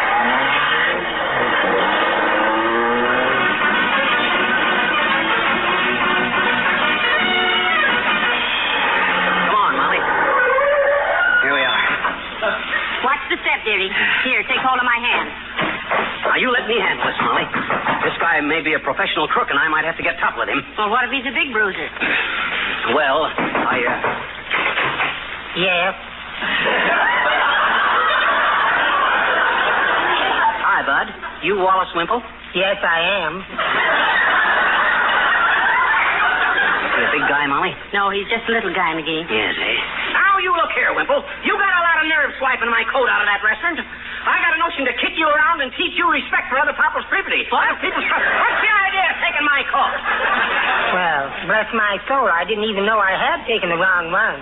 Well, is this your coat, Mr. Wimple? Oh, it certainly is, and thank you so much for returning it. Is that all you got to say, Wimple? Ain't you going to apologize? Yes, I certainly am. It was a very ridiculous mistake. But at the time, I couldn't tell one coat from another. Well, why not? Well, I went to an oculist this morning, and he put some drops in my eyes. Isn't that silly?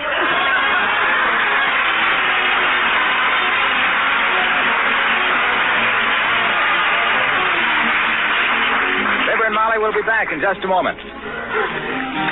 Have you heard about the special bargain offer that many Johnson dealers are now making? It's one you'll not want to miss, so listen carefully. For a limited time, many dealers are now giving a long-handled glow coat applier free with a quart of Johnson's self-polishing glow coat at the regular price of 98 cents. You'll find this applier very handy. It's washable, may be used over and over again, and it makes the application of glow coat amazingly simple. And speaking of saving, Glow Coat, of course, is a famous labor saver. It's the number one easy-to-use floor polish wherever you go. It needs no rubbing or buffing. You just apply and let dry, and in 20 minutes your floor gleams with a rich, long-lasting polish. Glow Coat keeps the colors of linoleum fresh and bright, makes the linoleum itself last much longer. See your dealer right away while this money-saving offer is still available. Ask for this long-handled applier free with 1 quart of Johnson's Glow Coat at the regular price of 98 cents.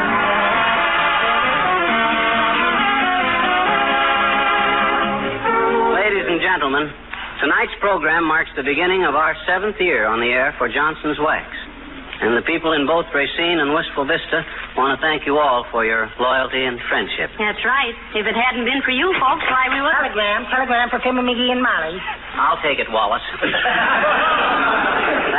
Let me read it, dearie. Remember your eyes. Oh, how nice. Listen, McGee. Yeah? Congratulations to Fibber, McGee, and Molly on their 6th anniversary. Oh. You have done a wonderful job, and we hope your sponsor appreciates you as much as we do. We hope they sign you up for another 6 years. Oh, shucks. That'll be 89 cents, please. It's collect. It is not collect. I paid for that, Philip. Good night. Good night, all.